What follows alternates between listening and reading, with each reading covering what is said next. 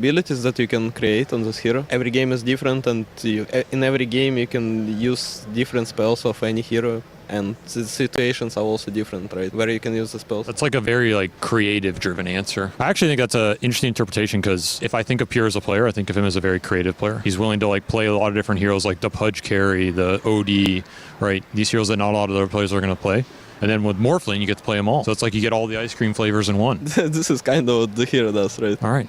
Are you guys going to win EWC? Yes. There you have it, folks. Team 1Dub, your future EWC champions, future champions of future tournaments. They're cooking here. They got some beefs, but the beefs are stewing, and it probably tastes great. So power to them. I'll see them on stage. I am here with the 1Dub Ari, Birmingham champion, home turf champion. I got to ask, that probably felt pretty damn good. Yeah, it felt amazing. We're hoping to repeat the glory of this tournament. Do you consider France also your home turf, considering the historical significance these two countries have had? I do not, but my team likes to tell me I'm half French. They try to insist that I'm French. I'm not sure.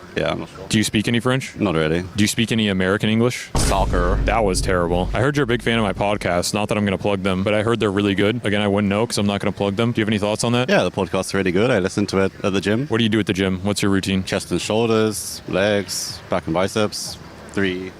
Push-pull, legs, 3-day rotation? Yeah, exactly. Who got you into it? Or was it self-motivation? I'd say self-motivation. Does anybody else on your team go to the gym? Moon and Whitemon do. The others are lazy. You guys go together, or is it like a separate meditation type thing? Moon and Whitemon often go together, but I'm more of a loner at the gym. Do you like having an American coach? No. He's a real pain in the ass, right? I mean, I like him, but not the American part, I'd prefer if he wasn't American. What nationality do you wish your coach was? Anything else, really. You take anything? Pretty much anything else, yeah. I just can't stand when he keeps saying soccer. Are we watching the soccer tonight? Brother, it's football. That's pretty bad. Even I, as an American, wouldn't say that around you guys. Yeah, it's pretty bad. What else is terrible about Moon Meander? Not as like a Dota coach or anything, but as a person. There's nothing terrible. I love him. That's a pretty good answer. I was trying to bait you, but you didn't fall for it. Okay, what's terrible about him Dota-wise? He's got to be pushing some terrible idea on you, and you're just like, yo, fuck off, man. I mean, he has an issue with, he likes to play a lot of pubs, and he'll try to draw conclusions from his rank 1000 pubs and tell us this hero is broken, this lane is too strong. And then he tries to show us his replay, and he's like, look how amazing I played.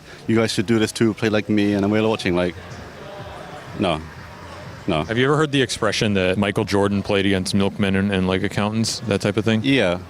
Is that Moon Meander? It's a bit like him, yeah. He thinks he's the GOAT, but he's really just playing against milkmen? You could say that. Has one of his ideas ever actually turned out to be good? Yeah, but, a broken clock is right twice a day. So you think it's pure luck? You could say that. So who hired this guy? Who knows? Okay, we'll find that out after this interview. Who on your team are you most afraid of? Probably BZM. You What? never know when he might throw a punch at you. He's violent? He can be. Is he powerful? He is powerful, yeah. In what sense? Physically, emotionally, spiritually? Physically. Who's the most spiritual on your team? Moon, probably. What does he do that's spiritual? He's just like a self-improvement guy, I feel, He reads his books about how to be a better person. He goes out into the wilderness to get the sunlight. Maybe it's not spiritual, but that's the kind of vibe. So why doesn't any of that work for him? Who's to say it's not working for him? Well, it clearly isn't. I mean, we don't know what he would be like if he didn't do those things. It could be worse. I guess that's a fair point. Do you know about his videos and memes from the old days? I do, yeah. They're very, very popular in our team. Do you watch them ever? It's been brought up on occasion. What does he have to say about you watching his old memes? He gets quite embarrassed and then makes sure to tell us, do not share this with anyone else. Can you do the never ever ever on camera right now? No. Why not? I'm not skilled enough. What if I do it first? You could do it. I don't actually know the meme. Do you know it? No. Never ever ever! Just do that. I can't do it. This guy doesn't want to do it, but I respect that because it probably wouldn't be good for your image or brand. What do you think your image and brand is in Dota 2? If you had to describe it in 2 words, and one of them has to be an animal. An animal? Maybe 5 seconds. an owl. What's the other word? One animal. No, 2 words. One of the words is an animal. Okay, owl, nerd. Owl nerd is your brand. Yeah. Do you think that's a wide-selling brand? Like if I went into a Nike board meeting and I said, I have Nerd Owl, are they going to give me money? No, but in a gaming context, it can work. Do you think your brand is popular among the ladies out there? If I went into a boardroom full of ladies and said, I have Nerd Owl, is that going to be a big hit? I probably wouldn't use these 2 words in such a context. Do you think that brand is big amongst the underground crowd? Like if I went to a punk emo concert and I was like, I know Nerd Owl, is that getting me in the door to the club? Potentially. Do you think your brand... I don't have any more. That was all I had. What do you think is the most intimidating Dota 2 player? Physically? On any level. Could be spiritually, his face, his gameplay, his physicality. Slacks. Why? Is very self-explanatory. Does he actually intimidate you? No, but he could. Like if you saw Slacks walking down the hall, you're like trying to avoid him, right? I mean, I personally like Slacks, but I can see why someone would not. You know, like I think I remember in some tournament on OG with BZM, where it was BZM's birthday, and Slacks came like running at him, straight at him, and BZM just ran away because he knew this was not going to be a good time for him. Would you rather do an interview with me or Slacks? I'd put you both in the S tier, to be honest. Okay, but if you had to pick one, and if that choice were me, and if you can say it into the camera for my producer. My choice is SVG, and I'm saying it to the camera now. Yeah, that's awesome. This has been an awesome interview with my best friend Ari from One Dub. Thank you, my man. I hope you do well in the tournament, and best of luck. Thank you. Hello, everybody. I am here with Team Aurora. Now I want to talk to WS. Have you considered changing your W to a lowercase w? Lowercase w. No. Is this a sign of dominance against all the other single-letter players? Yes. Where does your name come from? My parents. Elaborate. Because my parents give it to me. Okay, I respect that. Do you think you have the best name on this team? No. Who has the best name? Nightfall. Why is it the best name? Sounds cool. Does he think his name is the best name? Yeah, everyone calling it the Nightfall. Every game, super famous. Does he like that meme? I don't know. Maybe I have to ask him. We were just talking about team dynamics and memes and names. WS says you have the best name on the team. Yeah, probably is the best. How did you come up with this name? Just watching anime every day and listening anime songs. How much anime do you think you've seen? Like how many hours? 1,000 hours? 2,000 hours? It's hard to say. I think a lot. More than 100 for sure. How many hours do you have in Dota? I think around like 50k. 50,000? There's no fucking way. That's what it says on your Steam thing. This my Steam account. It's not really like my friend gifted to me when my account was blocked. Valve blocked it? I mean, there was a point like 8 years ago or like something around that where a lot of people were getting banned. Like, you know, people report you and you get banned for that. So yeah. Did you appreciate Quinn standing up for the low comm behavior score pro players? Do you remember when Quinn went on social media and he's like, this has to stop because I can't play? At that point, I was already pro player, and it didn't affect me because like everyone already respect me. That kind of sucks. How many reports do you think you've accumulated in your pub career? I mean, a lot, but now my score is always 12k, like everywhere. I like never get reported. Why not?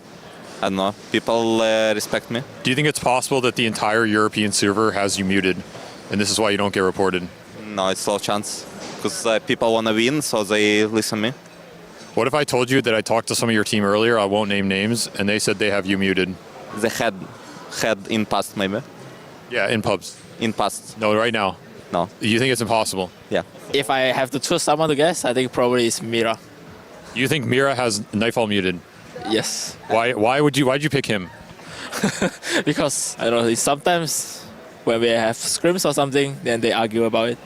You have talked too much, Igor. Does he have beef with you? I literally played with him yesterday and he did not have me muted. So it's fake. So this is just fake news. Yeah. This is blasphemy against your name. Yeah. Do you respect that he won 2 TIs? Yeah, it's quite respectable. I mean, 2 TIs is already a legend, I'd say, in Dota. But don't you think it's like too many?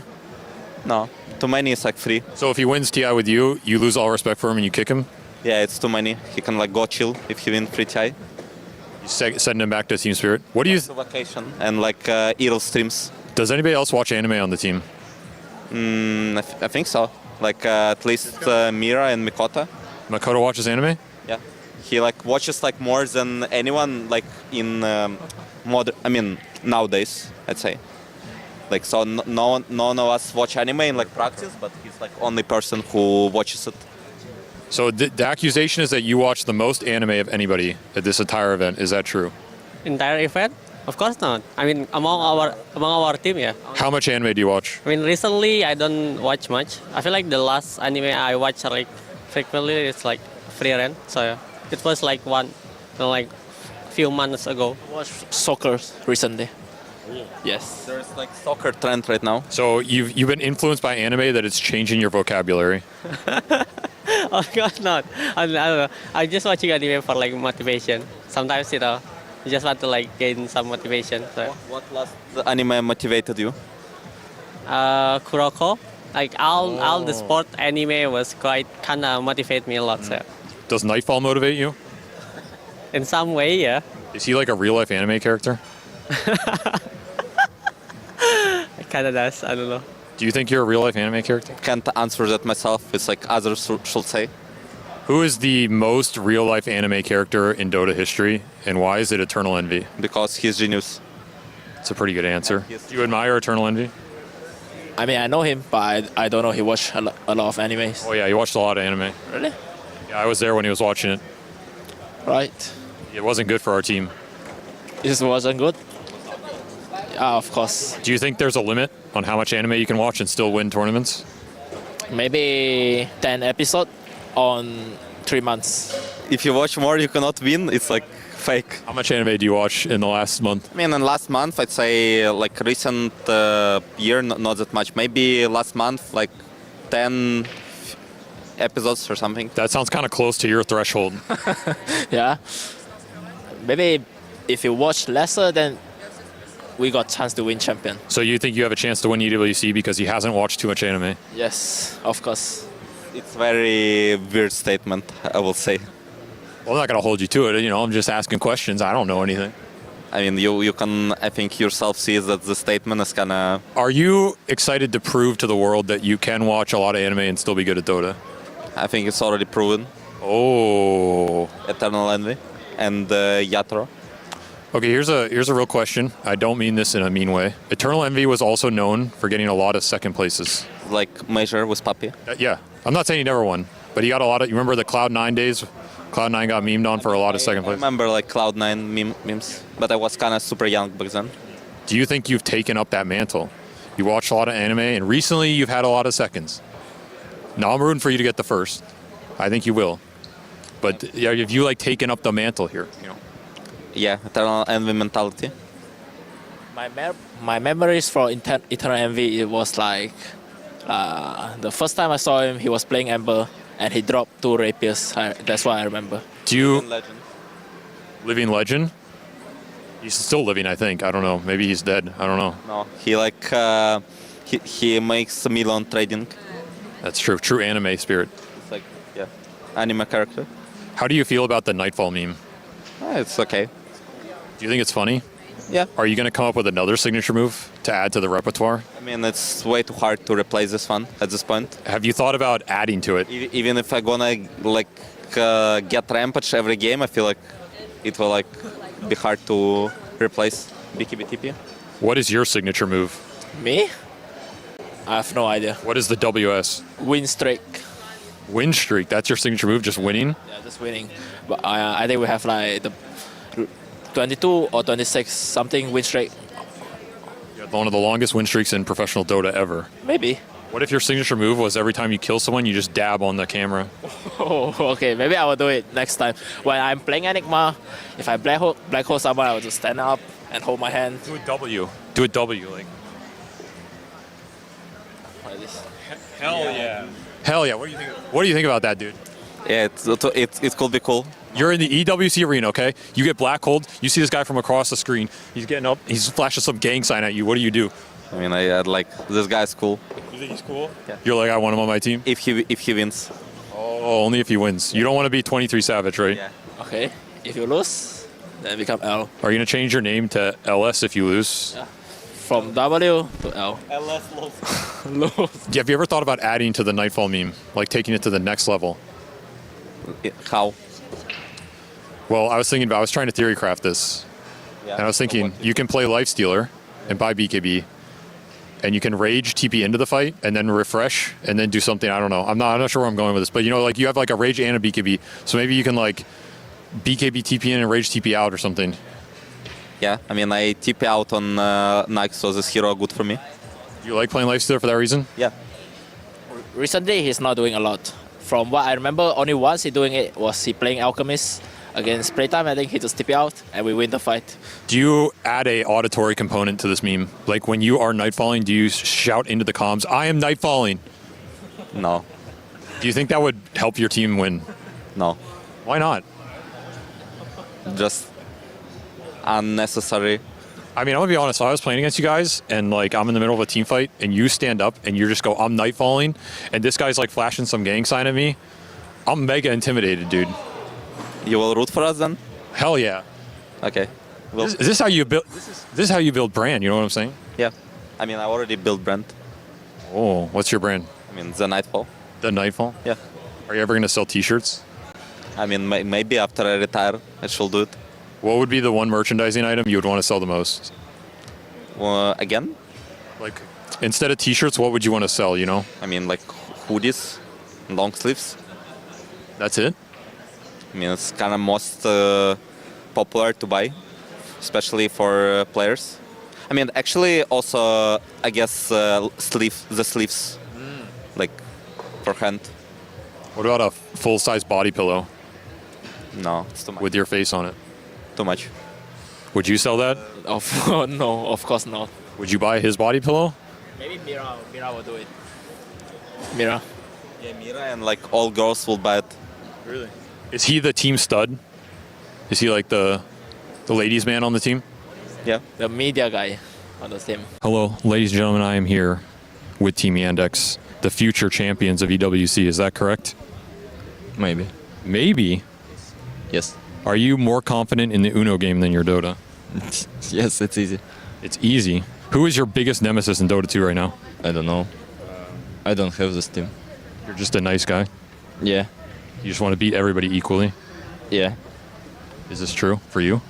Yes, we are very good. You're also a nice guy. Yes, Is everybody on your team a nice guy? of course. That's never true. I've been on teams. I know this isn't true. Name a name. Trust, everyone is good. Maybe he is a bit evil. Is this true? Maybe. Are you afraid of Saksa because he's so tall? Afraid is not the correct word. I would say we respect Saxo. You respect him. Why do you respect him? He helped us improve, and he is experienced. Do you think you could defeat Saksa in a one-on-one physical altercation? Yeah, probably. If he would be without limbs, maybe I have a chance. Could you defeat him in 1v1 combat? With weapons? I'll give you a weapon and him none. Sure. If I have spear, then... He's a really tall guy, though. But spear is like very long. Is it difficult to play with Saksa? Because when you guys are all talking to each other, he's like up here, and he can't hear what you're saying. Yes. We're talking about defeating Saksa in a 1v1 physical battle. Do you think you could defeat Saksa in a 1v1 physical battle? I don't think so because I'm not a master of any Mortal Kombat. What if I gave you a katana? I think I'm still not so good at it. Like, What if I gave you two katanas? He will do double harakiri, you know? Oh my god, that's not good. You're an axe player, though. Surely you have some skill with the blade. I mean, with a blade, yeah, but like katana is different, no? It's like it's a bit of like you need some skill to use it, not like a casual blade. Is he the most humble player on the team? No. Who is the most humble player on the team? Him. What? Don't look at... Are you the most humble player on the team? Of course not. I think his English is so bad he didn't... So who's the most humble player on the team? Chira Jr., he doesn't... Are you the most humble player on the team? We found the most humble player on Yandex, everybody. Congratulations. Do you feel proud about this accomplishment? That's a very humble answer. Yeah. I'm believing you right now. Are these guys good or are you just carrying them? I'm just lucky to get carried. Lucky to get carried. That sounds like you're more humble than Chira Jr. Is that true? No, I'm very not humble. I think compared to them. What are you not humble about? I'm still working on becoming more humble in the pubs. This is what I'm not humble at. Who's the worst or who's the most toxic pub player on this squad? On this team, it's me for sure. Is that true? I think yeah. Why did you vote kick Saksa from the Uno game? We didn't vote kick him. We were waiting for him, but apparently he didn't fit through the door. Didn't fit through the door. Yes, he is on makeup, but he got lost on the way. So if I go to the door of this building right now, he's just stuck there like a NPC. Yeah, you can see him stuck. He's like hitting like this and couldn't fit in. Does that happen a lot? Yes, apparently a lot. It's like, in practice rooms, sometimes we have to cancel the scrims because he couldn't fit through the door. Do you tell your opponents this is the reason? No, we usually say something like somebody is ill, We use it as an excuse. So if I scrim against you and you're like, oh, sorry, I have to cancel someone sick, it just means Saksa can't fit through the door? Exactly, but I didn't tell you that. So what happens if, here at EWC we have a key system and I tell Saksa that he has to be the one to pick up the key? If I take your trophy and I put it behind a door that he can't get through, Can you guys ever win this event? Well, if win counts without the key, No, you need the key to win. well, we're gonna send somebody else. You can't send it. It's only him. Only he's allowed. How it's only him allowed? You see, me on stage, I go with the key. I'm the team captain. So he has been kicked from the squad. No. Are you afraid that one day Saksa will decide to just eat all of you since he's much larger? No, we are not afraid. We're gonna be prepared for that day. We're gonna be armed, you know. Armed how? Anyhow, weapons. You just said if I give this guy 2 katanas, he's going to stab himself with both. Yeah, but if you give him one. Oh, he's very skilled with one blade. Yeah, exactly. Okay, final question, DM. Who has spent the most time on your team studying the ways of the blade? That's actually a good question. But I think it might be me because, I play Witcher 3. When you play Witcher 3, Oh, shit, yeah. this Herald, he's like... Are you good? Are you good? Yeah, I think I'm quite good. Who's the next? Watson. Because he watched this anime about, teenager fighting demons. How it's called? Demon Slayer, I think. Demon Slayers? Yeah. Where teenager is fighting the demons. Do you think he's very good with a blade because he's watched anime? Of course, he watched 3 seasons. He must have learned something. Who wins in a 1v1 between you two? I mean, that's a very hard question, and it depends on the weapons we're gonna use. What about in Dota? I mean, in Dota, I think he's better on SF than me. He's playing it competitive. So yeah, we're gonna win. Are you going to win the 1v1 SF competition against everybody here? No. Chira. Is that true? I beat him already once. Really? Yes. How many times? 1. Did he cry? No. Why didn't he cry? Why I should cry? Because you beat him. And? So that's like his biggest dream. I heard his biggest dream is to beat you in 1v1 and then you took it away from him. No. What's your biggest dream in Dota? To bring Aegis to Cadessa. Ooh. Does the whole team want to see this happen? No, I think it's only him that wants it. So you don't support his dreams? No, I support it. I respect his dreams, but I have a different view on that. What's your view? My dream is a room made of full burgers, you know. Of what? Of burgers. A room of burgers? Wait, it's made out of burgers or it just has a bunch of burgers in it? Well, I'm American. Like, I can make this happen, brother. No, everything is from burger, you know. Oh. Like the SpongeBob meme. Yeah. Right now, I think only about burgers. That's my dream. When did this addiction start? From the boot camp that we were having. I usually had a healthy lifestyle, but every time we boot camp, I eat burgers, drink Coca-Cola, and be happy with life, you know. Do you think you would enjoy living in America based on this addiction? We have many burgers. Yeah, I understand that. And many obese people. Sometimes when I walk out of my house in the morning, I just get hit in the face with a burger. Sounds like a dream. I don't want to live in America. I think America has bad... People talk bad about America, bad stereotypes, you know. Do you think those stereotypes are true? Absolutely. How do you think that makes me feel as an interviewer from America? I don't know. Maybe disrespected. But so far you are a non-standard American, you know. What do you mean by that? I imagine Americans like obese guys who in the Walmart on a karting wheel, you know. But they probably have a lot more burgers than you do. Yeah, they are. So in that sense, they've achieved your dream. Yeah, kinda. I think eating burgers and doing some sports, that's a good thing. But America, they don't do sport. They eat burgers. Why are you rage baiting me to disrespect America? You want me to say these words, right? I didn't say anything. I'm just asking questions. All right, man. Change the theme. We're gonna edit all this out. It's okay. I love America. Americans are my brothers. Quinn is my brother. Would you want to live in Texas? I was not really living there for a long time, but I actually enjoy America. I think people are very friendly there. It's cool. See, this guy knows what's up. I mean, that's true. I've been in America 3 times or something, so... Did you get good burgers? To be honest, I'm very careful with burgers, because, it can get dangerous. Unhealthy lifestyle, you know. But I really enjoyed, Chinese food, I think. Asian food in America. It's big portions. Big portions for a big man. I respect that. Thank you for this interview, everybody. I'll let you play your game. Enjoy the Uno. He thinks he can come in here and play my game. Let's go. He knows nothing. Let's go! Tyler 1, you're done. Raw energy. Half from blow the house down.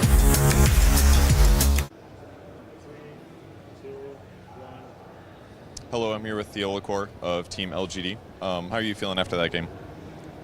I think not only me, my team, we waited the entire year for this moment, and this moment came and we lost. So I'm a bit sad and frustrated because we know that we could have gone further. We could have our goal was to reach the finals, and it's sad that we lost in this way. Yeah. What went wrong this game? Our game one, we'll start there. BB team, Lena never died. It was very difficult to kill them. What was the struggle in game one in your mind? I think the early game, we didn't pressure as much as we could. And we know that Lena is kind of weaker in the early game, and we didn't pressure at all. So he was free farming the entire game. Yeah, 2 Radiances tends to do that. That makes it a little bit harder. Game number 2, very stompy. You're playing Grimstroke. Kind of felt like you guys were struggling to connect all of your ultimates together in some ways. Do you think BB team just played really well, or was it your guys' issues? I think both. Their team is super good, and they compete. They're super good. And our draft, I didn't like it. And we felt kind of lost after the lane phase, so I think it was the main point. Yeah. What's next for you guys? You have TI coming up, obviously you qualified. Are you guys taking a break, or what's going on? I think we're gonna go straight to the China, and we're gonna bootcamp there until the next tournament.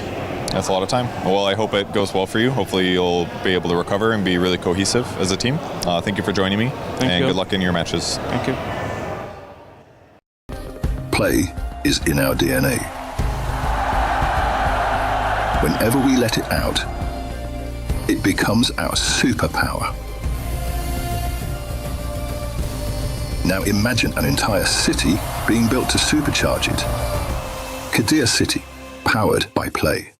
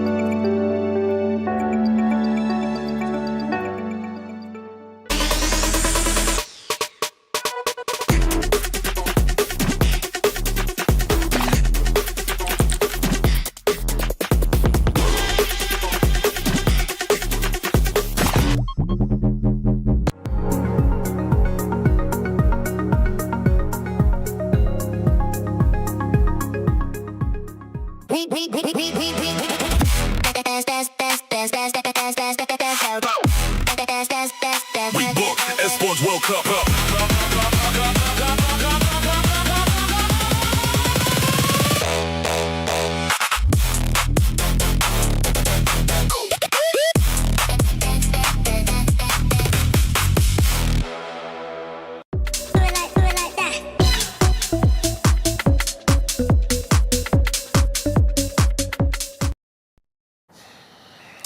Sorry about last night. This is a really tough loss. Oh, man, honestly, I genuinely couldn't believe it. It was in our hands. We were in such a good position, and just to be disappointed again. Yeah, it's really, really tough. Sorry about England, man. England? Yeah. Who cares about football, bro? Oh, it's Team Liquid. Yeah. Absolutely devastated. I can't believe it. But anyway, enough about those guys. We are very much into the playoff stage now, Perch. Some really big Dota coming up today. 1W, Aurora already out. It is very much anyone's game. Yeah, a lot of big surprises there, certainly with those losses. It's in the quarterfinals now. Tons of really good teams left, but 4 more are going to get eliminated pretty soon. So a lot of good matches today. A lot of good matches to come up. Playoffs for Dota 2 at EWC starts right now.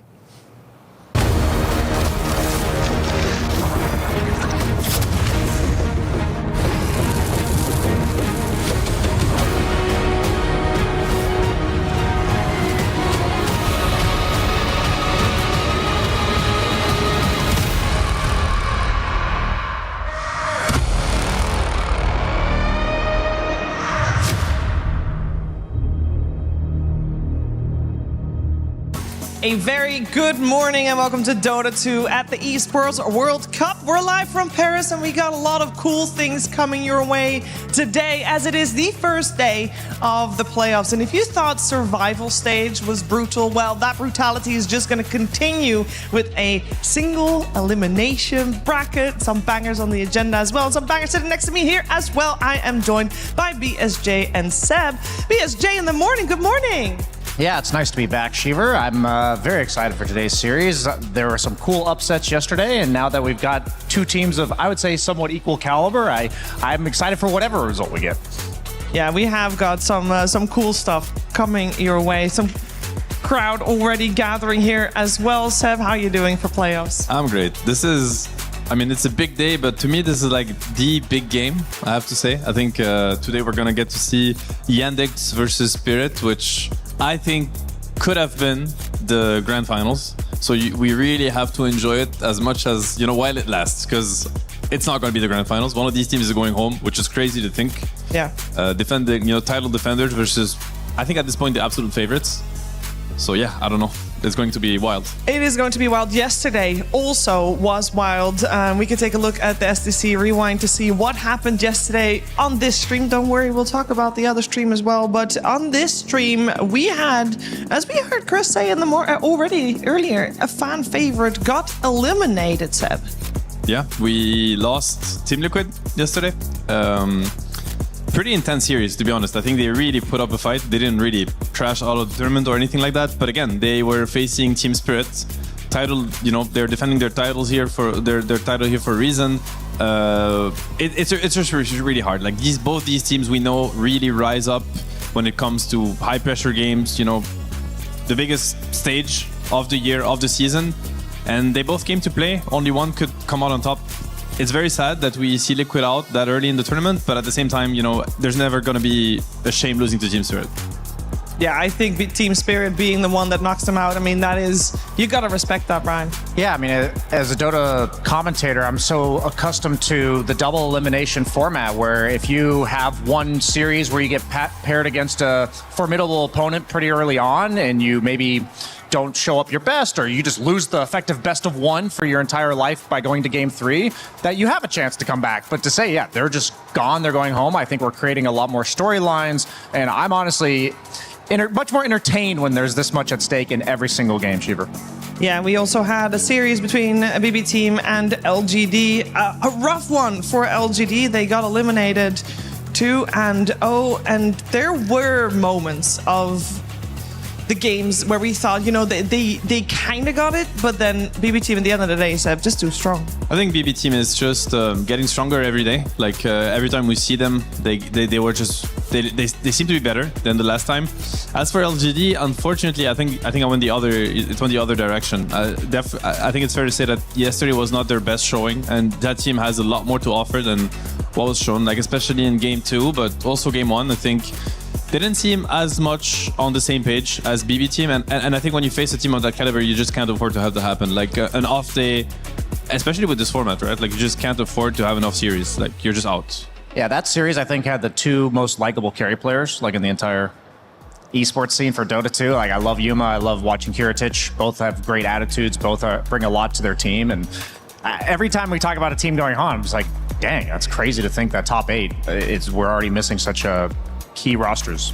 Yeah, we are also not just missing the key rosters. We're also now not really missing the key, but we definitely destroyed some keys yesterday as a tournament survival bracket has come to a close. We see the 4 teams that move forward, and we didn't really touch upon what happened on the other side of the bracket, but it was Rune Eaters, Brian, that was victorious against Aurora, and not just victorious, they 2-0'd them, and it wasn't close. I think it's important to note that series, most of the time we talk about what did the better team do wrong or like what happened that this fluke occurred. It literally looked like Rune Eaters was the better team. Like if you just put a blindfold over both of the teams' names and were watching in a game objectively, you just be like, oh yeah, those guys just look better. And Rune Eaters really stepping up. You mentioned the fact that some of these teams like BB Team are peaking at the right time. Rune Eaters came out of nowhere. They got dead last in the TI qualifiers. So like it's not like they came into this tournament with a lot of momentum. This is their last opportunity of the year to put on a showing, and they're doing just that.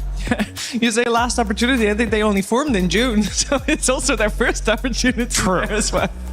And then there was another upset, of course, here on the second series that you see from the top. It is Vici Gaming, Seb, that made it through yesterday against another favorite of 1W. Yeah, massive upset this one. Honestly, I think it came as a shock to pretty much everyone, like all the other teams, and probably to 1W. But again, Vici Gaming, you look at that team and you look at the names.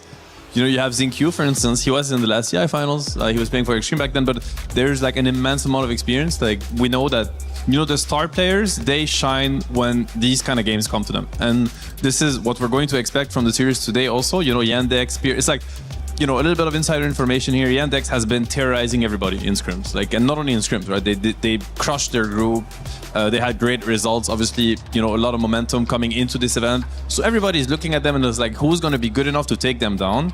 Well, again, like if I had to pick one team in the world and I want to put them on a stage versus the team that nobody can beat, it's like I would actually select Team Spirit, you know, and we're getting that game today. And I'm like, sure, okay, you look great and you look unbeatable, but I'm going to give you some Yotoro, some collect, you know, Prime on stage in front of an audience. Can you deal with that? So I think all the games in that playoff bracket now that, you know, this very last sequence, it's only going to be bangers. You don't want to miss any of them, and just enjoy, you know, like the best Dota in the world being played. Yeah, and it's only one stream from here on out as well, so you're not missing anything. You can just sit right here, and you already heard us talking about it. I mean, we had to choose between following a big underdog story with P-Vision and Rune Eaters, or choosing for our Sony story of the day, Spirit versus Yandex. We had to choose Spirit versus Yandex. It is the grand quarterfinals, Brian.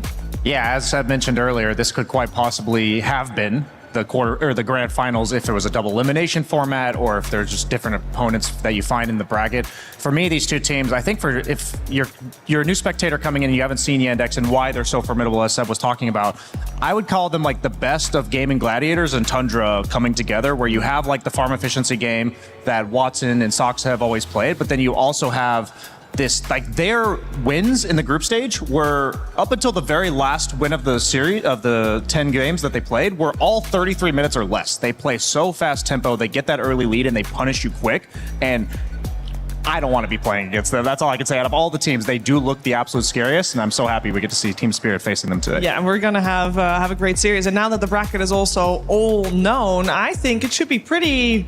maybe not that simple, but it's doable maybe for you to get your tournament winner pick'ems in on the website. It is esportsworldcup.com. Make sure to predict who you think will take it, as I am sure that maybe the two teams that we're going to see first might just see the road all the way, but you got to choose one of the two, and I think this is going to be a tough choice for sure. And of course, later down the line, are you going to follow the underdog story? Are you going to believe in Rune Eaters making it all the way? There's a lot of questions that we will of course get the answers to with the games that we're about to see. But we also just decided to do a little journalistic digging to find out what the pro players thought, who they thought would be the strongest opponents here. So let's find out. I mean, I think we can do really great, but to be honest, like, this year is so tough. Like, there's so many good teams right now. This year, the hardest year of like entire Dota I was ever seeing. I don't feel any pressure about defending title or something like that. I don't think it's a... yeah, I think a lot of these teams, they underestimate us, and you know, we'll see if we can surprise some people. I would say the strongest team for now is Yandex. The Yandex on the last blast was pretty cool. They're playing pretty well, and I think it's the best one, guys, for now. Team you can name like Tundra, Yandex, maybe top 1, top 2, but in the same time, there's many other teams that won the trophies this year so far, and they can beat anyone on the EWC. Going to this EWC, we're just gonna smash everyone. We are super prepared. We for sure consider ourselves the underdogs. Yep. Okay. I feel a little sad for WS. You know, they didn't. They didn't. But you can't blame them. Like, you know, it happens. You know, you have to come with a lot of confidence. Obviously, you have to have it. I mean, you have these interviews before the games. Like, it's easy after to look back and be like, oh, you know, they thought this would happen and then the opposite happened. Like, I think you're meant to come with a lot of confidence, and sometimes you're very well prepared, but you know, what happens on stage is always different. Like, you can't really expect it. Yeah, nobody said Rune Eaters or Vici Gaming in their list of teams to look out the most for, and maybe that's why. In their top 8? Yeah. Exactly. Yeah. We are going to focus our attention on the first series of the day with Team Spirit and Yandex. It is basically a grand finals, best of 3 here, potentially. We'll see how far these teams can go, but I am expecting a very close match because we are seeing Team Spirit power up. But I think the main question that I have coming into this quarterfinals is that Yandex hasn't played since Sunday. No, they haven't. But well, they have played, but they've not played officials. Right, you know. They've played scrims, but I think that team is so established. It's so well-oiled that I don't think it matters. Like, because, you know, you think of the teams that need to learn a little bit more. They looked a little bit shaky or like kind of searching for their identity in the group stage, and you're like, oh, you know, maybe it's not that good that they didn't get to play, and instead they're just watching. But for Yandex, I think it's a little bit different. Like, they are the team to beat. They're trendsetters, you know, they define the meta because they're just so much better than everybody else. Like, in terms of how well they play together, how clear they are on how they want to approach these games and how they want to execute them. So I wouldn't be as worried. If anything, they didn't get to show as much as the other teams, and I'm sure people want info from, you know, what do they think is best? Like, what do they let through the pool? How do they counter the heroes that we've seen be on the uprise and whatnot? Yeah, it will be very strategic when we come to that draft. It will be a treat to watch that alone as well. As for Yandex, team we're focusing on here first, of course, they've made a big splash this year. It's the first year that this team has been on the big stage and instant results. Also, the same goes for their newest addition, which also, of course, is DM. He stood in for Yandex already earlier, got a title there. It seems to fit in perfectly. Let's find out how how DM feels in Yandex. It feels amazing to join the Yandex because I play in a team which is full of high school players and great personalities. So I'm really happy for this opportunity. The difference of a Yandex team compared to my all other teams is that here people are the most professional in terms of like communicating to each other, in terms of like playing, in terms of like approaching the game. I think I learned a lot being in this team already, even though it was like only 2 months or something, because like when you play Dota with really good players, you're improving every single day, and I think that's what's happening here. I'm like getting new concepts, getting new ideas, and empowering the ideas I have. I think I'm getting better. Backstab. That state line up in 3 seconds. Big crush comes out with a Luna Blade. Lone Druid dead right off the bat. 3 dead, in fact, for 1W with no recovery in sight. For me, it feels better to not think about any team. Like, I don't care the nickname who it's gonna be, like Kitor or like Nightfall playing the Terrorblade, or like, you know. It's just better play against heroes and don't give a damn about which we're gonna play against. We did not win this type of event yet. It's too early to think about winning the event. Like, for now, we need to be focused on playing the playoffs. I'm just like focused on doing my best, and if it's gonna be enough, well, that's great.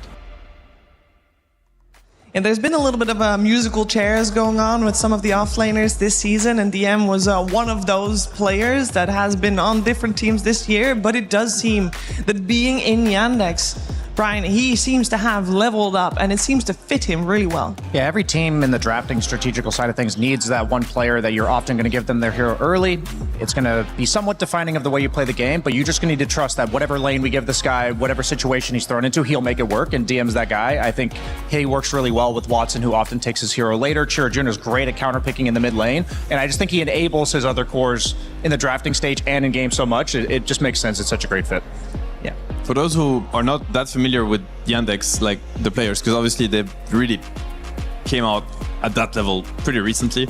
So, I mean, to me, Chira Jr. is like the X factor of that team in a sense. I think he's the least known players out of those names, and he's exceptionally good. Like, to me, he's the Quinn of CIS Dota. Like, his macro is impeccable. Like, he has an insanely good understanding of what's happening on the side lanes, when to move, when to farm, when to control runes, like, and he does it so smoothly. So I think he's an exceptional mid player. I think one of the best in the world, like top 3 easily right now in terms of performances.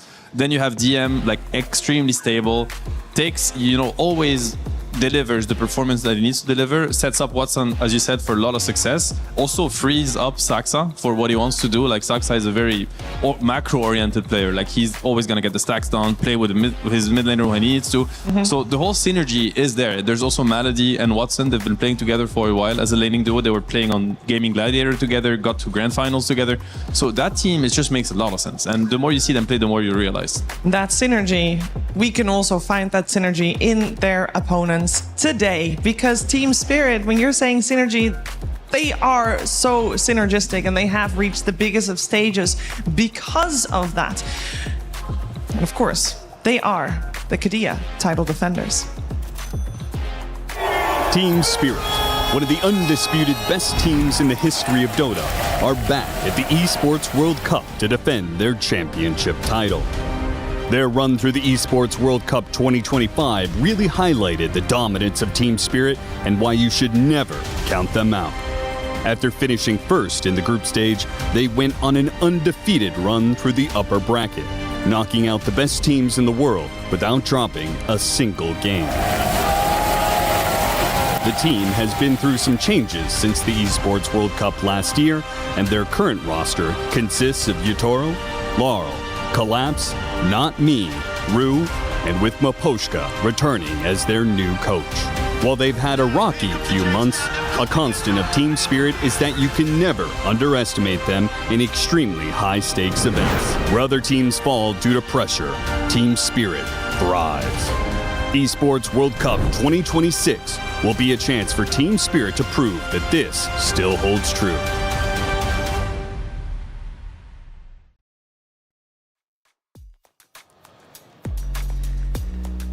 Team Spirit is considered one of the best organizations at scouting talent, Seb, because they got Not Me, who has only joined very recently. This is his 4th Tier 1 event in his career, and he is just mashing in as if it's just a normal Tuesday. It's actually Thursday. I mean, every time they make a change, it started with Lard coming in for Toronto Tokyo. You're like, oh, that's a tough one. They just want TI with Toronto Tokyo. Like, this guy has been one of the best in the world, big shoes to fill, and then he just makes you forget, and the same happened with Rue, stepping in for Mira. Everybody is that the right choice? Every time you're like, really? You're actually making a change, and how's that young, up and coming player gonna... It's tough to be in that position, but they seem to have a really nice support system and a nice way to integrate these players and make them comfortable. And now it's the same. It's you have Not Me, you have Rue. They're very young, both of them. I think the youngest on their teams are the support, which is very unconventional. Usually it's the core players, the supports are, the cores are the flashy, young, fast, fast hands. And the supports are the old guys that have been there forever, kind of under the radar. Team Spirit is the opposite. It's pretty wild. Yeah, for me, we always talk about the mental side of Dota 2, and somehow with Team Spirit, they bring in these players who, it is a high-pressure situation, you've got big shoes to fill, and then at the same time, they maintain the identity of Team Spirit. I call them the Doctor Strange team early on in this tournament because there's a million different permutations. They find themselves down by 30k. There's only one way to win this game, and they somehow manage to just kind of wait, buy their time, and then the one time that you step out of position, they're going to be the best team at punishing you for doing that. And the fact that Maposhka came back, I think this team was lacking the leadership throughout the course of the year. They've made a lot of those roster swaps over the last couple of years, but I don't think anything has hit them as hard as Maposhka specifically. I think he was such a pivotal leader on that team, and seeing him come back, we're definitely seeing them back in their old form, and Not Me has settled in quite well. I'll never forget his first game that I watched of him playing Rubik and stealing a Ravage into a Winter's Curse and literally winning the game. And I was like, okay, this guy's going to fit right in. Yeah, he has certainly delivered here on the stage as well. I believe yesterday we did name him the MVP of the series when they were playing against Team Liquid. The question I have for this squad, Seb, do you feel like they've leveled up enough to face Yandex here on the stage? I think so, and this is a statement, to me this is the clash of the two carry titans in a sense. There's Yotoro, obviously, he needs no introduction, and then there's Watson. I think this guy has been rank 1 on the leaderboard for years. He's been in Yotoro's shadow because it's just hard to have a spot, under the sun when there's Yotoro on the scene. This is the time to kind of prove himself I am the best in the world. Well, we're going to find out which one of these two teams will actually survive today. It is time for our playoff day to get started, and we are starting with the grand quarterfinals on the stage.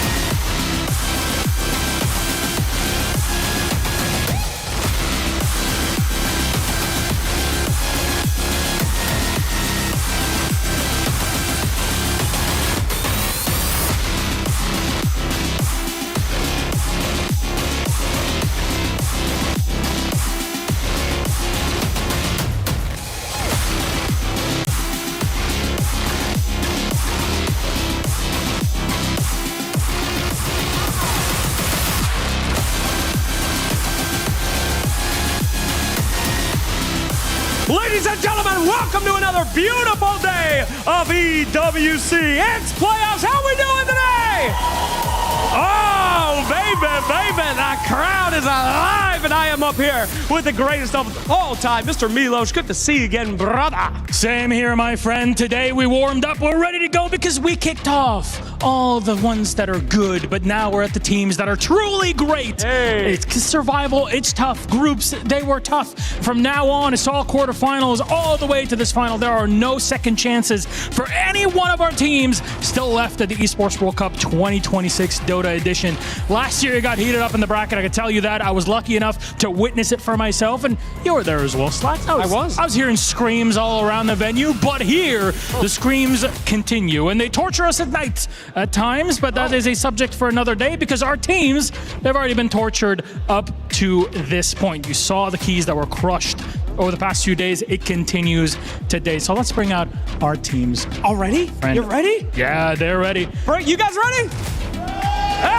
They got them in the wings. Our first team jumping up on stage is Team Yandex.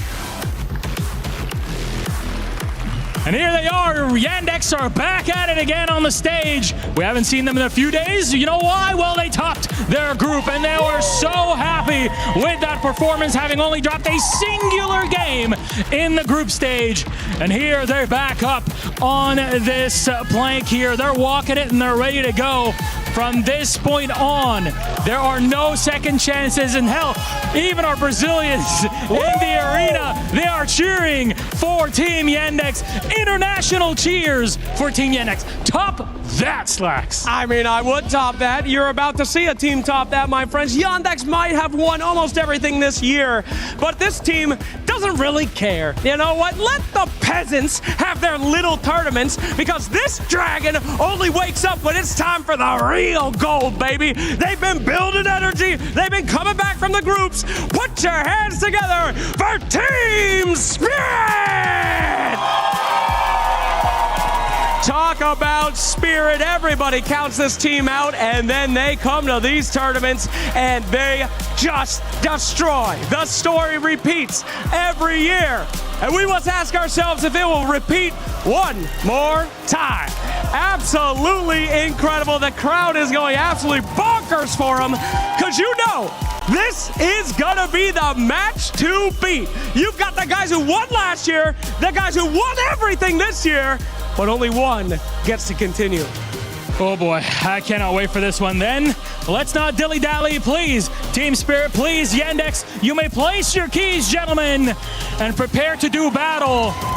This one, we've all been waiting for it, and honestly, you look at every single game in our quarterfinals. Oh boy. Oh, hey! Every single game in our quarterfinal is gonna be a banger, and this one is a hell of a match to get it all started. That's us here on stage. There's the panel waiting for you. Let's get it started. La différence entre un simple joueur et un champion est parfois infime. Car c'est dans les instants décisifs, quand l'enjeu est à son comble, que l'on voit qui vacille et qui se relève. Jusqu'ici, certaines équipes ont créé la surprise et d'autres ont chuté. À ce stade, seuls les plus forts survivront. Il ne reste que quelques jours avant qu'une équipe n'immortalise son nom et n'entre dans la légende, en ajoutant leurs clés au totem de l'EWC et leur nom au livre d'histoire.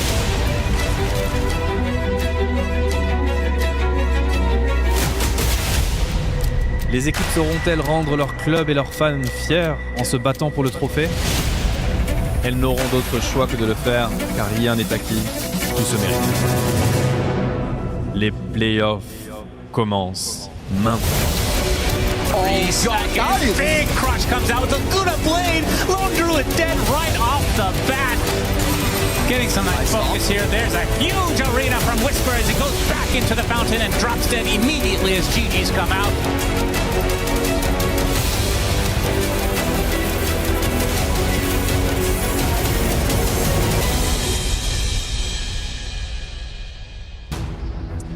Team Spirit and Team Yandex. Very soon the draft will be upon us between these two teams, and it's time for us to get into the nitty-gritty of things, because the strategy coming out from both of these teams will be of utmost importance in this best of 3 elimination series. BSJ, what are you going to look for in the draft that will be there soon? So Yandex, they have a lot of surprise picks. Like they whipped out a Flex Lina in the last game against 1W, but at the same time, Watson has only predominantly played 3 heroes, the Kez, the Drow, and the PL, but all 3 represent like a very different playstyle. Kez is that early mid-game aggression, Drow is that lane oppression into just stomping you from that direction, and then PL's the, okay, we're willing to go down 5k by 20 minutes and we will stall out the game Team Spirit style and beat you later. For me, it's all about how do we approach the fact that their game plan is very versatile, because for Team Spirit, they traditionally don't invest all that much in lanes. It's not like they give up that stage of the game, but for me, they're always putting themselves where they will scale better. But Yandex, I think, can attack you at all fronts. So if I'm Team Spirit, I'm thinking I want to play my own game, but look to see, okay, Watson has one of these 3 types of win conditions. Which one do we want to give them? Pick your poison so you know what you're coming up against. To me, like the key question mark I'd have for Yandex is, do they also have the character? You know, because like I think these kind of series and these type of games, you might end up in a situation that's like not normal. You know, like you might be pushed really to your like limits and the boundaries of what you've experienced as a team. And Spirit, they've been there so many times, you know, back against the wall, best of 5, game 5, you think of TIs, you think of EWC, like it's happened to them so many times, and they've proven that they have an infinite amount of resources, and I'm talking about the mental side of things. And I don't think Yandex, they've been there yet. This could be a series where they get that side of what you need in order to be a championship team gets tested. It's like, you've done everything well, and all of a sudden, Collapse snatches the Aegis. And now you're just presented with a game where you're playing from behind and you don't deserve to play from behind, and Spirit is getting, you know, picking up some steam. And are you able to play that game too? Are you able to show the character, to find resources, to stay strong, to weather the storm? This is the question I think they might have to answer today in order to prove that yes, they have what it takes to go the distance. And as DM said, he said we've won a lot, but we're yet to get these kind of trophies. So today is going to be the best test you could ever ask for. Getting Team Spirit in a single elimination, you know, situation. Yeah, absolutely. For me, the factor that you're talking about, the way I interpret it, is at any point in the game, you have this idea of what the game should look like, what your timings were, what the formula for closing this game out is. And sometimes, like, Team Spirit's the ultimate team to just say, like, screw the formula, we're going to throw that wrench in there, and you're going to have to figure out how to apply your formula in a completely new setting, completely new circumstances. Collapse. I think he's blowing minds with how many times he's snatched that Aegis. Like, you gave that hypothetical, but I think it's more like we see that at least one time in this series as opposed to not. And I think it's a great question that you posed for Team Yandex. I personally think that they're prepared. I really liked DM's mindset overall when he was communicating in the interviews leading into this series about the way they think about the game. I think expecting to have no expectations is the best route against Team Spirit, because you just never know what you're going to be against. 100%, you know, Collapse stealing Aegis. How many times have we seen your Toro pick up a DD and all of a sudden, you know, bringing them back from a 20k deficit? You have to be ready for this kind of game if you're Yandex. So, you know, this question will be answered pretty soon. We see the draft develop already. We're going to get, you know, the hottest takes in the Dota scene, I guess, on what is good. Yandex, very much trendsetters at this point, because they've been dominating and everybody's looking at what they play and how they play it. So they will decide to go with the first pick Prophet, which we haven't seen really so far. In the survival stage, not once, I think. We've seen Saxa play it once for them. It's obviously we've seen it play mid by some teams. I can only assume that it's, you know, an option for them. And then obviously Watson Prophet, that's an absolute classic also. I don't know how much he's played at the tournament yet, but he's played it in the past and very comfortable on the hero. So very open and flex pick for them. Yeah, so Prophet has a bunch of different identities in terms of what he offers to the game. There was the patch where he was mainly about maxing out the Sprout and ganking with that. Nowadays, you're maxing out the Trance. And when Saxa played, he's played it twice so far this event. I do believe they have the option to flex it between Shearer Jr., Watson, and Saxa, but I'll never forget watching Saxa. It was 13 minutes in, they were winning the game, and he TP'd to the enemy tier 3 tower in front of the carry and denied creeps in front of him. Like, that was what he did with his time, and I'm like, okay, this is such a Soxa thing to do. This hero's very annoying. The thing about what they do on Yandex is they throw this threat out, this problem that you have to address, and then it can come in many different forms. Is it the carry prophet that's going to go for the Mjolnir carry items, or is it going to be the support nature's prophet that goes earn into Silver Edge and plays for ganks and macro around the map? You just don't really know what to expect. You have to account for all of them, be prepared for all of them, but also like stick to your own game plan at the same time. And to me, the Earth Spirit pick of Spirit is interesting. I think it's a little bit risky in the sense that, I mean, obviously a great hero. Okay, they do ban the Slaughter, because like I was gonna say, we've seen answers develop against this Earth Spirit mid, because it was probably the first hero that really broke through in this tournament, where we started seeing it everywhere and it was dominating. And this is when the Slaughter mid started to appear. The Lina mid also made a comeback, mainly because of this matchup, because people are looking for options to shut down the Earth Spirit and to stop his, map domination. So is this a Lina game for Shira Jr.? Is it not? They took away the Slaughter, which I think is a really good ban from Team Spirit. Invoker's also out. These are like the three most common answers we've seen so far against Earth Spirit. Yeah, you were talking about how well Shira Jr. has been performing. My first instance of watching Earth Spirit versus Slardar mid, I've since seen it like 3 or 4 more times. Shira Jr. dumped on the Earth Spear. Like, it was like double up on CS, 2 levels ahead. There's a reason that they're banning it. And then all the other times I watched the matchup, it really wasn't that bad for Earth Spear. Like, it maybe go like 60-40, but he still had a game. So there's some X factor that Shira Jr. brings to the table where I would be a bit nervous, like you said, to open up with Earth Spirit, especially with, you've basically removed the flex potential of it. Usually it is flex between 2 and 4. Hoodwink's most likely the 4. So now, like, Shira Jr., he's ripe for the picking when it comes to counter picks, and he's got a lot of them up his sleeve. I have to say, I'm a really big fan of Yandex's draft already. I feel like these are like just really good heroes right now. Like, these heroes, they already have so much. Like, they have very strong laning presence, absurd actually. Like Undying Prophet, even Centaur, very dominant laner. And these heroes right now are as good as like in the early game. Then, and same with the late game presence, because I'm thinking of Prophet late game. We've seen Centaur, with the hard build, with the cart eventually. Undying also, I think, scales incredibly well in the game now, especially from a support position where all of a sudden you have to deal with the core. Like, it's just a very well-rounded draft already that by Yandex. Yeah. They can pick another range carry if they wanted to. I'm mostly having my eyes this series, don't know if it will come out this game, on the Lina. I think Watson so far is the only one that played it on the carry role, and it looked so good. Of course, he's also the one that started the whole trend when it was a common meta pick. So he used that to beat 1W in the group stage, and actually Shiro copied it yesterday. They picked Lina early on and then flexed it to carry and also beat 1W with that. Lovely. You guys have been seeing a lot of Witch Doctor on the mainstream. Yeah. You talked about the level 20 talent, Seb, that gives a percent-based healing combined with all these high HP heroes. Even Earth Spirit as a core doesn't really build strength-focused items, but will end up with like 3k, 4k plus HP as the game goes on. I think, for me at least, when I look at the Witch Doctor as a Centaur solution, is that Centaur is often, he's rushing Heart.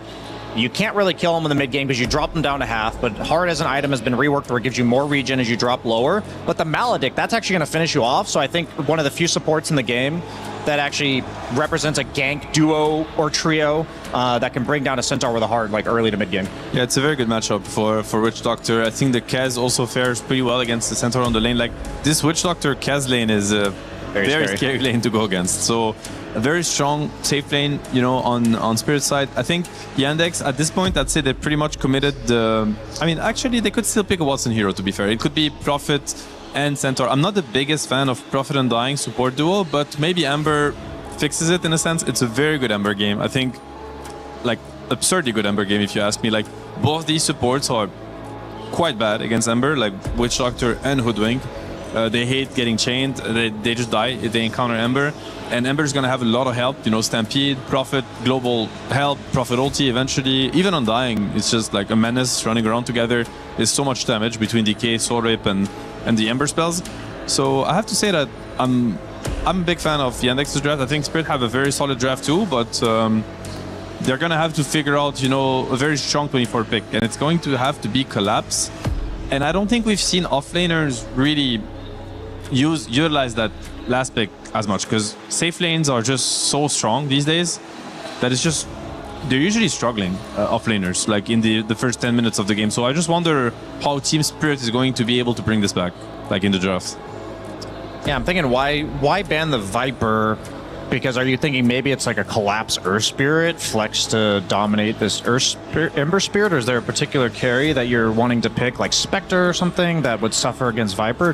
This is a weird ban to me, Seb. I don't know what you think. Very weird, indeed. Yeah. No, I don't know actually. Collapse Earth Spirit. I don't think I've ever seen that.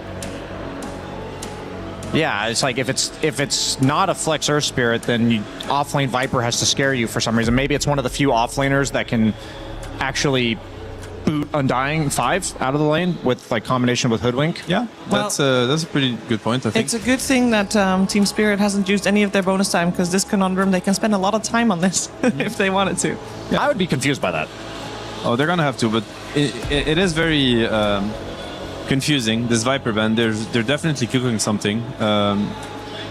Maybe it's a way to shut down the Undying position 5, and they're just afraid of the laning presence. Because at this point, I do think that Team Spirit, they need a little bit more, early game presence on the lanes. Because I don't think this Earth Spirit will have the best game.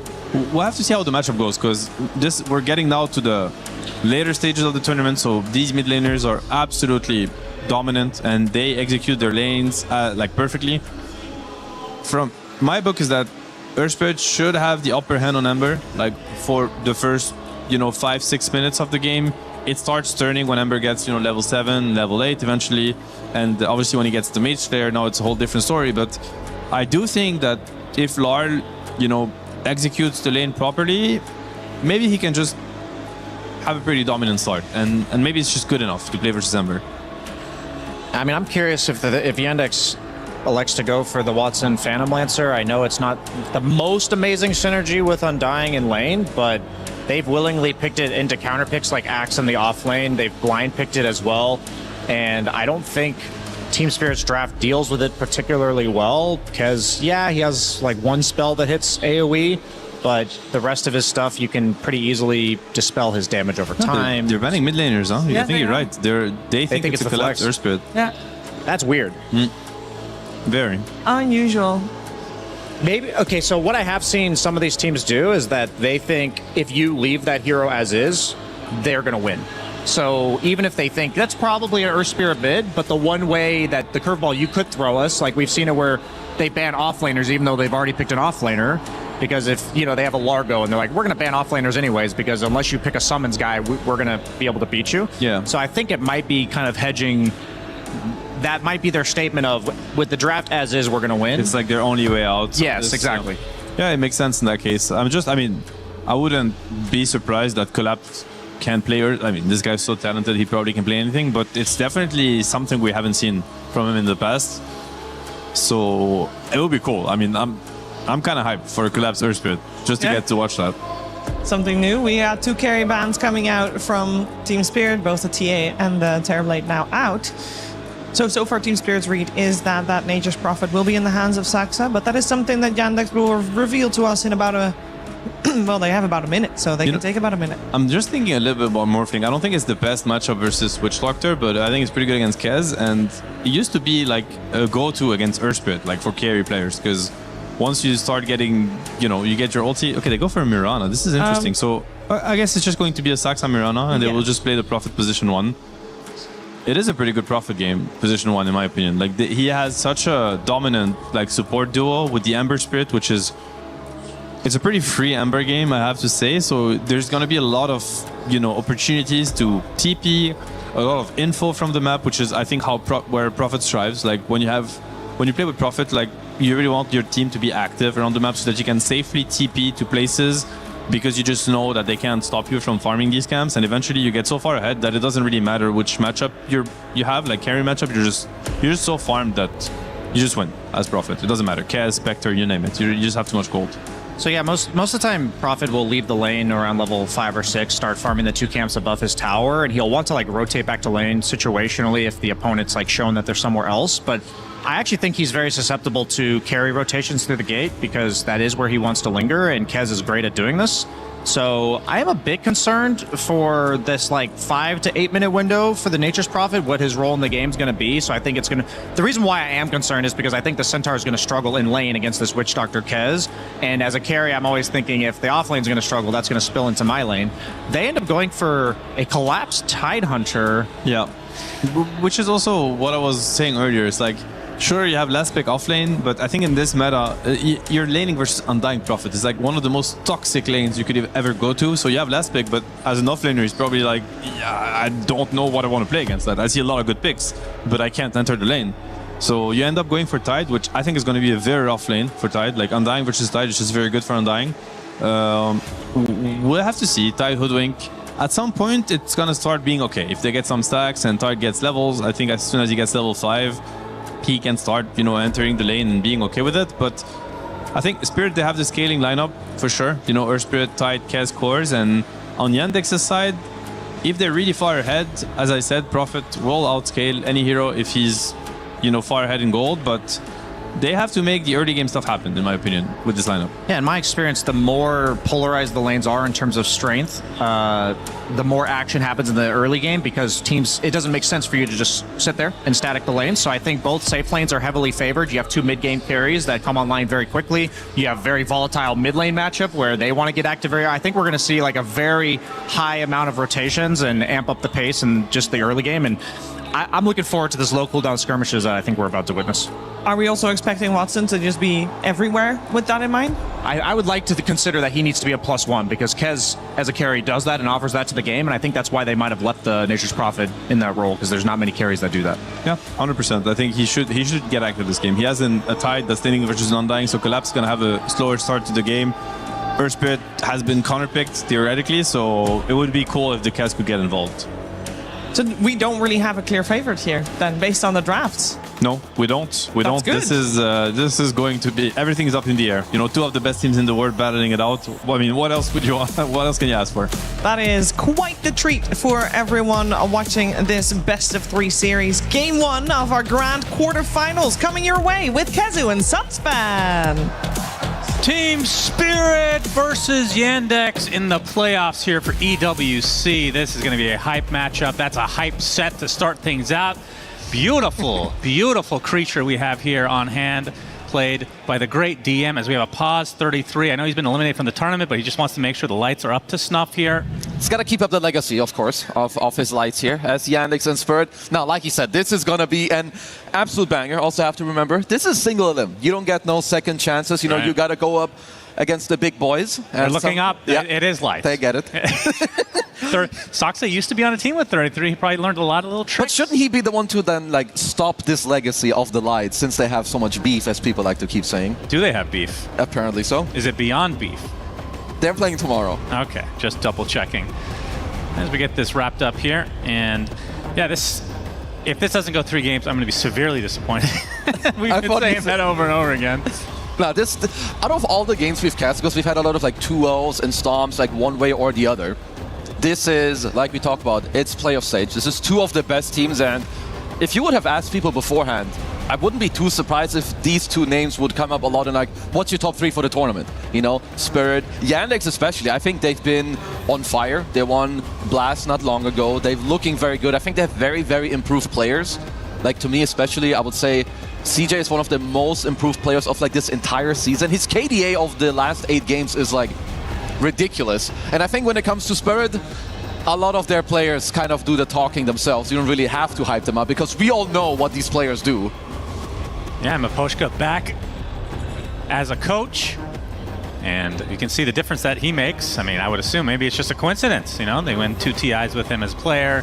And now they're ramping things up, which they've looked very underwhelming for most of this year, I want to say. To be fair, I feel like they do that in most years, even when he's not there. I mean, that's... Then you get to the end. They show up to the big tournaments. Yeah, it's all part of the play. You don't want to play too well early on because then you just get your heroes nerfed. True, like Falcons. That's right. Falcons got decimated. Every MR hero is just nerfed to the ground. But then it doesn't matter because he goes to the next one and then he goes back to the Timber after 1 year and then he just goes 10-0 anyway. So who cares? If you're good enough, you can make up for all the other things, whether your hero gets nerfed, you find find a new build, you do something different in the lane. But yeah, I'm very excited about this early game that we have here because, you know, we heard them talk about it on the panel. I do think the overall aggression should be on the Yandex's side early on, but it also has to be. If I'm looking at later, you know, Spirit's mid-game teamfight is crazy good with the Tide, but he is also a slow and clunky hero, so this is something that Yandex can abuse with the heroes early on. All right, how many Aegis steals in this series for Collapse? 2. 2? 2. I'm going with, you know, 1 is boring. 0 is whatever because it's Collapse. You can't say 0. It means you're stupid. You got some stats on that, didn't you? Some real stats. Well, so supposedly his actual, like, how many Aegis has he stolen throughout his career is like 14 or 15. I'm going to call it's Knoxville. You're calling out Knoxville? That's bullshit. There's no way that's true. I've cast about 10 of them. So you're saying I've cast most of his Aegis steals? It's possible. Maybe, no way. Maybe you're the dude. That's true. Maybe I'm just that good. I'm the good luck charm for Collapse. So we got the Spirit Brothers in the mid lane. Cheer versus Laurel. Ember versus Earth. And how is this supposed to go? So we've seen this many times now. So from what we've seen and also overall strength is Earthspirit does very well early on. I mean, both of them just kind of farm, but throughout the game, I definitely give the advantage to the Ember Spirit. You know, you can go Vessel, you can go Mage Slayer, you're not really ever in threat. The good thing that I like this game about the Earth Spirit is that Earth Spirit is incredibly good against Nature's Prophet. If we think about what Nature's Prophet wants to do, he's going to TP and set up plays, right? He wants to collapse on a tower. Earth Spirit, first of all, you're very good at making the first move onto the Nature's Prophet or answering that first rotation of the game. And overall, with how Laurel has been playing, definitely got my eyes on him. And for the other side, DM playing the centaur that we've mentioned. I mean, how good is Malady going to need to be in this laning stage? The panel was kind of talking about how he needs to bully Collapse. Yeah, you have Nature's Prophet Undying. It's a super good lane, especially against the Tidehunter, which was last picked. But a Collapse, he should be in for a good game. You know, I'm talking about the fact that his hero's a bit slow, but there's an insane value for the Tide chart in this game, right? You know, you got the Anchor against the Ember, so you can't Remnant. You also have the Anchor against the Stampede, which means it's completely useless. You're not going to be running away. But the good thing is for Spirit, they've got the Chicken Man, you know, Mr. Yatoro. The Chicken Man, yes. There's something special about this CIS Kez. And maybe it's like the innate aggression that those carry players have, because Kez is this type of hero. He's very squishy, but he deals an insane amount of damage. And I do think that Yatoro definitely rates up there. Well, he rates up there overall for the best carry, but also for one of the best Kezes that we currently have. Yeah, but there's an Ember Spirit on the other side. He has a taunt that uses shish kebabs. Is there going to be maybe that's the counter? Is there going to be chicken shawarma on the menu here? There could be, and hopefully it's better than the one you had recently. Yeah, it was not good. Oh, Collapsers. And getting quite low. Pops the Fairy Fire to survive. Rightfully so. And panel kind of talked about how he might have a bit of a rough laning stage. Malady, not much mana to speak of at the moment, though. He does have 3 mangoes. Yeah, like this matchup has a lot to do with the supports, but this is another strength of like Nature's Prophet carry. You can always put the Treants on like the side lane, help your 5 to bully the post 4. And yeah, it's just overall a very good lane for Malady. And I've been very impressed with Zombie. Like overall, you know, it helps you with a good lane, with the Roche later. You can get the Shard. People have been buying it more and more. And Malady, this guy, he slaps on the Zombie. He's not afraid to go through the gate, run mid, just go in and die, respawn, and just do it straight again. I mean, one of the games that we cast, he started, I think, I want to say 5-0 on the Undying, something crazy early on. He had like a 16-minute Blade Mail Shard on Undying with Treads. Was completely absurd. But finally getting to this stage of the playoffs that both teams are going to be pretty evenly matched. So every little mistake, we'll see if the opposing team can capitalize. And so far in the mid lane, 16-3 for Chira Jr. and 12-1 for his counterpart in Laurel. He's doing quite well. Also, like the small things at the moment where you have like a lot of sustain still on CJ because he's been able to dodge a kick or two. Maybe giving up a bit of his lead here because he's tanking way too many tower shots. Because I do think he was starting to get slightly ahead in this mid lane. But Laurel kind of able to, I would say, recover the lane. So far, not me doing a good job of keeping Malady outside of the range of the Tide, as DM will take a little Maledict action. Yeah, this is a hero that I don't think we've seen too many Witch Doctors ourselves, but I saw it a lot in a lot of the other games, and he just looks incredibly good. You have all these fat, beefy boys in the offlane that are being played. We all know, you know, through the history of Dota 2, Maledict destroys these heroes. You know, the Tidehunters, the Centaurs, whoever else has played, you know, Axe. And Witch Doctors just looked very good. Also, the fact that your Death Ward is pure damage. The hero has very good talents as well. Laurel in some trouble. Laurel trying to run this off. Chira is committing completely. Popping the Fairy Fire is Laurel. He's just going to die to the tower if he's not careful. Blood Grenade coming out from Root, taking the TP and the kill. So punished in the end from Chira's side. And Spirit going to be very happy with Laurel just literally right-clicking the fountain, wobbling his way over there. Meanwhile, top lane, collapsing company, they kill off Watson. That was not expected at all. And Malady should be able to finish the job here onto Collapse, although it might be able to deny. Nope. He still got the gush off. Does get the kill, and yeah, the gush into the bushwhack. That's a double kill for Not Me to start this top lane for Spirit. There's some things happening that should not be happening. Like, Larl in mid, you know, he has the magic wand, the fairy fire, so CJ goes for an overplay, bit of a misread, but especially also in this top lane, and this is why it matters so much how you skill. A lot of Tidehunters in this lane, they would go crack and shell and like just chill and, oh, I'm gonna tank through the treants, but without the gush, all of these plays don't happen. Sometimes aggression is your best defense, because getting a double kill in this lane, honestly, it's kind of criminal here for Spirit. Yeah, it definitely was not something that the panel was expecting, or you for that matter. Absolutely I, of course, not. expect everything. Of course. It's you chaos. expect the most stupid things. Life is chaos, as they say. And you can see mid lane. I mean, how far back does this put Chira Jr. in the mid lane matchup now? We're getting a minute away from this first power rune situation. I mean, you can see it matters a lot when it comes to like this early on pressure. As Yotaro trying to chase down Sax a bit with the... Oh my god. Chira, okay, second death. Not Me all over the place now. Makes his way to the mid lane, and I assume he bushwhacked for the kill. It's also that Earthbird is being played a little bit different, right? He has no levels in the rolling boulder. That was like another reason why Ember was so good. Well, if you rolled on him, he dodges it with the Slide of Fist. You end up in the tier 1 tower, but with the high levels in Silence and the kick, you know, they buff those spells, they're way better. So find themselves a secondary kill onto CJ here. Yeah, we're gonna watch a replay. Chira, yeah, the silence, oh, the bushwhack just on the edge. That was as close as it gets to rocking. Perfect execution. The good thing is still for Yandex, they do have the top 3 CS on the board, which means they're gonna have Nature's Prophet Ult in not too long. You still have, you know, level 6s coming out, active rune as well now. No arrow available just yet for Saxa though. Yeah, 6-minute power rune. Bushwhack not gonna hit, it's gonna be bottom. Rue picks up the haste, as it looks like Malady is gonna suffer the consequences. Actually puts down the tombstone. They're gonna try to take it out as Chira Jr. gets the deny. Would have been a lot of gold going the way of Spirit, so a little silver lining for Yandex. You have to be a bit careful as Collapse left to his own devices and actually just gets killed off by Watson. I'm not sure how that happened. No, we're seeing some good shit happening. I'm loving what's going on. It must have been super low to start. No, definitely, he was low, and then Watson, we could also see towards the tail end, right? A lot of body blocks with the treants. Of course, Tidehunter, he's a big, juicy guy. He's easy to block. You don't have any phase boots yet. So nicely done by Watson to squeeze in a very unusual kill. Yeah. Surprised we're not seeing the arrow quite yet for Saxa. I mean, their setup is not the craziest. Searing Chains is a classic. Yeah. To some degree, Sprout, Hoof Stomp to a degree. Definitely needed the early levels of the Star Storm early on to help with the lane. Yeah, early Ring of Health going to be denied here for the time being. Malady wants to go for his patented play. Yeah, he tries for it. They watch the replays, though, and they are very, very ready. As Collapse, although Watson coming with the TP.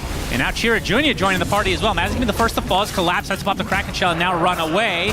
But look who's inside. It is now Laurel inside the Wisdom Shrine, but he's going to get caught off guard as Watson just gets the easy triple. He just stands there and right-clicks and somehow comes out on top. And now they're going to go on top of Collapse. He gets arrowed up with that level 4 now being the ultra kill for Watson. All right, so everything unexpected is happening at the moment. Even with this Wisdom Shrine invasion, they didn't even have the Tombstone. You know, it's not the same play we saw the other day from Malady. But the thing is, there's no Magnetize, there was no Ravage early on, and it's also what we heard earlier, right? Yandex need to be playing aggressive early on, and they absolutely made the best of that. Maybe if Yotaro can look over and have an early TP, you know, you could counterplay it. Of course, he didn't have his ult available.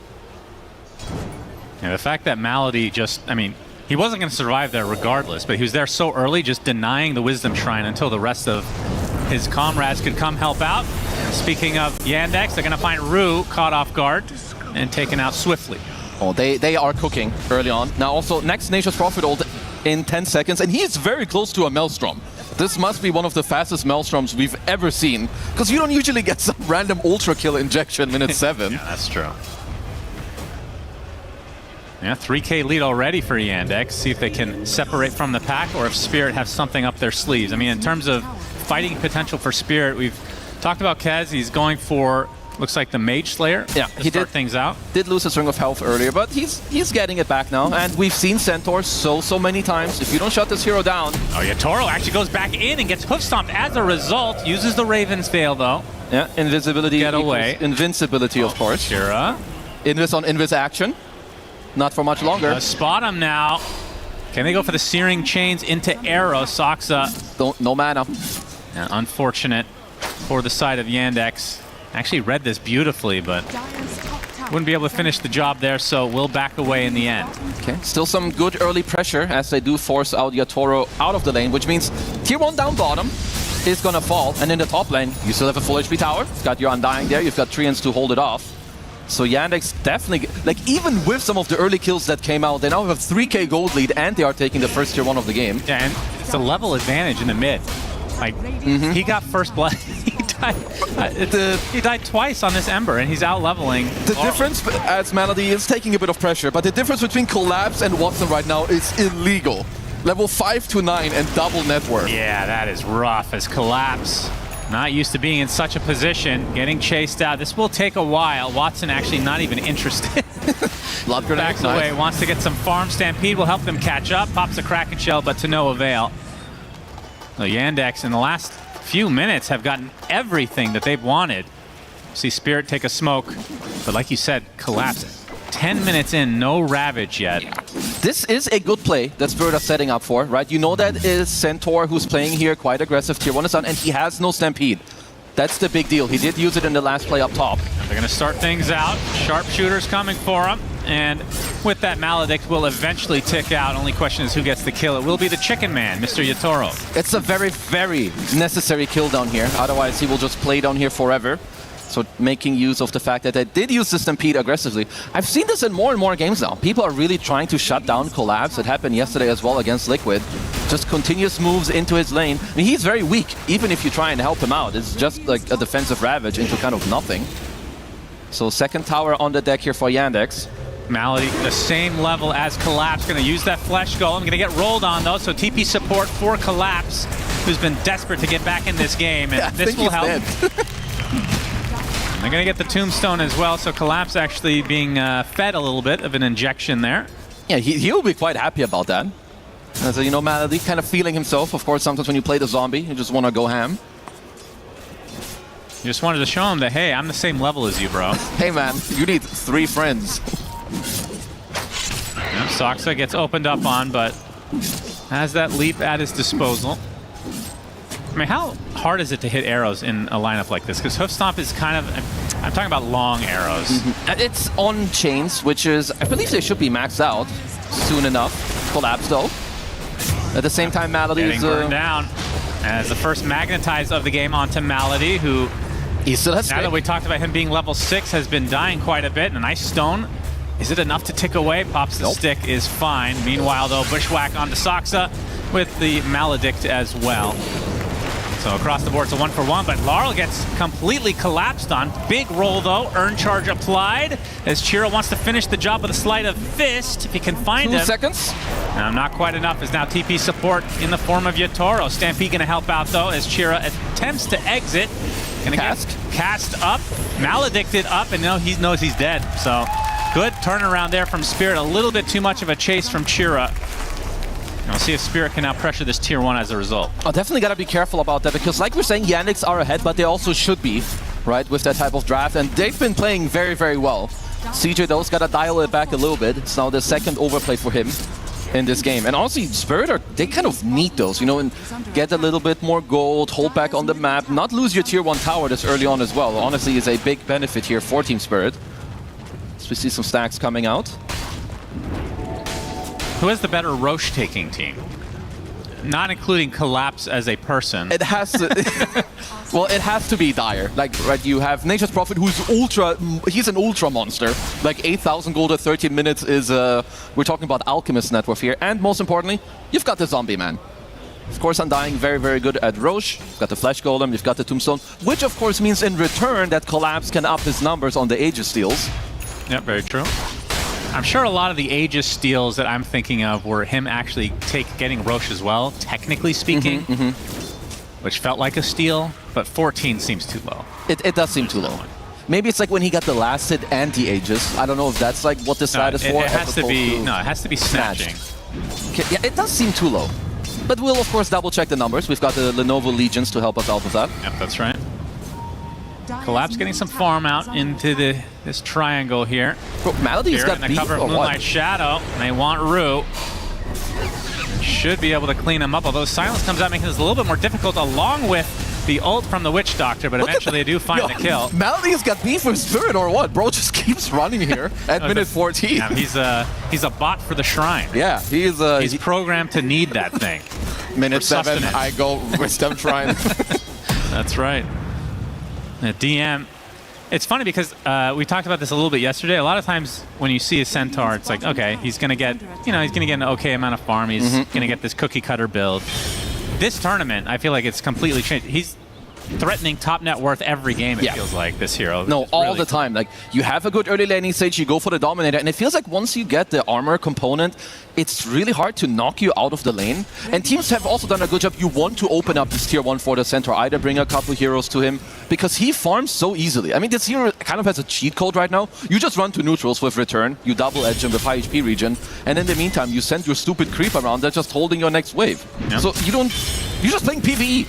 And then at some point you have good items and you tell your team, I have Stampede, you guys do your thing. That's right, your thing. Here you go. Yeah, gotta do your thing. Now, he is going for the Lotus Orb, so takes off Magnetize. Cast can be reflected. Anything else I'm missing that's Vessel, very important? Silence, the stupid Kez stacks. Yep. Quite good. The minus armor on the Gush. Yep. I like. Also gives you more HP regen. Because all Centaur really needs to get big is he needs HP regen that you can spam double edge and just keep spamming it off cooldown, stay high HP. And it looks like overall with how Yandex are moving, I'm liking this one because 60-minute active rune and mid tier 1 is kind of what you're looking for here. They're incredibly tanky on their heroes. 2k HP on the Centaur, Malady as well, 1400 HP, Ash Legion Shield and Flesh Golem to boot. Now, Collapse just finished his first item. Now that we're 16 minutes in the game, he has the wraps online. Mr. Yatoro. A little bit tankier, yeah, opening up onto Yatoro. Able to get the Veil off, though. Able to exit as a result. They get the roll in onto Watson, but the Stampede comes out. Magnetize already expended. And his Sharpshooter, not going to be quite enough here. So a little bit of a reset from both sides as DM looking for a hoof stomp. No connection made. Trying to defend this Tombstone a bit, but Collapse going to dodge the arrow. Looks like it'll be denied. As Collapse gets put back onto the high ground, so no casualties from either side. And Chira's still sporting that damage rune, just ends actually. A little bit lucky there, I would say, for Spirit. I mean, Yatoro, good job getting out there, right? The Raven's Wail grappling out, but if you're Yandex, looked like they had a potential there to maybe Stampede on top of him, get the Hoofstomp connection on top. Because again, any seconds or minutes where Spirit get to keep their tier 1 mid alive is absolutely crucial. It is the tier 1 that kind of matters the most. Yeah, this thing is dead. The question is how many heroes will try to defend. Malady looking for the potential deny. Not going to get it. Instead, he's going to get rolled on and another death to the Undying. So Malady racking them up with 6 at this point. Well, he will insta-respawn, so I guess in terms of his mind, who really cares, but... Yeah, that's the second use of Ceaseless Dirge in 8. Longest cooldown that we've got in the game. Rightfully so, it's free Aegis. Bro can run around, feed, and come straight back up. Remember when those were talents for heroes like Lina? Oh, thank God we removed those. Or when it was on Bloodstone. And if you had high charges, you could like just suicide and respawn. I forgot about that. I mean, there was many different variations of charges on Bloodstone as well. Oh, yeah. Kind of missed some of it. It's Watson with the Mjolnir and just about to finish the Hurricane Pike. Honestly, crazy net worth on him. I'm surprised that Yatoro is able to keep up that nicely. Did get to finish up his Desolator. Saxa, nice pushback. And he's super dead for Mr. Saxa. As lead hasn't really grown in favor of Yandex at all. Spirit closing the gap a bit in terms of the differential. Oh, the last couple of minutes are quite bad for Yandex. Maybe in terms of the net worth doesn't reflect it all that much, but they didn't get to take Spirit's mid tier 1 and they lost their own. Now they lost their safe lane tier 1 tower. So you can see the lead shrinking a little bit. Collapse. Attempting to TP. Not going to have any stuns here. They almost had the damage though. My goodness. He has the Blink Dagger online. Going to go for the shard as well. Is it going to try to initiate onto Chira Jr. The silence keeps him at bay for a bit, but eventually finds the distance. Very, very mobile hero, especially once you get that Aghanim Scepter a little bit later in the game. He's going for the BKB first into the Kaya. So I would say kind of a normal build, right? Safe. Yeah, very like safe. You're playing up against silences. It makes sense. You want to be able to keep scaling, but also go into these fights and not really be in too much threat of dying. But we talked about Collapse early. He had a slow game, rightfully so. He's slowly creeping up. He's not that easy to kill anymore. He now also has a Blink Dagger to follow up with a Ravage. And once he gets Blink Shard combo, you're suddenly not that safe anymore on Yandex. Mirana can't leave, Stampede is useless, and Ember can't Remnant out. They find Watson. BKB pretty soon. Watson spotted. They're going to use a Ravage just for him, and well worth it. Top net worth in the game. Z will go to the grave. Malady there too late. And this will provide a little bit of opportunity for Yotaro to catch up in the farm department. Like you said, he is farming well. It's just that Watson has been farming next level. Oh yeah, I mean, he's been farming heroes and everything else on the map. But just overall good read and also nice vision that Spirit got off earlier, right? Not me with a very aggressive ward in the Dia jungle. Was able to spot out Watson there on the prior kill. Let's see, CJ is playing down here. Yeah, they're making a gate play. Collapse. Going to be spotted though. Takes the hoof stomp, and with that, the Remnant away. Collapse. Again, blinking in. Doesn't have the shard quite yet. As you see the Essence Distillers being traded. That's going to provide the chase opportunity for Chira Jr. You're not getting away. He's got to force that. As this squirrel. Nami should die here. Makes it a little bit more difficult, and they're going to try to turn this into a Tormentor play, and it looks to be relatively free. Yeah, they absolutely should be able to. I want to see like what Yandex will be like communicating and if it kind of also reflects in their gameplay. I think for them, if the Ravage is down, it's definitely, yeah, he bought his own shard again, right, on Malady. Yeah, I've been seeing this more often, and honestly, it looks very good. I like that we're seeing this. And now CJ, he's getting closer to his BKB, and he got the shard from the Tormentor, so he'll be quite happy. Yeah, absolutely. Or never. Again, does not have the dead in the water yet. In fact, how close is he? Very close. 400 away. It's gonna make a huge difference. Of course, you'll have a couple cores that will get their BKBs. Yeah, Chira is about to purchase the recipe right now, so unfortunate timing for Collapse in terms of the Ember Spirit specifically. DM will stampede to safety. Soxa inside the tombstone. He gets grabbed by his ally, will leap out, eventually falls. So they actually got the cancellation of the TP, so another death for Malady. Double kill for Yotaro, getting those Deso stacks up. Has 4 to his name. They're finding some big kills on Spirit. Yeah, his BKB about to come out as well for Yotaro. Because a lot of the items that are coming out right now are very impactful for Spirit, right? We're talking about the double BKB that both Lol and Yotaro have. You have Collapse, who has a multitude of items. He's got the Rabs, the Blink, now the Shard completed as well. And this is Roche on the deck. There's no Tombstone, no Stampede. And it's not like they kill it poorly. You know, you've got the Desolator, you've got Gush for the minus armor, and they will constantly stay full HP with the heals from Rue. Yep, not too shabby. Yandex is going to be aware of this. The Treants are going to provide a little bit of vision. Very good with positioning. that, actually Spirit exit the pit. They know how easy it is to steal Aegises. I mean, Rue has nice positioning too, right? He's got his ward on the right side to also cover if there's ever a smoke. Oof, the Sleight of Fist actually breaking the smoke from 2 heroes here. And they have Malady set. And he's going to get the first dead in the water of the game. And that's going to be an easy pickoff. Does he have his innate up again? It's been a while. No, still a couple minutes away. So that's 30 seconds with no Undying as Moonlight Shadow activate. Nice Searing Chains onto 2. The arrow will hit Laurel. No follow-up though. Bushwhack connects onto Chira Jr. though. Has to pop his BKB, gets bashed up. Will Remnant out. And he's actually ticking out very slowly here. Thank God. I had to use the BKB Lotus and I think also feed him a Lotus. Surely now that's enough for Roche to be Spirits. But this is also where some teams can learn something from Team Spirit, right? You get scouted out by the Treant, and you don't take the chance to just keep hitting Roche. No, they back off. Not Me was waiting in that area for so long. In the meantime, his team smokes around and they find a kill. They always go for like the 100% chance play that you don't have any counterplay yourself. So even though Yandex have the lead, dropping the first Aegis here into Yatoro's hands. And still the lead remains on Yandex's side. And when it gets to the late game, you favor Spirit lineup? I would say so. I mean, Dota is definitely more about, like, it bounces back and forth when it comes to overall item timings. Like, when Watson later on gets a potential Silver Edge, you know, where you get a break against the Tide, it could be quite good. Looks like for now, at least he wants to go full out damage, because Nature's Prophet scaling is not bad. It's the same with, like, Centaur and also Ember, but I think the next, like, 10 to 15 minutes should be kind of Spirit's way. He still has a Fairy Fire.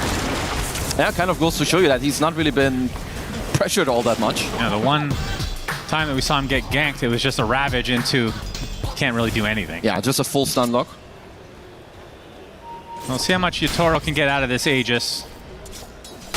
As Collapse looking towards a Shiva's Guard. Kira silenced. Able to dodge some spells though. Dodge a lot actually, both the Boomerang and the Sharpshooter. Remnants to the north. Now the leash applied to both heroes because of the Lotus, it seems. Into the Stampede, though, for DM. Arrow hits the Tide as Yatoro gonna try to chase DM.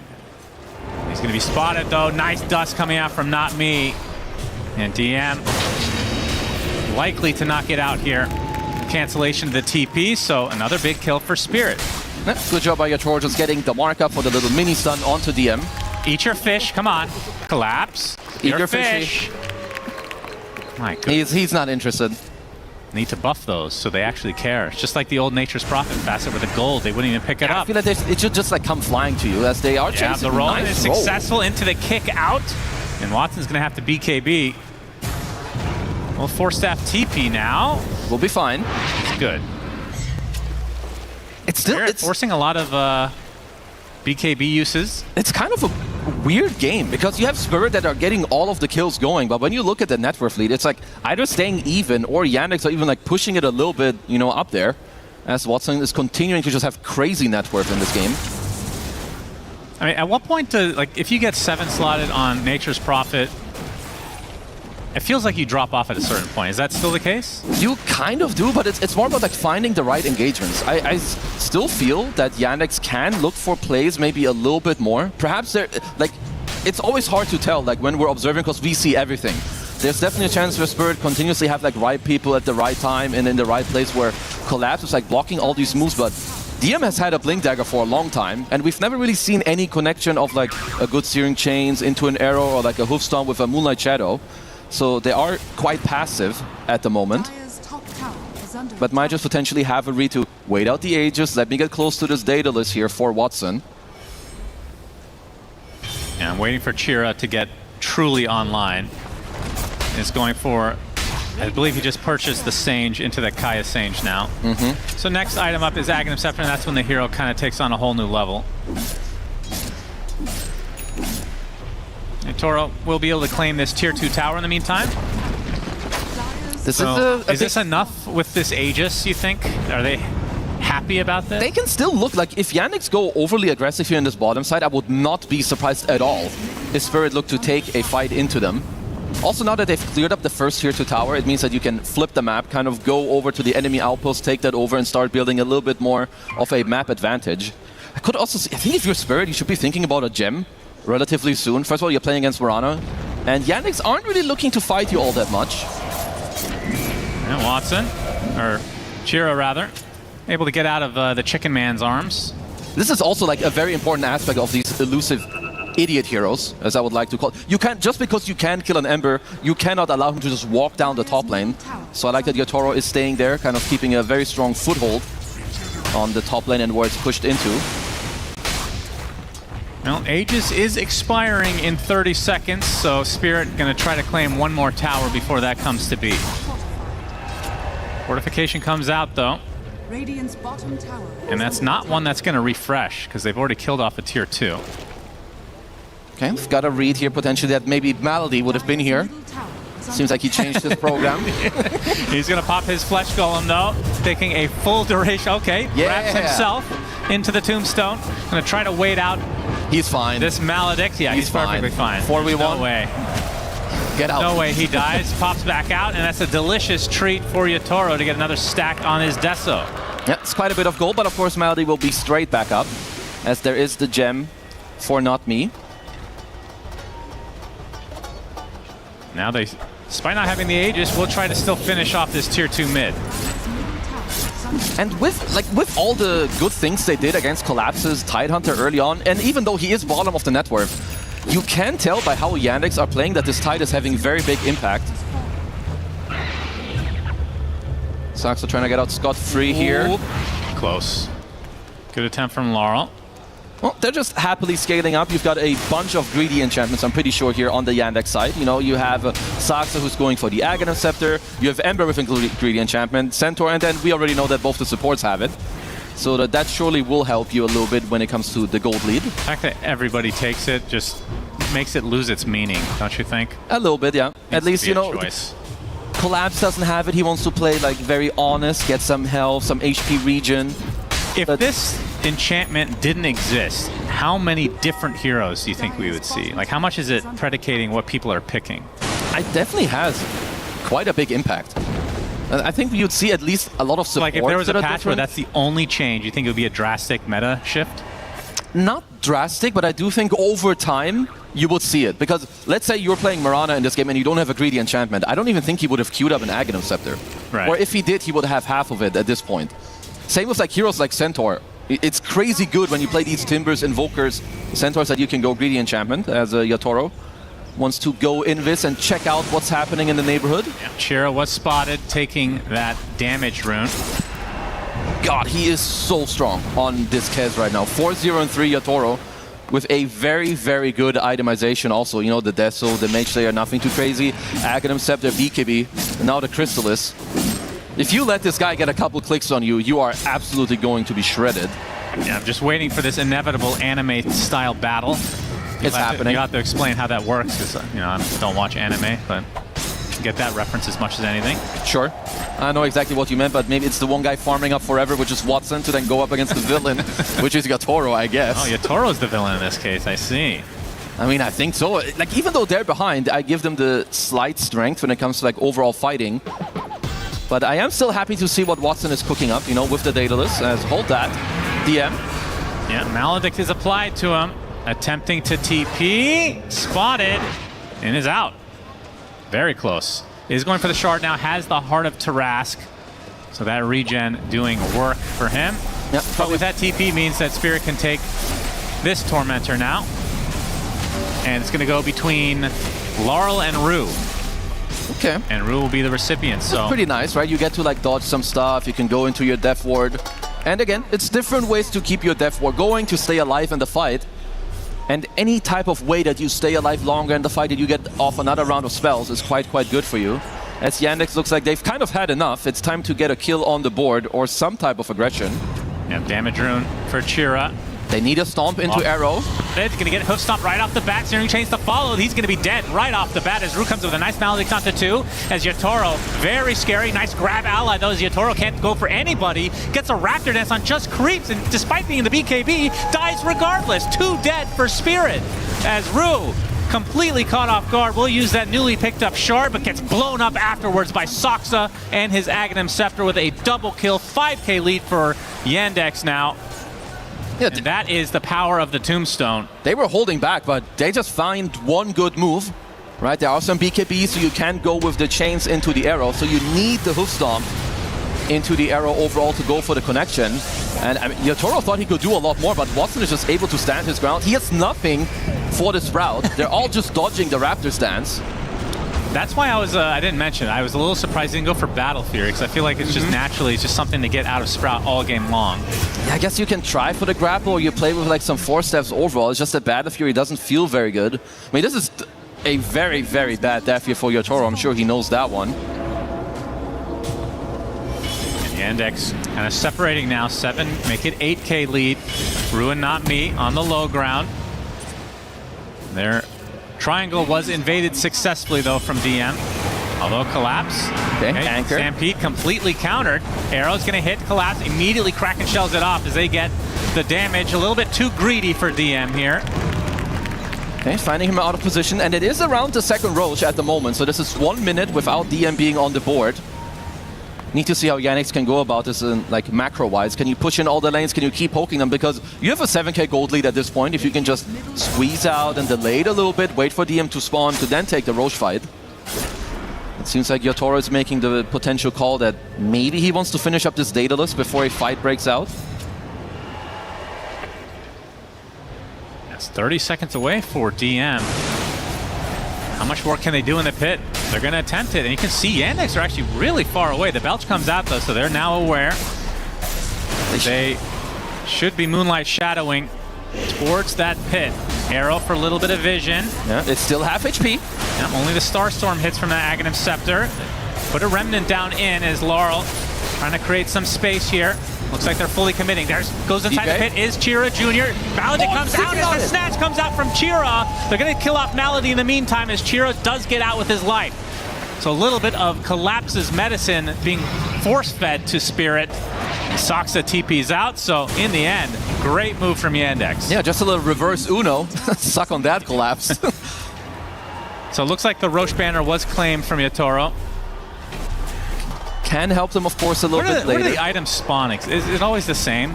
I feel like Aegis is always in the same spot, and then the rest are kind of random. Yeah, I think that the banner is usually like a little bit more higher, whereas the Aegis spawns a little like down below.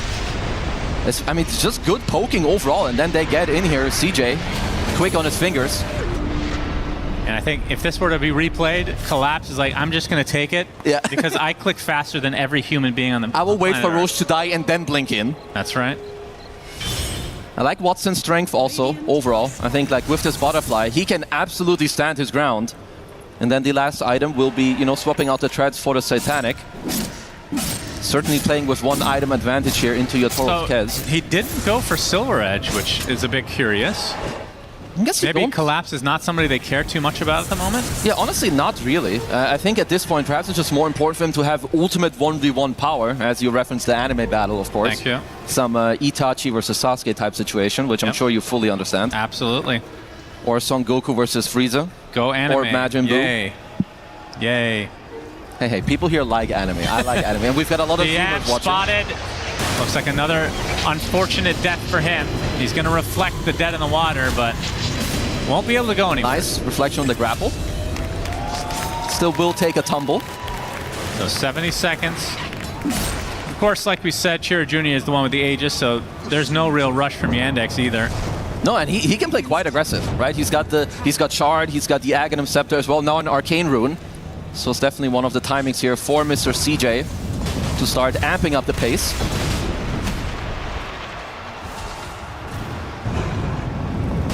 These Maranas with Aghanim Scepters, this item is kind of weird, but it really does pay off if you get to 25. But they are scaling very well, and I like that. I don't know which patch it was, but you used to have to choose between Starstorm damage and multi-arrow, as maybe we cursed him. Yeah, of course. One more leap to boot. Nah, he's dead. He's got a Lotus, doesn't want to use it though, just gonna chill. But yeah, like nowadays on Marana, you have a good level 20 talent and a good level 25 talent to go with the Aghanim Scepter, which honestly gives, you know, quite a big buff to being able to buy this Axe. And what people underestimate too, your Moonlight Shadow level 15, it gives evasion. So, you know, some random hits here or there from Yotaro, they might miss. I mean, I'm sure he spotted this butterfly for Watson, so is he going to have to go? Yes, he is already going MKB. Yeah, he definitely did spot it. You can tell in his quick buy. So Aghanim Scepter likely to be consumed, or it can just swap out the treads for the time being. He still has room to grow, which is a bit scary. He does, but even with what we've been seeing, Yannick have done a good job at, like, you know, reflecting kind of what's going on the map, getting the Aegis into their own hands. Because we saw it in the last fight. If Watson gets to, you know, hit onto this Kez, Yotaro definitely in a lot of trouble. This has been such a close game, I have to say. As Eon Disc now picked up for Malady. So another save for him, along with, I mean, even if he gets jumped now, Eon Disc procs and he can tombstone either himself or an ally. And that's like, it's the other annoying thing when you play against Undying. Like, sure, you can kill the tomb, but it's kind of Kez is the only one. And you don't want to use that time, especially when you're already kind of losing the one-to-one carry matchup at the moment. Collapse was being pursued. Chirajunior showing off the Aghanim Scepter. Hookstomp's going to be avoided from Collapse. Finally, a Searing Chains locks him in place, but he's a tanky boy. As there's the official pickup now for the Satanic on Watson. Fully 6-slotted now. Okay, right now, absolute beast mode. This is one of the biggest power spikes you can ask for on a Nature's Prophet. Like, if Watson gets to go in these fights in a way that he likes to, where he doesn't get gone on first and he just gets to TP on the backside or after they've like chained or stunned someone up, he is crazy strong. He's also got the triple HP and triple damage talent for the Treants, so a little bit more of a But he's map not going to play. be growing much more than this. Like, even if you get Moonshard or Ags, it's not that much. Of course, you still can, right? Like you said, you can do the Moonshard, you can eat the Aghanim Scepter, he can buy the Shard. You can also like do some swapping in and out of like BKBs, buying a refresher later for like double ult. But it is one of the strongest timings, so you want to try and make something happen. You don't want to force it, but you want to be aware of it to try and use it. It's more like an incremental increase from here on out, as opposed to this big power spike that you're getting with the 6th item.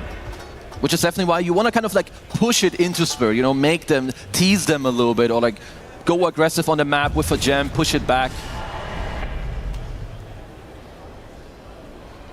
Yeah, well, 3 minutes away from knowing when Roche is coming up, so Yandex, I'm sure that's what they're going to be waiting for, one would assume. Okay, they do have a Wind Waker now as well onto Collapse, which of course is a good counterplay, right, into the Stone Hoof on the high arrow. ground. Collapse trying to get some D-ward action. Watson's going to put him inside of his Sprout with some right-click action as well. Nice remnants out from Chirajunior, making Laurel roll away. And as the zombies will chase Collapse. So Vision Battle, I suppose, goes to Yandex for now. Definitely does, and I do like this Wind Waker. Like, when you play against the draft, and usually the mid to late game will boil down to there are specific ways for one team to win the fight, and Yandex need like the Hoof Stomp into Arrow into Watson deals damage, so this Wind Waker can absolutely put a stop to it. But now if you're Yandex, you need to find an answer to the Wind Waker, which should be most likely a nullifier on someone. I don't really know who wants to buy it on Yandex, but someone should be at least eyeing it, so you can like counterplay the counter that they're buying. Seems like that maybe Malady's got his eyes on that one. I was going to say, Malady, it's not really an Undying thing, but it's a Malady thing. And he's got Blink Dagger. Blink Nullifier is a great item combo. Yeah. Of course, it will take quite a while for an Undying to get there, but I do like what he has, you know, that they're talking about the correct things. He's got the Greedy enchantment. Of course, He'll which will help him. Yeah. Really, it helps them. I didn't know that. Yeah, I'm just making sure. Greed will be his downfall. As Collapse gets the anchor, although Watson TPing in to get some right-click action on it. Collapse taking quite a bit of damage as Laurel's going to pop the BKB and pop the Shivas as well. Turn into a full-on fight as Collapse just gets deleted, and now Laurel completely surrounded, nowhere to go. Triple kill for Chirajunior. They lose Sox at the beginning, but they get 3 kills in turn. Yeah, well, if you haven't seen a Timeless Conjurer's Catalyst, welcome to Dota 2, baby. As CJ they just both evaporated. Sure, it was Watson who started off, you know, whacking away at the Tidehunter, but then just the follow-up blow from CJ coming in with the Ags. Yeah, we'll see it here in a moment as Collapse, you know, they think they've got the easy one here onto Saksa. And you can see Watson's damage, it is very high. It is. And then here, hello, everyone's dead. Jeez. Like a nuclear bomb going off there. Absolutely ridiculous. So Yandex in good position here. 13k lead, already poking at the high ground now, despite not having the Aegis, but obviously those 2 big core kills, no buybacks for either of them. Would think that this is going to be a lane. And absolutely will be, and it could even be a threaten on the second Rax, unless they want to like play it safe, you know, already look for the next Roshan, which it could be spawning from now. It is a very long spawn, which should help Spirit. And they will back away, so the range barracks will technically survive. Not that it matters that much. Now, definitely need to commend Yandex on how they played this game, because mid-game, like, even to me watching, it looks like quite strange in a way, but I think just understanding and being confident in what heroes can do, I would say especially Watson, you know, having a very clear view, okay, guys, let me farm, I need these couple of items. Once I have this, we just flip the switch and we go complete aggro mode. It's a pretty late Roche, so I'm not sure who that favors exactly, but Yandex, if they can get this next Roche with all the goodies, they're going to be in extremely good position to end this game with Spirit. Of course, with Collapse always available to steal. Already been a steal this game, but not for him. I was going to say that fact that it's not an instant Roche spawn favors Spirit, but the fact that it's this long and the next couple items coming off for Yandex are quite big, I do think it favors them. Like Watson is holding 8k gold, you have a buyback now available on CJ in the next fight if you want to. The card is quite close for DM. You're also closing in on the nullifier on the zombie man. Yeah, they're going to have potentially 2 saves with the cart and the tombstone. Laurel on the cliff. Oh, they open up things up onto the Tidehunter though. Wind Waker going to keep him safe for the time being. As Malady's just going to chase in that Flesh Golem form. Laurel already getting gone on as well by the Ember Spirit. They find the kill on the Rue right off the bat as Yatoro part of the BKB in retreat, trying to fight this out, but he's the one taking all the damage. Shira Jr. just ripping through him. No buyback as well. 100 seconds on the deck. As Not Me ticking away, will be able to get back the last decay into finally the Wind Waker coming out to save his life. Buyback now from the Witch Doctor, but they lose the Hoodwink in the meantime. He killed him with the arrow? And they get the arrow connection onto Laurel. He's dead. The Ravage comes out so late. It matters not. Collapse now falls, and that should do it for game number 1 as GGs are called. Yandex take game number 1. Damn, quite convincing too. You know, like the early to mid game, they're ahead. They're constantly ahead, bleeding some kills here or there. But when you just look at their overall strength of their heroes, just winning every fight back to back, it looks like Yatoro maybe should... I thought he was going to be able to do more in this game, right? He had a very clean game on the Kes, but then he comes in once in their own jungle, just kind of dies for free. That was one of his 2 deaths. And then he dies once here at the end, and the game's just kind of over. I feel like Spirit never had a fight as a team where Collapse was initiating, getting a Ravage into Kez just right-clicking, doing his thing. It was always Yandex pouncing on them instead. And as a result, they took every big fight. And Watson, I mean, this performance on the Nature's Prophet, completely absurd. It felt like Shira Jr. was carrying towards the late stage, but that's because Watson's just sitting back right-clicking. Nobody can really do anything against this hero when he has this much farm. And you can tell how much it matters when you have a clean game on a couple of your players. Like you said, I think Watson, with very good itemization and very good understanding of the game as well. Apart from the 1 or 2 overplays from CJ and where Malady just kept going ham on the enemy Wisdom Shrine, I think apart from that, it was very good. And Spirit might have to rethink a couple of these heroes. Nature's Prophet carry has looked insane. Same with the Centaur offlane. I don't know the last time we've seen this hero have a bad game. That's true. I mean, he ends 2 and 4 on Centaur, but he did his job and he was extremely farmed. So what else can you ask for as a Centaur on your team? And this was the first big play of the game where the Wisdom Shrine was being contested by Malady. He sat there, basically sacrificed his life just to make time for the rest of his team to show up. And this is where they end up stealing the second Wisdom Shrine. They get the ultra kill early on for Watson, and that really was the beginning of the snowball.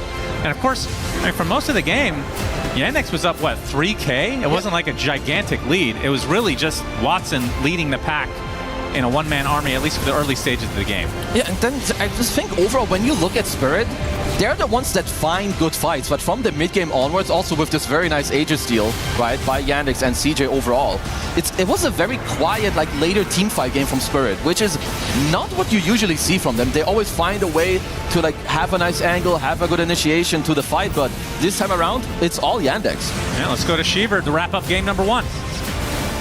Thank you very much, gentlemen. Yeah, this was a quiet game from Spirit. Credit goes to Yandex for being able to pressure Spirit at the exact right places to make sure that Spirit never really felt a time, Brian, to come together, to make those moves that we expect from them. Yeah, I feel like I mentioned before the series that VNX is a combination of Gaming Gladiators and former Tundra, and I feel like we saw more of the Tundra side of things in this one. Like, Gaming Gladiators is more about grouping up early and punishing you with that lead, but instead, they got that early lead. Felt like Team Spirit were getting all the kills, and yet the net worth was not moving, and then the second they get the kill on Laurel on Earth Spirit, and then Yatoro tries to come in and salvage the situation, gets sprouted for 5 seconds through BKB. I felt like the game just entirely fell apart from there, and yeah, I don't know, that just looked like a lot of things went right for Team Spirit, and then they still lost, so that was pretty scary for me personally. So, no, I agree. I think they kind of lost in the sequences where you'd expect Team Spirit. It got to the point where we're like, oh, okay, now this is a Team Spirit game, you know, like they actually stopped bleeding, you know, Yatoro is getting his items, you know, Collapse is back on track from a pretty poor laning phase, and actually it looked like this was like the worst time of the game for Team Spirit, essentially. When it came to the scaling part, they got their items, they got their timings. So it makes you wonder, who's more comfortable going into the late game? Is it Spirit or is it Yandex? Because if it's not Spirit, then I don't really know what is their strong suit in this matchup in that case, if it's not the late game. Yeah, it kind of felt like the core element of Team Spirit was shook in this game. I think so. I think it was a big statement by Yandex. It's like, yeah, we don't mind this game dragging on, and we don't mind getting to the team fight, 5v5 sequences. We're more comfortable than you playing these sequences. So I think that was pretty scary. Faster as well. Yes. Yeah, I think the part for me that was the most surprising is when Yandex has done this so far, from what I've seen, it was always with Watson on a hyper late game carry, one that is meant to have a rough start or slower start, like Phantom Lancer, for instance. But seeing him on a tempo carry, be so high net worth, and then also still play comfortably for the late game, from an outside looking in, I don't see a weakness from Team Yandex. And like you said, if Team Spirit doesn't feel comfortable in the late game, it's a tall task to go into game 2 and strategize for that. Yeah, and we knew that Yandex was going to do fine on the net worth. That's what you get when you have a Nature's Prophet. You just get a little bit of that extra gold. So that part made sense. But the moves, Yandex was just able, I don't know, they were able to dodge, and they were able to, when they did make moves, those were the ones that ended up getting the advantage in the favor of Yandex, of course. Yeah, they have a really good understanding on when to strike and where to strike. Like all the moves landed pretty much. I mean, as we've said, they had a very quiet sequence post laning phase, pretty much, where they kind of let Team Spirit dictate the pace of the game. They were a little bit, getting picked off here and there. It's meant to happen. Team Spirit, they have a lot of catch heroes. Like you think of Hoodwink, you think of Earth Spirit, even the Tide with the Blink Shard. And eventually they got their timings. Like essentially, it was like BKB on Ember, Heart on Centaur, Aghanim's on Mirana. The Prophet was already pretty far ahead, and they clicked the smoke, and that smoke led to 3 kills, a tier 2 tower, 5 kills, like however, 5 key gold difference. Like all of a sudden, one smoke just turned the game around completely. And it's because they attacked the exact, the best area of the map. They found the key heroes. I think it was a little bit of a mistake also from Yotaro, to be honest, because he doesn't really have to go in. He decided to go in, got sprouted, and just like ended up dying when honestly it was his strongest timing in the game. So a little bit sloppy from Team Spirit in a sense. They had really good early game in my opinion, and really good first like 25 to 30 minutes. There was also the Aegis snatch that we'll be rewatching. I think a big turnaround to the game also, because Team Spirit were in the driving seat and they did not get the Aegis, so they couldn't push the tempo even higher. Just a very well executed and a lot of clutches all around from both teams essentially. It really was.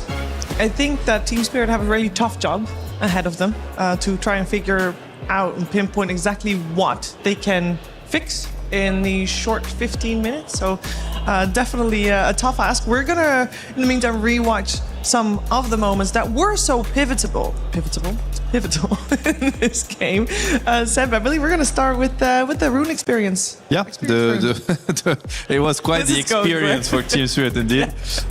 So I mean, Yandex, it is to be expected. I think these are great contesting, like Wisdom contesting heroes. I'm thinking of the Earth Spirit. He sits there with the shield, the Undying that can place the Tombstone, and obviously the Prophet that can also TP. And don't forget, we're gonna watch the Treants also. They are incredibly strong in the early game, and they take down any hero if you're not able to kill them.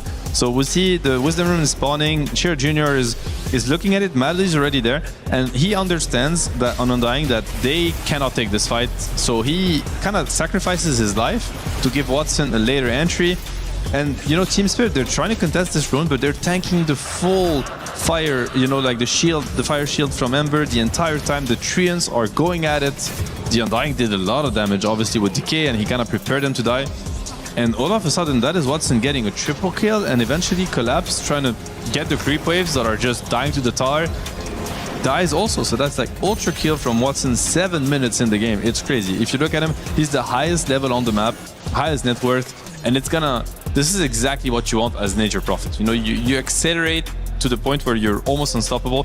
I want to show you like a second clip, which is much later in the game, but I think to me it was the pivotal moment of the game, which was Team Spirit really making a comeback on the back of some really clutch kills. They're getting the Aegis. It's a big issue for Yandex, I think, if they get the Aegis, because they can start grouping up, taking down tier 2 towers, maybe even attacking your base. And look at Sheer Jr., telling Collapse, you have nothing on me. Like, I'm not impressed with your Aegis till I can do it as well as you. And honestly, this was just based off timings, because he has a remnant in the pit, but the arrow from Saxa has been like shot way before, so he had no vision. This was just him basically counting down in his head. 3, 2, 1. Roche is dying. I'm going in. Gets the Aegis from them, and honestly, I think this is the kind of play that saves a game, and it just writes a completely different story. So props to him for showing that. I talked about, do they have the character to go for these plays and clutch it against Spirit, because we know Spirit will do it. Well, the answer is just yes, I guess. Very poetic to have the Aegis stolen from Team Spirit, as it doesn't happen very often. Normally it's the other way around, but I think that's kind of the conclusion of this game, Brian. Did Yandex out-spirit Spirit? Yeah, I had to double check if Ember Remnant with Shard gives vision, because it was so perfectly timed from Chira.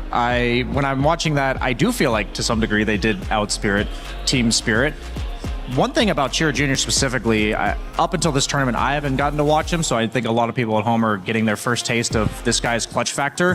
He looked like he was being a little bit over-aggressive early, and maybe there were some nerves involved, maybe he was just pushing his limits, but he had a couple early deaths and did not get off. It's not like he popped off and then just was vibing throughout the entire game. This guy kept his composure in a high-stakes game, so you talk about the element of Team Spirit. I think the most important part of that is that the game does not go smoothly. Like, if Yandex just stomped this one, I don't think it would have really answered our concern, like if Team Spirit puts them to the test, but I think they got put to the test, and despite that, despite the ups and downs of the game, he still made that sick play. I mean, that is literally Spirit, but Yandex doing it.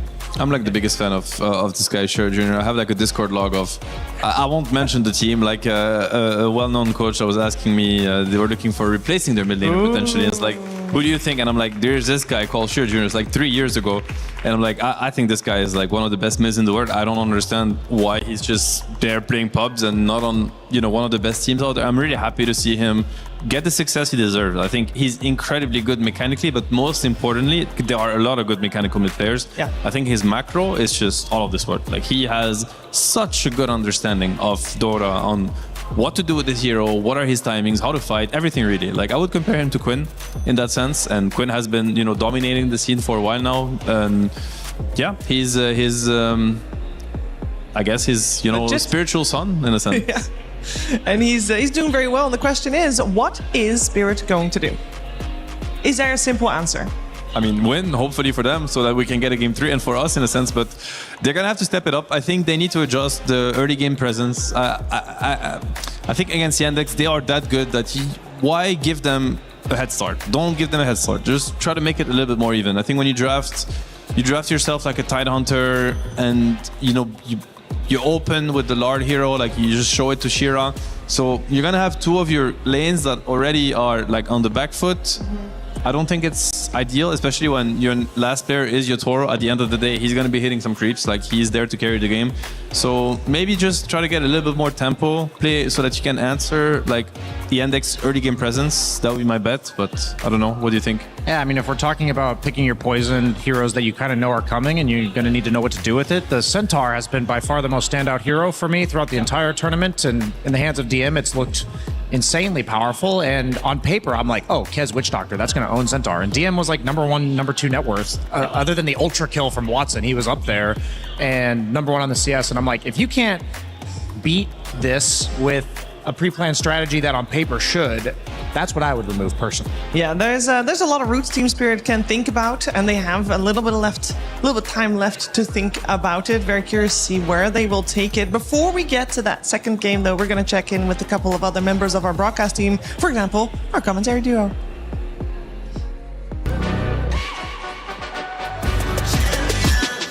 This ain't no regular thing. I came for the ring, you know what I mean. You see my name in the lights, better get right, I'm champion.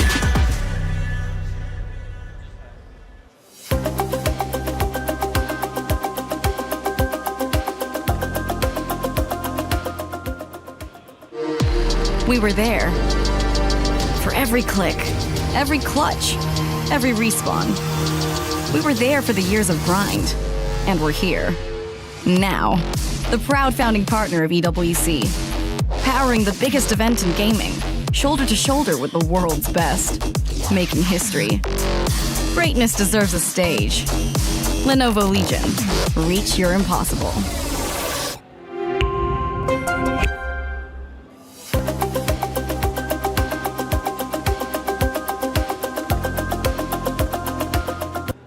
Welcome to the single elimination playoff. Suns fan here with Kazoo.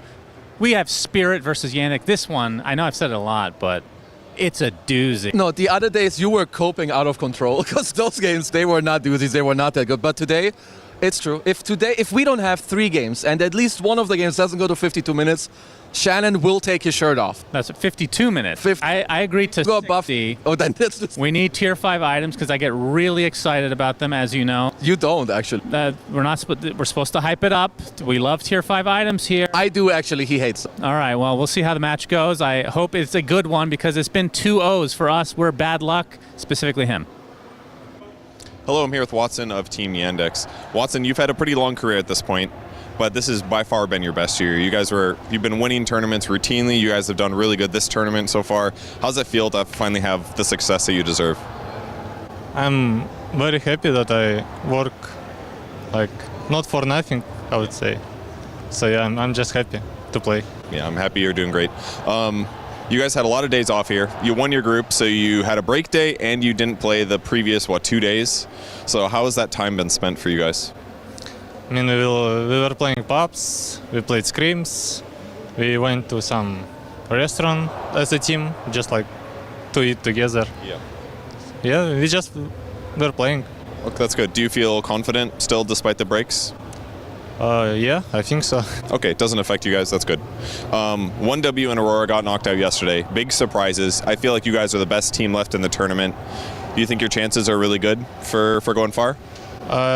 Maybe. I don't know. Depends on the games? Yeah. We will try to show good Dota. Okay, that's what we hope to. Well, thank you for joining me, and good luck in your matches. Thank you.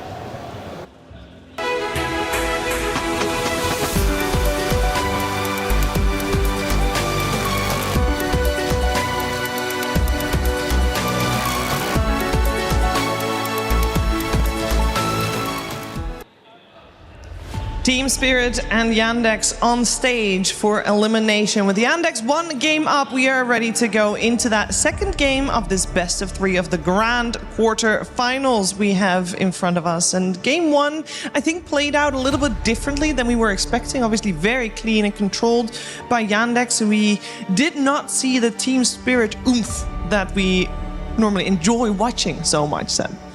I mean, it felt like we were gonna get it at some point, they had a really rough start to the game, and I think their heroes it was unavoidable in a sense, but then they brought it back. Lots of cool sequences. I think Not Me played again exceptional. I think he really carried them in the early game. He won his lane, made some really cool rotations, turned the mid matchup essentially. He had a great hoodwink, but when it came to really cementing that lead, getting the Aegis and transitioning into mid-game domination, well, a couple very clutch moments from the Yandex players really stopped that train, and then the game was more even, and when it was their time to strike, they nailed it. Do we think then that for Team Spirit, if you look back at this game, Brian, that they're, for example, going to be quite happy with at least the draft, and they feel like maybe they fell short on the not letting their ages get stolen or the sequences that Seb's talking about? I never like to just chop it up to the draft. I think a lot of times that can be very dismissive of the intricacy of the game. But also at the same time, if you're getting a double kill on Tide Hoodwink at minute 3 or 4, and then 3 minutes later, Watson's 3 levels ahead and double your net worth, I feel like there's something fundamentally wrong if you're picking your offlaner last, and like you said, it's nature's profit on dying. Is there a single offlaner in the game that you're like, I'm excited to counterpick this? As a fellow offlaner, I'm telling you, the jungle is what you're excited about when you have to face that lane. You're super excited about the jungle and the stacks. Heck, I love the jungle camps that are recovering on the side there. Those are those have been legendary for offlane. Nothing can go there, and Profit has been banned. Klebs is like, yes, that was it, guys. I don't want to see this hero ever again on my screen. Thank you very much. Yeah, I will tell you the other first place ban. So we have actually got the teams on the same sides, but the pick order got reversed. So other heroes that are left in the pool that we did see first phase ban previously was the Snapfire and the Invoker. So those are interesting to note. And the Lone Druid also still in. It is a hero that Yandex has routinely left in and also has routinely beaten. Yeah, I mean, I think to me, the adjustment, like the Team Spirit last game, they opened with the Lord hero. I mean, they kind of kept us guessing, and to be fair, maybe they didn't, but Yandex were banning, you know, like mid heroes. So we thought maybe they have an insider information and it could be a collapsed Earth Spirit. I don't know if that was the case or not.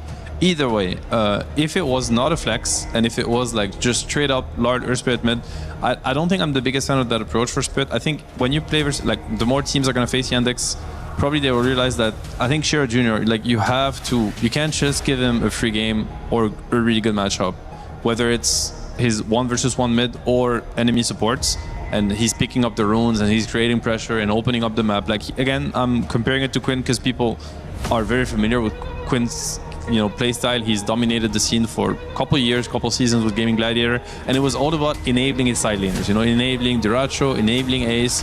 It's pretty much the same here with Shira, and I think either you pick something like that, no matter what, you will crush the lane, because I don't think Snap has bad matchups, or you need to protect Lars, matchup a little bit more in the draft.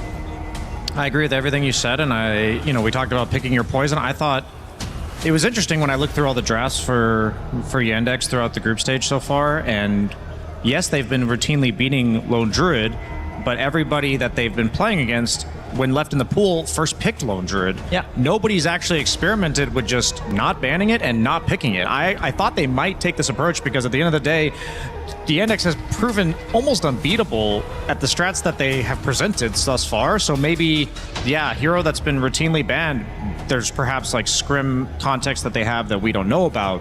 But the fact that Lone Druid's still in the pool and it still wasn't taken by Yandex, I think they just don't particularly respect this hero in terms of like they think it's been solved. And at the end of the day, Team Spirit elects to ban it. I think the Alacrity Bear would have been absolutely terrifying, but we saw this happen at Dream League, which was the first tier 1 event that Snapfire became meta, where she was used as a Huskar, pseudo Huskar, in terms of dominating the melee heroes, and then people were picking like Invoker, Tinker, Zeus, like backline spellcasters that trade about evenly with Snapfire, and then later on in the game outscale her.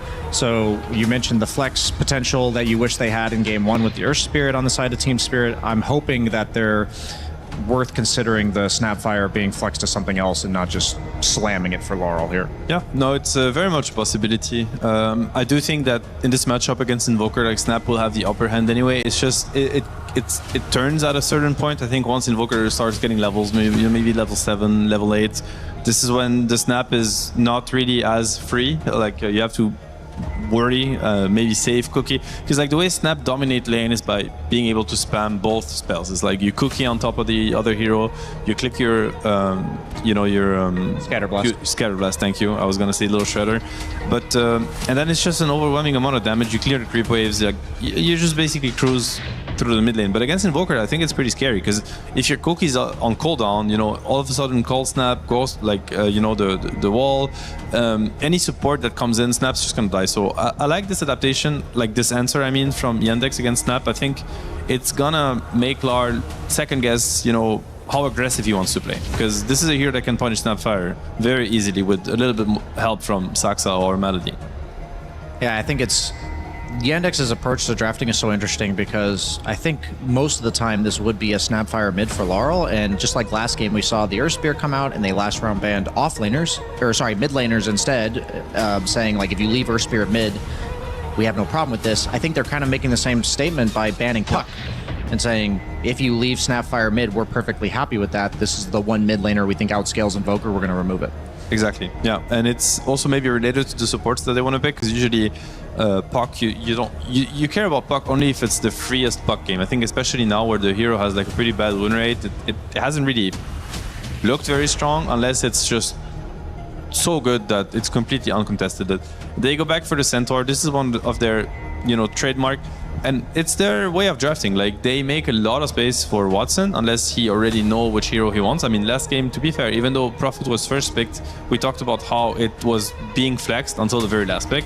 And they ended up picking Mirana for Saxa and decided, you know, because Watson was probably like, yeah, I like Prophet position 1 this game, so give it to me. But he could have also selected his hero ultimate last pick. And this is what DM also does for that team. Like him and like Saxa has been really known, right, with 33 back in the days for having their lanes that they know how to play by heart, and they will play it versus anything. They just pick these heroes no matter what. Like, they don't care what they're facing, and it's always stable. I think they were able to replicate that here in this team with DM, where like they have their laning combos, like they have Centaur Mirana, Cuddle something, and it's like, we don't care what we face. We just blindly pick it. We're stable. We either winning the lane or trading even, and that leaves so much space for Watson for, yeah, just coming up with these gotcha pick that are coming much later in the draft.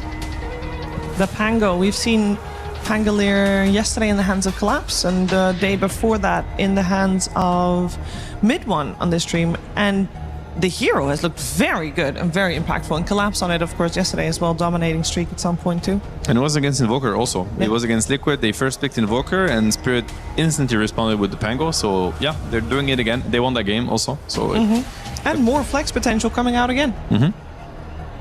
It's one of their answer, yeah. Pango versus Invoker. I mean, it's one way to make sure you get on top of that hero and yeah, lock him down essentially. Yeah.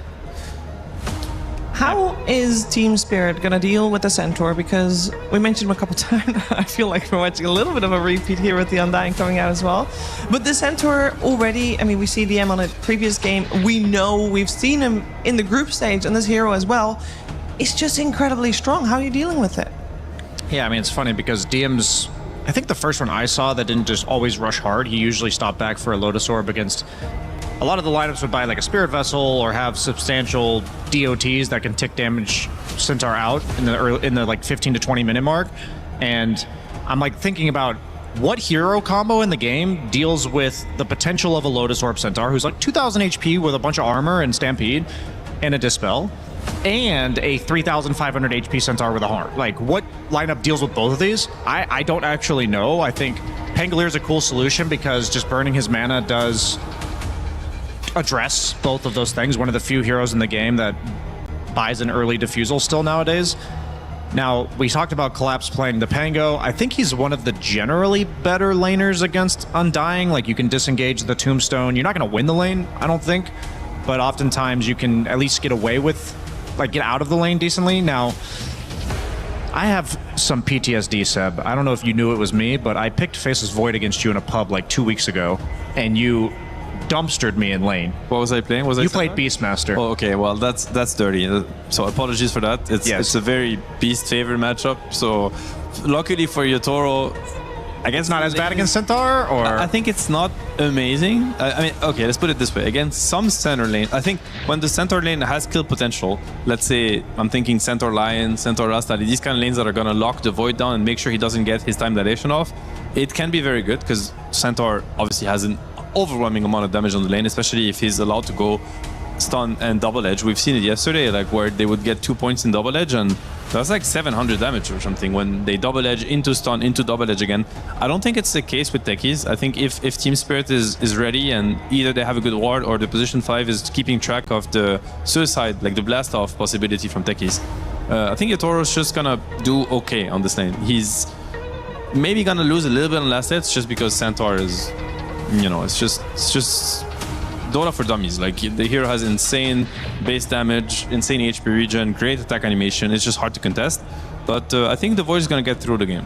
Yeah, because it's interesting, like, the approach we've seen throughout this tournament. Like, even last game, we saw Undying, Nature's Prophet in the safe lane. Like, very oppressive lanes. The Drows, the SFs all getting banned out, the Lone Druids. But Faceless Void, I'd say, is about the polar opposite of these in regards to the way that he approaches the lane. It's great against Invoker in game. It pairs very well with Snapfire. You have Hoodwink as well to dish the damage out. You have, like, a primary initiator that causes chaos that will set up for the Chrono with the Pangolier. Like, on paper, the Faceless Void makes a lot of sense. And I was personally surprised a bit that we didn't see it more in this tournament. I think we've only seen it picked one time, but I think there's a reason for this, and it's usually just the laning phase, so that's why, like, I agree with everything you said. I think even if he gets out of the lane, I believe the Centaur is now granted free farm. Yeah, Would you agree with that? It's a very slow hero. Like, it doesn't really fit the meta in a sense, but The one upside for Spirit is that they have Snapfire, which I think, like, Mortimer Kisses and Chrono, you know, obviously very known combo in Dota. It's been abused over the years. I think Snap makes Void not as slow as... Because now you don't have to rely on Void getting items. Like, every Chrono will be a kill. Like, when they both have their ultimates, Invoker will die, even Centaur will die. So in that sense, I think it's not as greedy as it looks like. If it wasn't a Snapfire, if it was anything else really, then I would be very worried for Spirit, but I think the Snapfire enables the Void pick. Do you want then the Snapfire to be 5, or are we looking for a new 5? Because, for example, Jakiro and Witch Doctor both also are great with the Chronosphere. I think it almost has to be mid, in a sense. Like, they really need this Snap ulti and the Snap spells. I mean, if it's 5 and it has a bad game for any reason, then their lineup is so slow. Like, it's going to be troublesome. But with Snap mid, I think no matter what happens to Void in the early game, every Chrono will be a kill on the core. So in that sense, they will be able to stabilize the game a little bit. Yeah, a lot of carries that can't innately defend their tower with spells, like with wave clear, need some way to make it so you don't just walk in and kill the tier 1 at like 7 minutes, and that is the Chronosphere kill threat. So I agree with you, Seb, that if this is not a Snap mid, then that window is going to be very punishable. They end up going for the Lich. I think they had a lot of options here. Yeah, this is Lich, cool. Witch Like, Doctor. this is a lot of team fights. Like, Snap ulti, Lich ulti, you know, like, Chrono is going to be deadly. Like, you have to watch out and respect it if you're the Yandex. And I don't think the Tombstone save is really... I don't think it works against Chrono. Like, I think the range is not that amazing. It might be a factor if they're on the edge of the Chrono, but essentially, I would say it's a really good Chrono game. It's super enabled by the heroes that have been picked on the Spirit side. Taking a page out of Rune Eater's book, like, they have run Lich twice very successfully. I think this hero is quite underrated, if you ask me, but yeah, I'm glad to see Lich. I think it's maybe undervalued this tournament. Ike absolutely owned with it yesterday, and Malady as a 5, he's been playing very greedily. Like, he's going Blink Dagger and Eon Disc last game. Like, not a single support item in his inventory. What we see from Lich is just Blink Shard, and you actually represent solo kill threat on most heroes. I'm wondering if Yandex goes back for something like the Phantom Lancer, a hero that, like, right now, if they see your hero, they have so much damage on the side of Team Spirit. They're going to kill the hero if they see it. So I'm wondering if they go for that Chaos Deceptive game, which I said in the form of PL being with illusions, I like Plinks because it's a ranged carry that pairs well with the Undying in lane, but it also plays off map. It's not easy to catch them. If you do, sure, but I think they're gonna be playing that split dodge game that we saw from the last game on Yandex, and kind of that assassin, find that one Centaur stomp. They didn't really have the best follow-up to it without Watson's pick, so I can see what they're going for, but this game's going to be all about the information. Do Team Spirit get the team fights they want? Because, like you said, overwhelming amount of team fight coming from them. And based on previous game we thought the drafts were pretty even. Now that we know how previous game went, is this an even draft? If this was anyone else in Team Spirit, I would say the drafts are even, but I think Team Spirit got exactly what they wanted. Like, they have ways to make the game stable. I think they have a lot of cool spells. Unless they really crumble in the laning phase, that would be the one opening, like the one weakness that their draft could have. But again, I don't think they're supposed to. I think they have very solid lanes. If they get their spells and their ultimate ready and they're able to make the game somewhat stable, because Yandex, they have like a very powerful lineup. Like, it's gonna come, like, the pressure is gonna come very early on Spirit. But they are the best team in the world at weathering the storm, getting to their timings. I don't think we're gonna see them get picked off around the map to some Invoker clinks. Like, they're very disciplined. They're gonna place the proper wards, the proper sentries, wait patiently for, you know, a good Chrono, and eventually it's going to be the Yotaro show, because I think at this point there's a moment in this game where it's just gonna be a unstoppable Faceless Void. I don't know if you'd agree with that, but I feel like if you get 6 slaughtered or something, it's just over. This Void is just gonna kill everything. Well, we're gonna find out what's gonna happen here as we are ready for game number 2 and see if the defending champions will continue here at EWC for a game 3, or if Yandex will take this one 2-0. We're heading over to Sunsfan and Kezu. Thank you, Shiver. As we get into game number 2 here very shortly between Spirit and Yandex. Sunsfan with Kezu. We have a very important question before the game can go live. Yeah. How many different hairdos has Yotaro had throughout his career? He's had quite a few, but let's check into the super search of our Lenovo Legion, of course, which, when I type it in here, how many hairstyles Yotaro Dota 2? We're at 7.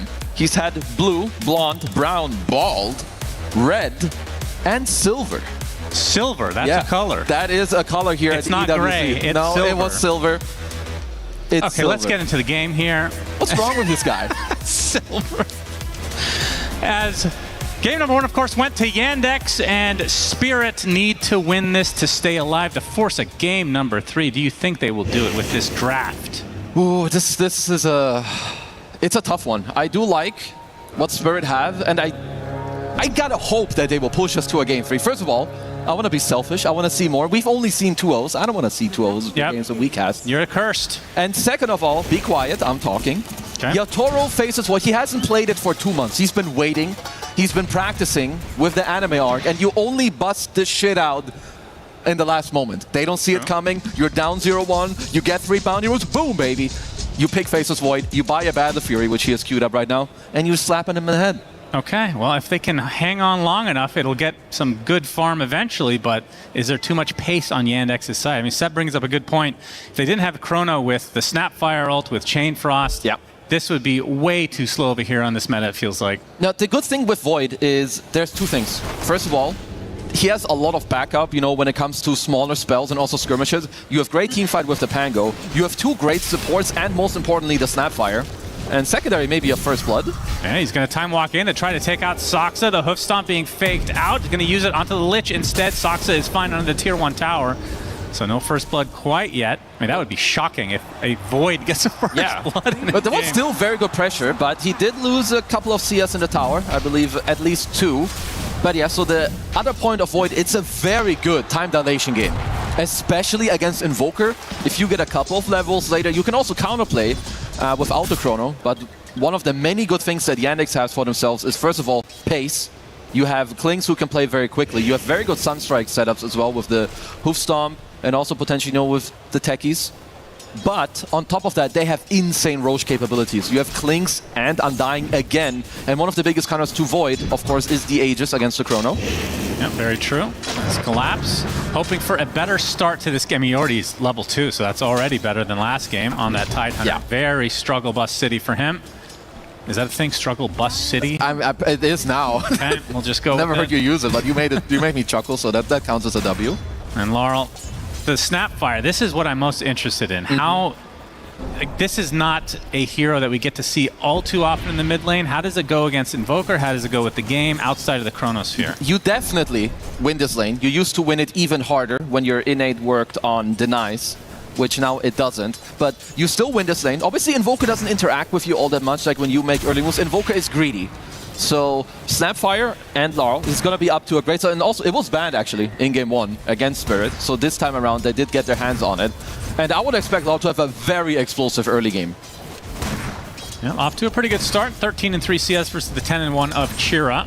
You talked about the Sunstrike capabilities, or the setups rather, with the Blast Off, with the Hoof Stomp. Is that enough to, I mean, it's not like you have a Chrono into... Yeah, that would have been pretty nice. Would have been pretty sick. I mean, the thing, so they have okay setup, and also, like, the thing is, this is CJ's absolute best heroes. Like, when this guy showed up in pubs, it was Pango, Puck, and his Invoker. So giving this hero up in an elimination game, and when you're down 1 game against them, is definitely a little bit, you know, of a bold statement. But they did find a couple of good answers.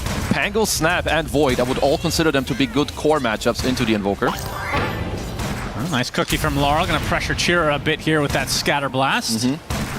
And I assume that, I mean, what exactly the build you go for? Because late game we've seen the right-click variation of it, but they do already have a lot of physical damage in the Pango and the Void. Do they really want to triple up on that? I wouldn't mind if he just goes Magic build. That's also what he is queued up at the moment, which is the most normal. Travels, Blink, Shard, and you go like Kaya Yasha. You can go for a BKB later on. With all the talents you have on Snapfire, it's incredibly strong.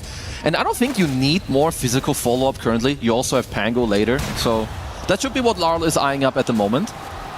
Blink is also like so good on this hero. Yeah, it feels like more of a utility build, technically speaking, but from the mid lane, so you just get it at an accelerated pace. As Collapse able to delete a courier for the time being. Malady, again playing the Undying, had a... I mean, he was 1-10 in that game, but he played well. He played absolutely out of Sunstrike? Sunstrike will hit Collapse, and that is going to be first blood for Chira, who denies a Water Rune and gets another. So off to a pretty damn good start for him. Yeah, very big sequence for him. And maybe even while, he's walking around to get the water rune, maybe Laurel doesn't have like full vision of CJ, because usually when you play these matchups, you are yelling, Sunstrike, Sunstrike, in that moment. So because you just see Collapse, he's walking straight, one line, nothing's happening. So CJ finding a perfect moment. So what you're saying is Laurel's fault for not saying it. He definitely could have made a difference. But maybe he didn't see him, or maybe he said it and the reaction time wasn't great. Yeah, maybe it's Collapse's fault. This guy sucks, doesn't he? Time dilation onto 2 here. You talked about how powerful that spell is this game against the Invoker. Undying has Decay on very low cooldown. It's good against all the heroes, I'm not gonna lie. Yeah, as Blastoff gonna connect from Soxa. As DM is there with a hoof stomp, and they will clean up Rue in turn. Yatoro trying to get the job done with the Soxa, but the Lotus keeps him safe. As he will be pressured out, gets off that time walk. So, we'll have to hold that thought. Bushwhack onto 2. Very nicely done on the Malady, as Watson now getting blocked off by Collapse. We'll be able to get back to this tier 1. Not quite. Still very good pressure. Getting some kill here, and you also see that Watson is on overall low HP. Is there, if you're picking Void, which again is not the most common thing, is Battle Fury just the way to go, or is there actually a choice here? I don't think you always need to go Battle Fury. I still like, the overall Maelstrom into Mjolnir's overall a good build. We've also seen some games with like Dominator, but for now, I do think if you're playing Void in this matchup, you need some type of HP regen, which is why the Ring of Health should be pretty nice. Because going up against Centaur, like Void does not pressure this hero, which means DM should be up to a very good early game. Yeah, are we getting to territory? I mean, I guess it depends on how this game goes, but are we going to start seeing Centaur bans in the earlier state? Like, I think we need to start seeing Centaur bans or like high physical damage heroes that shred this guy. Like maybe some TA +1 in potential lanes. Or maybe if you pick Undying on your side to that helps. Potentially is. You see the Cold Snap going to work on Not Me. He's going to be cleaned up easily, as he did get to steal the rune at the very least for the Spirit side. And Laurel is level 6, so Mortimer Kiss is online. Sunstrike will be shared by the creep, so Collapse lives. Yeah. Nicely done to just make sure even if the Sunstrike is there, of course it will considering, be we talked about Void being a really slow hero, but because of all these combos, do you think that there's any opportunity for Yatoro to kind of TP to mid lane, get a time walk into a Chrono, into the Laurel ult? Absolutely. I do think it would be we're going to see the first Mortimer's Kisses as nice gaze there from Rue to help set it up. It's definitely like you're looking for it, right? You'll be happy free farming, but if a play opens itself up, you're definitely going there. CJ definitely overplaying here quite a bit. Might get DP coming in, Collapse gets off the swashbuckle. The tornado hits all 3, trifecta. But the cookie does hit. Deafening Blast comes out right after. It's enough for him to walk away. Well, I was saying he's overplaying, but he made the best of that, because in the meantime, look what happened to the Wisdom Shrines. Oh, double again. up here for Yandex. Malady.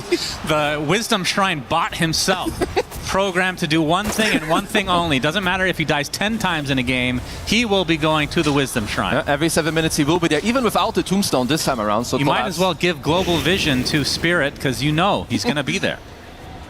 Well, just making it work though, because very, very costly. You're bringing so many heroes mid to this Invoker, using your TPs, using resources. They're going to spot him here.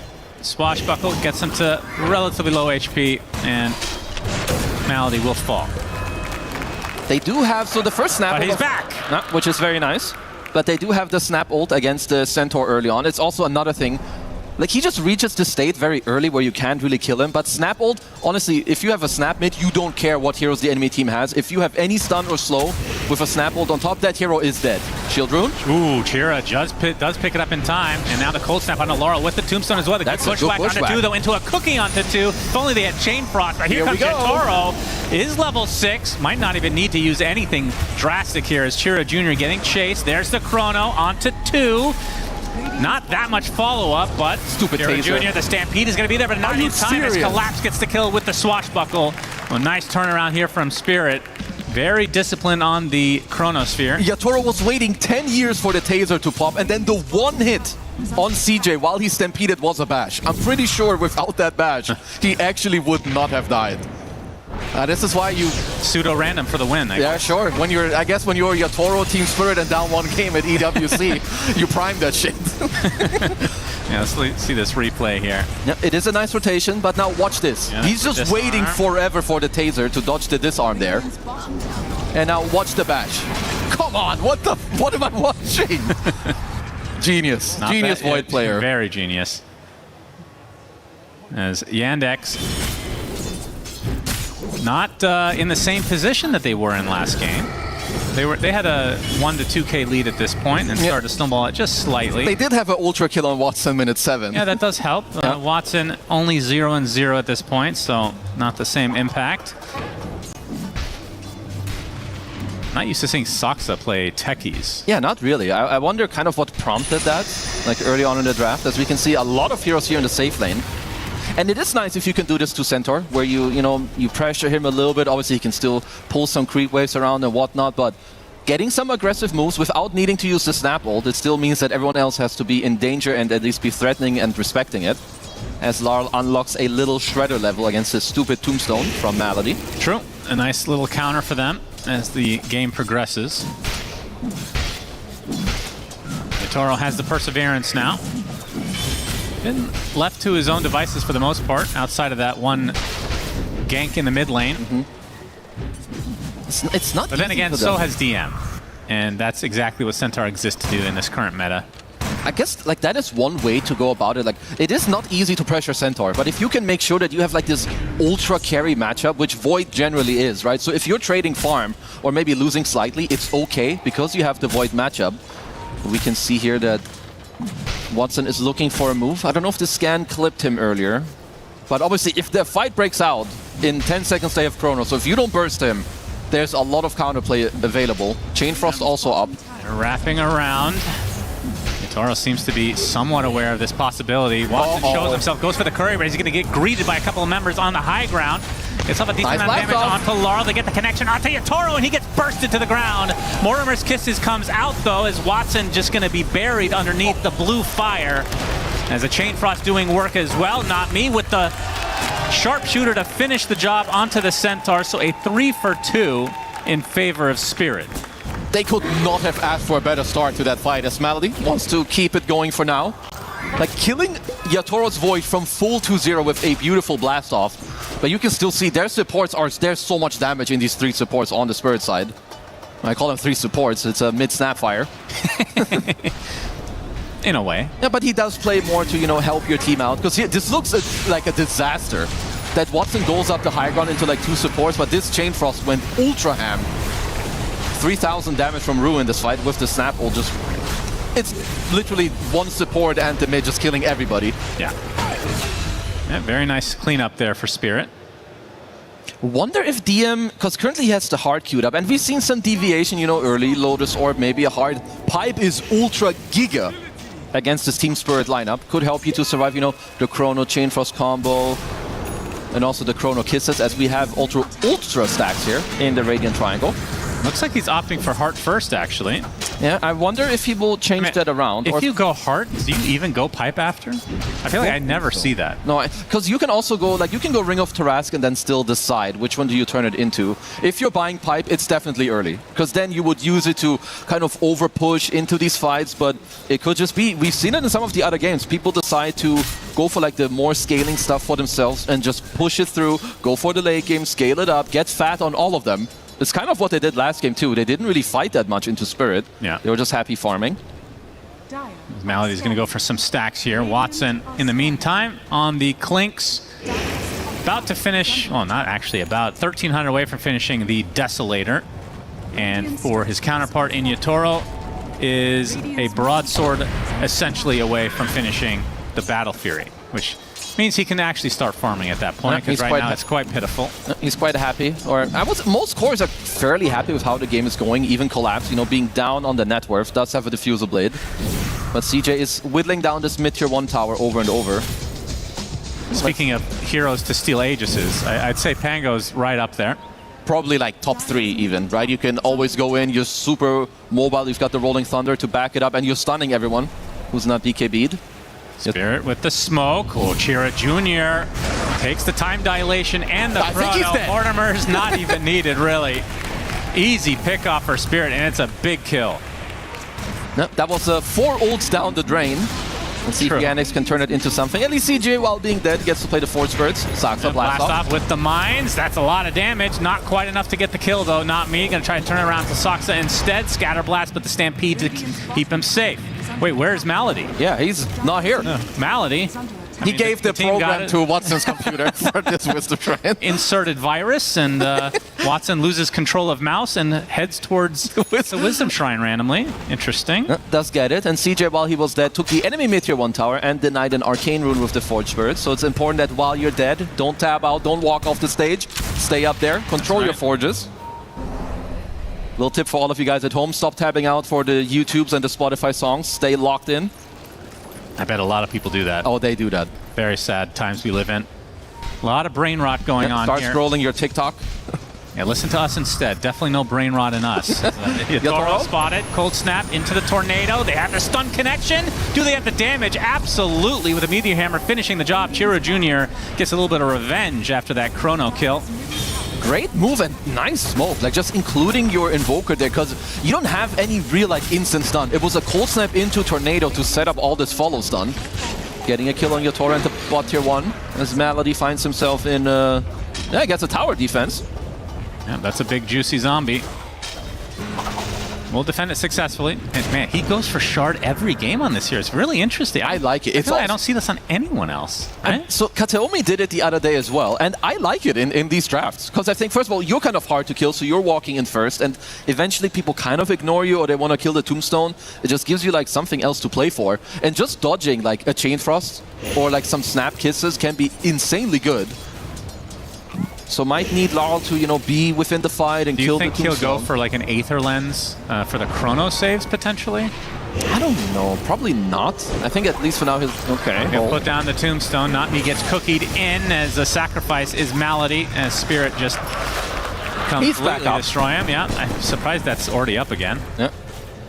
Like I just heard him laugh a couple minutes ago. Watson wants to open things up. They get the blast up onto 2 with the mines coming out and the Sunstrike. It's enough. Collapse dead to rights as Chiro Jr. finds a little squirrel on the back line as well. They're clutching right now on Yandex. You go towards the bottom side first, you kill the Void, open up to tier 1. So now you can just leave DM alone. And again, it's just a cold snap blast off into the Bombas combo. And you kill Collapse from full to 0. They're gonna fortify here, and there's the Battle Fury for Yotaro, which means fighting time apparently. Yeah, I'm surprised he TP'd to this fight, but this is a very good read from Yandex. Yeah, I mean, he does have Chrono, so the Chrono Mortimers. But he can go to work now on this soon-to-be ancient stack. Soxa. Again, it's so weird to see him playing techies, but so far so good for him. No, he's kind of owning. He's had an overall pretty good laning stage, now finding play after play where they connect. And the Forge Spirits, once again, even though you defended the tower, they just squeeze out the last hit there. So gold injection and map play here now should favor Yandex early on. So it'll be the first item after Battle Fury, Manta for Yotaro, which I would assume dissuades the... I'm not even sure. Do you go Bloodthorn anymore on Clinks? He has the Deso to start. You definitely still do, but it's more like later on. I would assume that is quite a good nullifier game for him as well. And you just need to build damage on this hero. Whichever way you feel like you'll get that out like more quickly, whether it's a Daedalus, maybe you need a nullifier because there's some Lich Shield, is totally up to you. But you definitely can go Bloodthorn still. I mean, it's definitely good against Pango.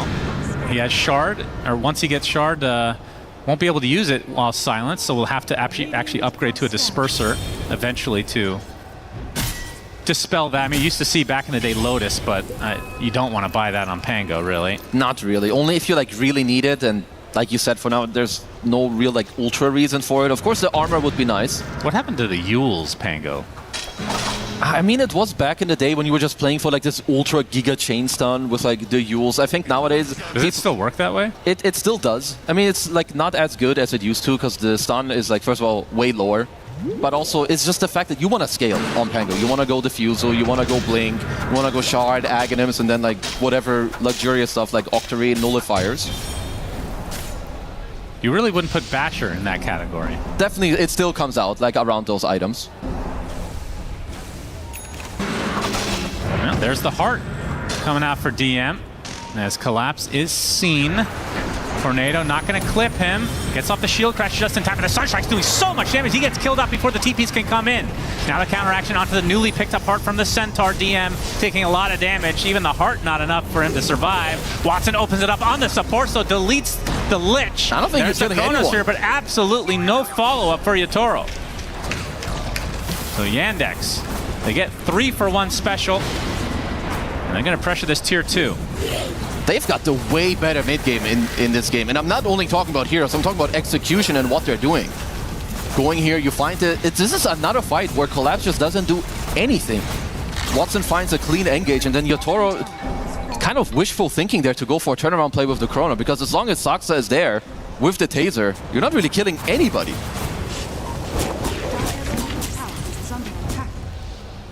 The Yandex now with a 6K lead feels eerily similar to last game. And I mean, it feels like a lot of their games, actually, where it's kind of close and then one fight just puts them ahead. And the question is, can Spirit fight back and try to equalize, especially with Roche now on the menu potentially, along with the Tormentor? They definitely still can, but the problem is that most of their kills will come out from, well, first of all, you need to roll. Like, if Collapse has 3 fights in a row where he's not getting off any spells, they are in big trouble, because you need the team fight. Yotoro needs time in these fights to deal damage and to look for the right Chrono. Because with how the game is going now, you know, Yandex, you've got Desolator up, you have Medallion, it's very easy for you to take the Roche, you know, it's 20 minutes. It's super easy, you've got the Zombie as well. It's currently setting up a Tormentor play. But Saksa is kind of intercepting this one. Yeah, runs right into Laurel. Gets off the sticky bomb, but that's all he's going to get off. 30 seconds, no techies, but Tormentor already going away, and that's a free shard for DM. That is oh, this feels big. So good. He's now top net worth. Like, the thing with Centaurs already, and I feel like a broken record, because this hero is nearly top net worth every game. You get once you get the heart, it's very difficult to kill you. Now you just want to go blink and shard, be super annoying, get like 3 stacks, maybe 4 on the double edge within the fight. If DM has a good start to the fight and gets like 1 or 2 heroes, Collapse. Oh my. Burns away to cheer us. They're just getting another big kill for Yandex. They're just getting gamed. Like in the early game, CJ, they try to gank him, he gets out, they get the double Wisdom Shrine, and now here, play after play. This is an Exort Invoker that's setting up plays and getting solo kills this early on. It's not really something you expect. Yandex just having terrific performance. It just took the Meteor to burn him out. That was an insane angle on the Death Blast, because you didn't want to push him straight down. He needed to push him diagonally with the Meteor, and he did. I mean, just showcasing why this guy, he's kind of a goat on Invoker. Yeah. This gonna spell trouble for Spirit, because Yotoro's not even close to being online, really. I mean, when would you consider this hero to be online? A 3rd item after this Manta? It can be on your 3rd item, but his 3rd item is BKB, which means his damage output is not crazy. And right. you're not playing with any Solar Crest, Bloodlust, and Power. That's like kind of letting you skip an item. Yeah, Saksa finds one in the Squirrel, and Watson there to help clean up. Sunstrike not going to hit. Not me stuck inside a corner. The Mortimer's just ripping Saksa a new one as Yotoro able to claim him. A good turnaround here for Spirit. The Yandex, I mean, if that's all they're going to give up, then not the end of the world at all. Yeah, that was a snap ult used, and you know where all the heroes are, so you don't really care. There's CJ as well. This is a very annoying combo. The Ghostwalk Shard combo with the Searing Signet. You're just clearing like every creep camp and every creep wave. Very, very nasty. I've noticed that Yandex in general really prioritize shards on average. I wonder if they have like this hero pool where they're just not picking certain heroes that their shard just sucks ass. Honestly, you're picking Malady. He gets his shard every game really early, and I'm not saying this is a bad shard. He hasn't used it. Like, it's been literally not been used a single time, but it opens up the Tormentor to go to somebody that could be even more valuable, with the Centaur being the Centaur is definitely one of the ones that I love seeing this early on. Like, the fact that you have a chance to get it is definitely ultra nice. And there's something about overall how Yandex play the mid game. I feel like they're very disciplined, but not in like a, oh, we're just gonna farm. They farm nicely for map control, and then they always squeeze in like one explosive play into back off. Right. Wait a bit, find the same scenario, set it up on the map, and then do it again. Very calculated. Stealing some farm now from the enemy Ancients. Chira Jr. is going for the Glip Glop, as he'd like to call it. Oh, yeah. Leipnir, so extra AoE. Definitely love that one.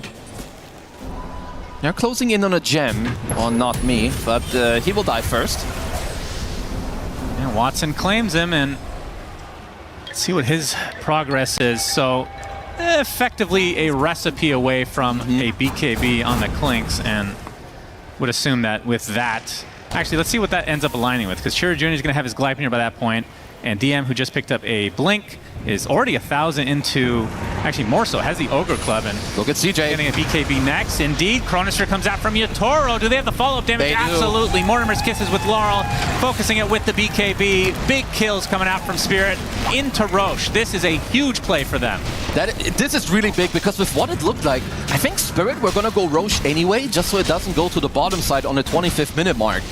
But now he just kind of handed them free kills. Watson, is he actually going to try for this? Malady actually jumps in, but Roche is not even remotely low. Yatoro jumps on top of Watson, gets cookied right on his face. Collapses, not going to survive, but they do kill off Watson in the end. DM. And DM joining the party now with the double edge into the hoof stomp. Where's the backup though? He's got his little baby centaur to help out, but that's about it. He gets cookied, completely stun locked as Malady shows up in his flesh golem. Not nearly enough as Spirit. A 4-for-1, and they're going to get Roche on top of Malady in all likelihood. They kill off the tombstone here shortly, along with Malady, and that is a full team wipe for Spirit. I don't know how this team does it. Definitely have to question at least a little bit what Yannick's ended up doing there, as they want to kill Roche before he goes all the way to the other pit. In the middle of the river, a absolutely much needed play here from Spirit. Finding like this two-man go at first onto both CJ and Saxo were quite aggressive, because this game was really starting to go out of control. And I do think Yatoro needed to chrono here, like there is a BKB available onto CJ.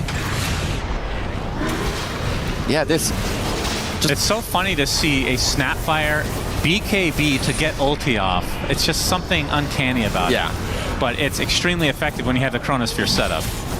I wonder why they committed like so much on Yannick. After you lost two heroes, maybe you just like throw in the tombstone or let Malady do it on his own and just, you know, play a little bit more time on both DM and Watson. Yeah, it felt like a little domino effect here.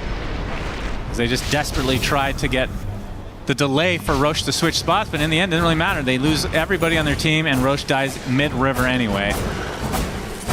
Can definitely be one of those things where, you know, you are playing against Spirit, you're in the playoffs, you don't really want to give them anything they don't deserve, because you know what they can do later if they do get the gold and the time to get there. Yatoro knows that Chira's nearby, hounding him a bit. Laurel joining in on the fun. Yeah, they all see each other, as both sides have nearly identical wards and sentries. Gonna need some high ground vision for that ward, but we'll back away for now, as looks like the Lich is gonna get dropped here. Gets the Chain Frost off, but to no avail. Yannick still with a 5k lead, but we'll see how much. I mean, anytime you have a hero like a Faceless Void that you want to get to late game, if you could just, even just taking the Aegis away from the enemy to delay, buying extra time for this hero is huge. Any time and space is really all that you want. Now Rolling Thunder. Watson in a bit of trouble here. Laurel is nearby, doing a lot of right-click damage to Collapse. There's the Mortimer's Kisses as Watson's going to try to brush it off with that BKB. Yatoro looking for a bash, gets the Chronosphere, and that's a kill. 75 seconds on the deck now for Watson. Yandex trying to open something up on the bot side of the map. Not happening, though. That's another... And you know how they knew that Watson was up there? They have a sentry on their watcher next to the Radiant Wisdom Shrine, so they knew that he was walking through this area. Probably because of Malady. Yeah, probably. They're ready for the Wisdom Shrine bot to walk over there. This tier 1 tower still up, but not for long. These are big moves. Of course, they did have to use the Chrono. Let's see if Yannick's want to try to do something on that timing. Actually will be defended. Yeah, don't think Malady's going for this shrine this time. No. And you asked about the Yule Scepter. You will receive one, as Collapse did just finish it up. Because just trying to make sure to live through some of the stun log. Klings is also the type of hero, like when you're trying to get away from him, there's still like 14 projectiles following you. So you can look to dodge that, which is quite nice. A little surprising though, I think. A little bit. Because no Bloodthorn ended up coming out for Watson. Definitely will be coming out later. If you have like a Cold Snap or something like that, you have the Shard already on Pango. I think also one thing Spirit learned from the last game, tier 3 greedy enchantments, they only had 3. They're now upgraded to 4. Oh wow, that's good. The only one that doesn't have it is Yatoro. Basically, the only 2 guys that don't have it are the 2 hard carries, because they actually need to hit heroes in the face. Very interesting mechanic we have in the game. Collapse. Rolling Thunder. Gets the dust. Chira Jr. has to pop the BKB now in retreat with the help of the Stampede as well. Gets off the Tornado, attempting to TP in the cover of the BKB is fine. Does get piercing out. stun without the chrono up. Yeah, do need Yotoro there to at least use one auto attack or a chrono. Malady. Nice dodge. Will grab himself. TP's coming in. He's going to get broken thanks to the sharpshooter. Just getting destroyed. But the Hoofstomp comes out onto Yotoro with the meteors as well. That's life number 1. Very little commitment needed from Yandex. Okay, Look at the damage onto Rue. Completely decimated. Now Yotoro getting help with that bushwhack into the Mortimer's Kisses. Klink's getting bashed up now. There's the Chronosphere on top. Is this enough damage to kill him off? It is. Another death for Watson. Vipnir onto 2 as Yandex want to continue to fight despite not having their Klinks. Laurel gets isolated on the other side, gets Hoofstomp into the double edge. Looks like he's going to drop his Yotoro, trying to right-click down Malady. We'll get that double kill. And it's Collapse attempted TP. Looks to be fine. Nope, the Yules cancels it. Into the Sunstrike, into the kill for Yandex. A lot of back and forth in these fights. There are just some things happening that other players would not pull off. The fact that Malady dodged the initial pushback because he tombed himself was a huge deal. It made him like overcommit, stay on the Undying, stay on the Tombstone. Because even though Watson died very early on, look at, they have so much damage on all the other heroes. Like DM if the fight drags on. Like, look at this dodge. It's crazy good. It gives them time to like come over with the rest. Because even here, he stays alive, eats a Lotus, has the Soul Rip, and they just get 1 full life for free out of Yotoro. And Watson cleans up the Lich very easily, but another death for the Klink's a bit costly for him specifically, but Yandex still win this fight, I would think overall, at least a little bit. Still relatively even. Like also making sure that it's not just all on the Klinks, you're getting more gold, more XP on your Invoker, on your Centaur, so they can start being annoying, make it a little bit, you know, harder for Yotoro to play around these fights. We see again Saxa using the Yules, easy setup there on CJ. Who is, of course, locked in here on his Invoker. He's been owning. Yeah, they are large and in charge on some of their heroes. Level 20 talents up on the Invoker and on the Centaur. 4,400 HP even without using a single double edge here. So can easily reach the 5, 6, 7k HP on the Centaur. And what's he going for next? It's going to be the Lotus, which I thought might be optimized a little, or picked up a little bit earlier because of time dilation, but not the case. I mean, BKBs have been coming out in full force. Yeah, so. they do kind of need it, and I think it's the correct choice. This way he also gives himself a little bit of armor. Should maybe be looking on a Shivas later on for one of their heroes, as they don't have one of those yet. What is Yotoro building? Is that an Ag? Yeah. I mean, but they swapped it around so much, you kind of need to go Ags nowadays on Void. It's way too good. It gives you so many effects. You just get the, you know, you get your kind of old chart, how it used to be, and you also get the AoE bash, which is very nice. So Yandex had to fight for this Tormentor. Yeah. Raid boss down. What was now the, all 5 shards coming in, so what Techies was the gets it. Techies abbreviation? Mutual something destruction? Assured destruction. Exactly. Yeah, thank you to the fan out there that you educated us. And you signed his stock, of course. That's very NA and German education system failing us. Yeah. See, Spurter looking for a bigger play. It's a 5-man smoke. Roche can't even be... Okay, this is the classic Yotoro finding a amplified damage rune. And DM, I think he's dead. Pops is, okay, he's not dead. Barely gets out with full HP. I don't know exactly what happened. I thought they would definitely jump him. It looked like that Yotoro like initially turned around. Maybe someone showed on like the midway for a moment and they were looking at something else. Because I guess, I mean, we have the vision, obviously. They don't know if everybody's behind him. You don't want to just chrono a single Centaur. Or well, do you? I don't know. You could, but even then they needed to cancel his blink, maybe also pull him with Rue. But you can tell that, you know, Yandex making the best of the map. I like their map split currently. You know, CJ can always be on one side lane, push in the lane with the Ghost Walk, keep your Forge Spirits there. Did get pushed out of it now, because they still have this top tier 1 tower alive, which, you know, for Yandex, definitely very, very helpful. Now the Aghanim Scepter online for Yotoro, starting to hit pretty hard. Can obviously do the backtrack shenanigans, so doesn't have to commit fully to a fight anymore. Well, one of his next items, so he's queuing up Lincolns, which I assume is, you know, to counteract the hexes, that they already have one on CJ, and you know that in the late game, like when you play against some of these supports, especially Saxa in this game, there's a Lens, a Yules, a Force. You know eventually there's going to be one bigger one, which is also a Hex. But it does mean that Yatoro's damage output, it's not that crazy. Yeah, I'm not going to question Yatoro. Okay. He's the one where this comment is actually true. You should not. Yeah. So like Linken's, and then on his last item, maybe he knows this game's going mega late anyway, so maybe he's waiting for the 60-minute Stygian. That's gonna be his damage. That's right. He'll need a little bit of attack speed though, additional on top of that though. And I mean, what would you like to see him go for, like a butterfly? Butterfly could work, maybe even Daedalus, Silver Edge, Refresher. I mean, even though it was nerfed on a lot of carries, it can be a very good late game choice, of course, for the Void. Yeah. I guess one of the other things, if you're a Spirit or a Spirit fan, I do think you're kind of waiting for Collapse to start showing his face and his impact in this game. It's been rather quiet. In the series, even. Yeah, it's true. Like in the tight game, quite shut down. We were hyping him up with all the Aegis steals. It's true. Now he's letting us down. He is closing in on a Nullifier, which of course is quite good. It's going to help you try to, keep some of these heroes in lock, especially also Saxa's Yule Scepter and the Taser, most importantly. Super annoying spell to deal with.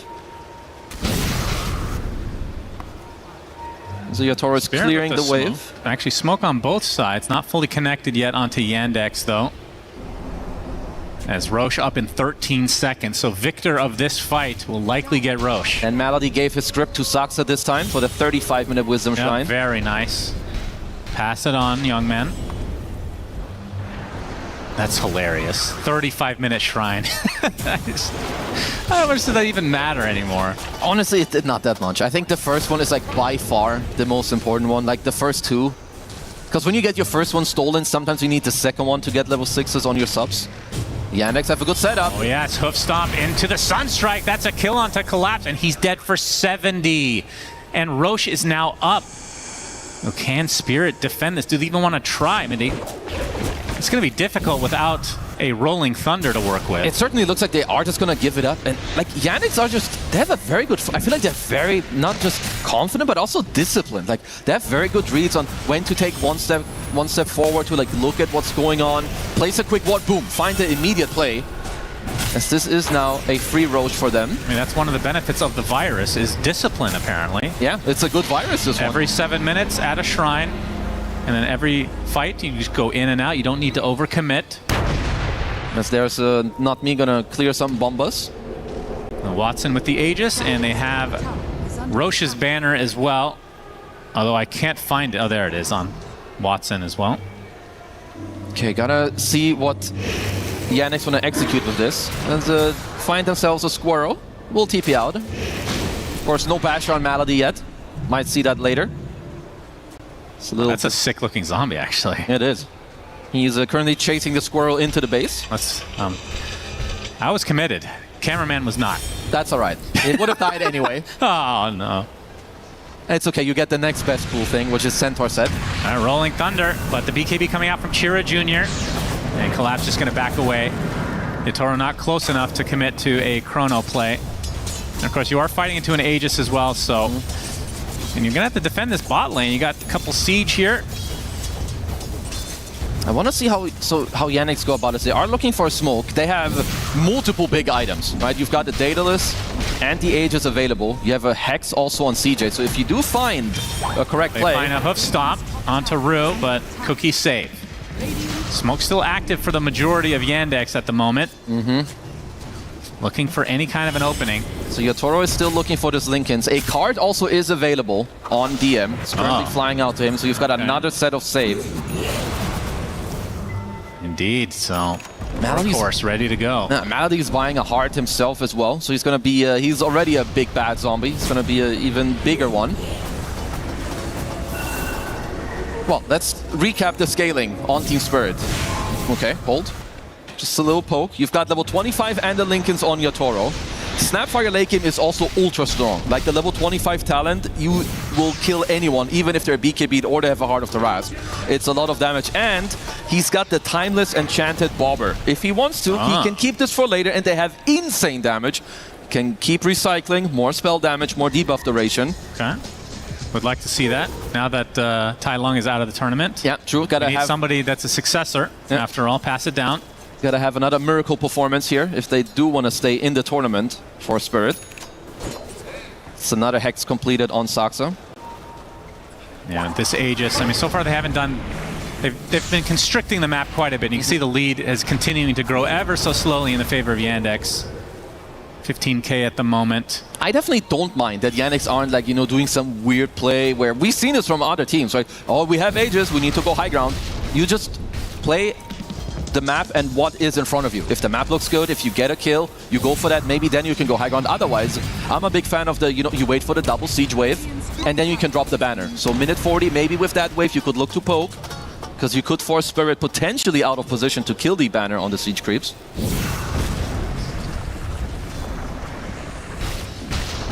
See Spirit kind of isolated, not able to go too far outside their base, which leaves a lot of the map for Yandex. They find a squirrel and they get him.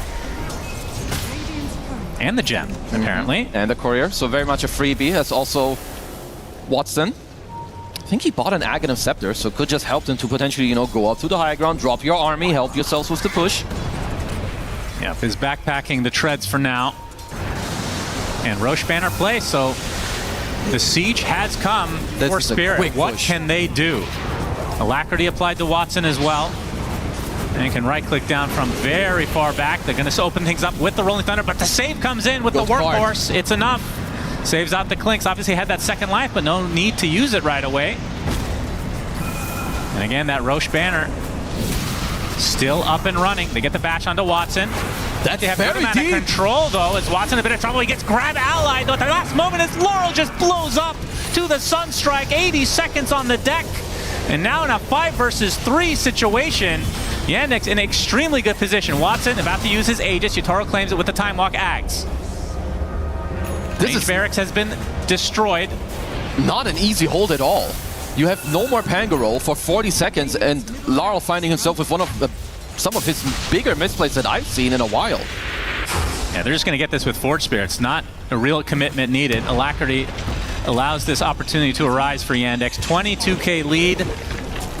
Do they know about the buyback situation, though? They do not, because this is a gold-related one. Only 240 gold away for buyback on Laurel. I think especially like with that type of play, which is already not normal, you would assume that he has buyback. So Yandex can just keep playing it cool. Also with how much money they've got loaded up in their bank. You have CJ on 9,000 gold. Yeah, there's no need to rush this at all. Especially with a lot of this dead gold that you're talking about. Now, a heart on Malady. Okay, so he's Blade Malheart. How much HP is he going to have when he hits Flesh Golem? That's we'll have to pay attention to. Well, it depends also on how many decay stacks he has up going. So he can definitely reach like 4 or 5k HP. Insane. In the next couple of fights. And he's not the only one, because DM is already rocking a basic 4900 without even doing anything. Is it time to get rid of Greedy or never? Depends kind of what he has going here on the Centaur. I mean, you can... I was looking at Undying, but sure, anyone. Oh, okay. All the same. For the Centaur, if once a fight breaks out, I think you can just take the Pendulum with like whatever you want. You can go Evasion. Okay, so you just wait for a fight and then click it. Like once you don't need... Because at this point, you're starting to be full slotted. You're waiting. If a fight breaks out, you take that. What are Malady's options? I mean, same story. He can just go the Pendulum if he wants. Or the Idol of Skriok. I like this item. Get yourself a bit of slow resistance, some evasion. Still 2 minutes for the next Roche potential. And I'm sure Yandex, their lead will grow even more. Oh, it absolutely will. So from Spirit, what exactly are the power spikes? I mean, Yutoro's obviously going to be the #1 on the list in terms of what can he buy. Still not going for straight damage. It's going to be more stat related. So he has the Lincolns into Scotty now. The Scotty is good. I don't think it's the biggest difference maker yet. I'm honestly just looking at Laurel. I think you need... It's more about their spells as it is some of their items. So like a good Snap Ult with a potential Chain Frost and the roll. I mean, the next big timing in my mind for Spirit is the 25 talent on Laurel here, which will take a bit. Obviously going from, what, like level 23, which he is about to be, to 25. Doxa spotted. Can't commit, though, for Yutoro.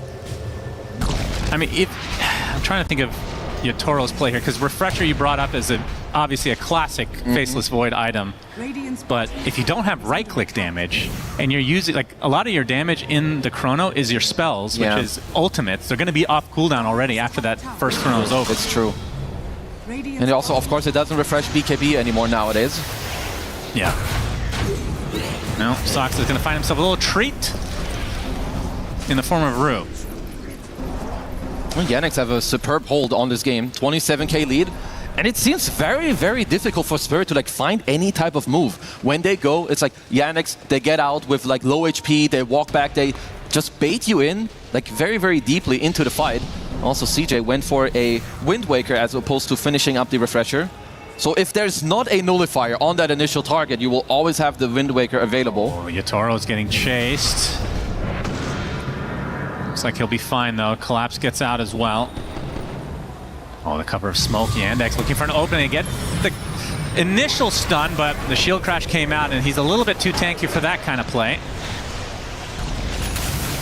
They are slowing the Centaur to a great degree. Yatoro comes in as well. He's going to use the workhorse, trying to turn this around onto the Faceless Void instead. Pops the BKB. There's the grab ally on self again. Collapse already using his ultimate. The Chronosphere is there with the Mortimers right on top of the Yules applied to the Clinks to stay alive. They get the Hex. They get the turnaround to Yatoro. Dead for 100 seconds. And Yandex in prime position to end this series. Laurel gets forced at barely getting out of that damage from the Sun Strikes. And it's a double buyback for Spirit, but they find themselves in an enormous hole, an abyss. 35k deficit for them. It's 80 seconds without Yatoro. Like, Yannick's might just do one of the impossibles, beating Spirit this early off at an EWC playoff. Good Sinister Gaze, but the Tornado is coming, gonna not clip anything. They actually do kill off DM. He's gonna buy back instantly, knowing that the Faceless Void likely cannot get back into this game. Gleipnir onto 2, Sheep Stick to follow. Gonna wrap around and Watson just focusing on the barracks. This is going to be a second set in favor of Yandex, and they can go for the Megas right now if they want. There's not a lot of damage left on Spirit. They can just walk it up. Yatoro 1,700 gold away from buyback, so not even remotely close. So 45 seconds they have to defend. There's also no ults available. Watson with the Alacrity. Bushwhack as well. DM gets the opening stun into the Tornado with the Meteor to follow. Collapse has to swashbuckle away, and this can provide a lot of space for the Clinks to hit buildings, or the Lich, in fact. They delete Rue, and now the buildings shall melt. And these buildings, and this is going to be Megas, for sure, for Yandex. And they're likely going to back away because the virus is telling them this is disciplined play. You have to back up. 15 seconds on Faceless Void. Wisdom Shrine in 3 minutes. Time to wait for that if you're Malady. Well, 37k lead, Megas, lots of, you can build whatever you want, and with how Yandex are playing, this is an incredibly hard comeback for Spirit. And Roche is up as well, so likely to take that next once they regroup with all these extra items coming out. You can just see, like, they're making so many small problems. When Yatoro goes in, they have double Hex. You can use, or even the Yules, you can use one to break the Lincolns, then Hex them up. And they did, kind of forcing something small out of it. There's a roll, and then if there's no nullifier on this Wind Waker, it's definitely a big problem, and you saw it there. They couldn't even kill Watson in the chrono. Likely one last stand remains for Team Spirit. Former EWC champions might be vanquished by Yandex, who have had quite the incredible year, an unexpected year. Yeah. No, they've Watson been, opens up on Roche. They have been priming. Where's Collapse? Pay attention to Collapse. He's got to go big. He so might not be trying for it. No, I mean, it's difficult, right? Against Megas, it's so obvious. Also, mines, you have to go through that. Yeah. So this will end up being a freebie. Your prediction of 2 Aegis steals not going to happen. Not at all. Seems. Not even close to 1. Well, there was 1, but on the other team for game 1. Yeah, I was talking about Collapse, so I have to take the L. We can let that slide. Okay. So if they can hold on to the next round, that's another 10 minutes. 20. I need 20 minutes with 2 Collapse Aegis steals. It can happen. I mean, if they want to stay in this game and the series, they'll have to pull out something like that. So Aegis, Cheese, Refresher Shard. Watson's holding the Refresher Shard in his backpack right now. I mean, surely Chira has an actual Refresher Orb now, so that's why he's not holding it. I think he can keep it on the Clinks. You can go double army and just throw a bunch of garbage out there in their way. Double army, does that equal the original army that they had like 6 months ago that would just melt buildings by itself? Probably. Maybe even the one army before is stronger than a double army now, because that hero was ridiculous. Yeah. And good luck reacting to the techies' minds now, as Saxa unlocks his 25 talent. He's got a catalyst, another neutral item we talk about quite a lot. What is the delay normally for the mines? Is it a second? It's like over 1 second. Yeah, so that's it's quite rough. Now it's like near instantaneous. It's an overwhelming blink for DM. He was already a nuisance. Now he can dodge, well, not rather dodge, but like cancel blink daggers, give vision. Like you go in with overwhelming blink and Shivas. They also have pendulums. Honestly, quite good neutral items, right? The overall against the Faceless Void, they kind of play for this overall, like blowing you up from full to 0. And 3 of their cores are holding on to a pendulum. Or rather, 2 cores. And Malady, who's kind of a core when it comes to the HP. It is Team Spirit against Mega Creeps, though. Would you pick a different team to defend? Absolutely in not. all of history of Dota. It has to be them. Don't have like, they have okay defense, right? Of course, you have a Battle Fury, you have Void, which is fine. Snapfire is okay. You have Lit Shield also, which is quite good against defending later. And if you ever reach the 25 talent, yeah, you get the HP regen. Yeah. I mean, also something else I want to see from Rue. Like, you have buyback, you have Chain Frost on Def. After using your Chain Frost, I think you just blink in there and die to skeletons and pop another Chain Frost. And hope, and because you need every type of damage. When you're down this far, you need to scrape for every damage and every idea that you have.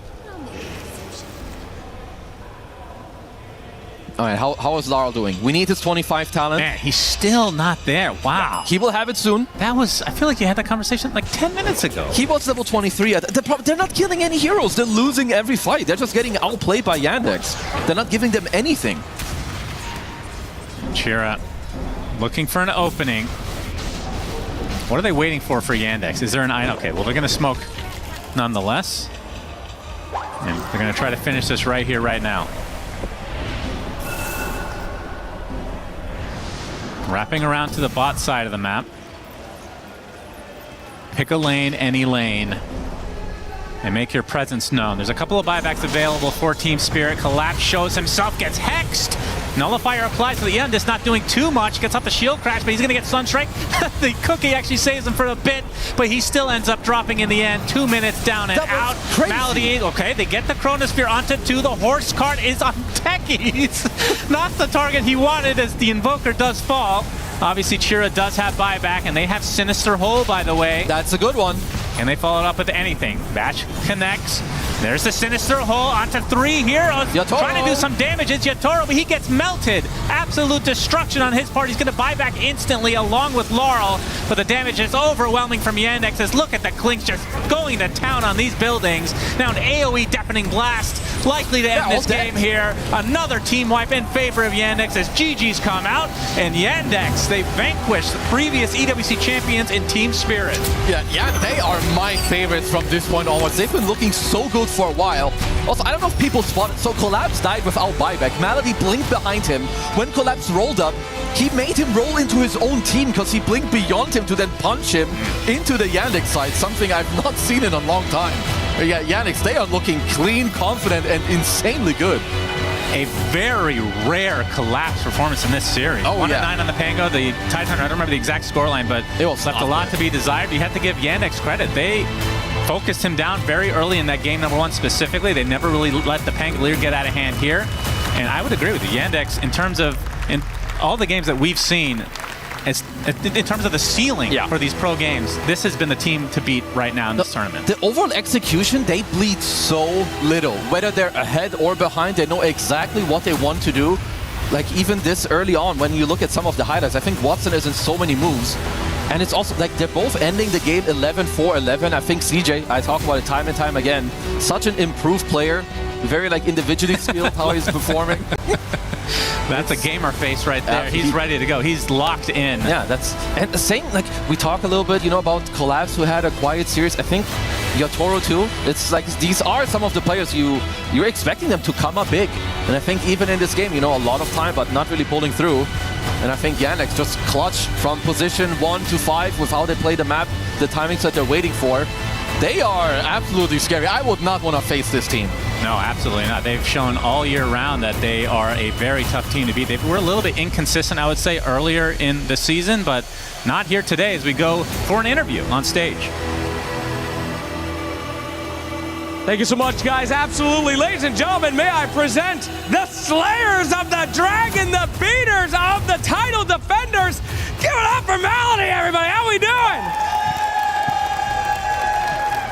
Sir, the caster said it best. You are the scariest team in Dota right now. And let me ask you why. You guys play the same heroes. You guys make the meta, yet still they just give it to you and you win. I don't get it. You guys play the exact same thing you always do, and one of the best teams in the world could not solve it.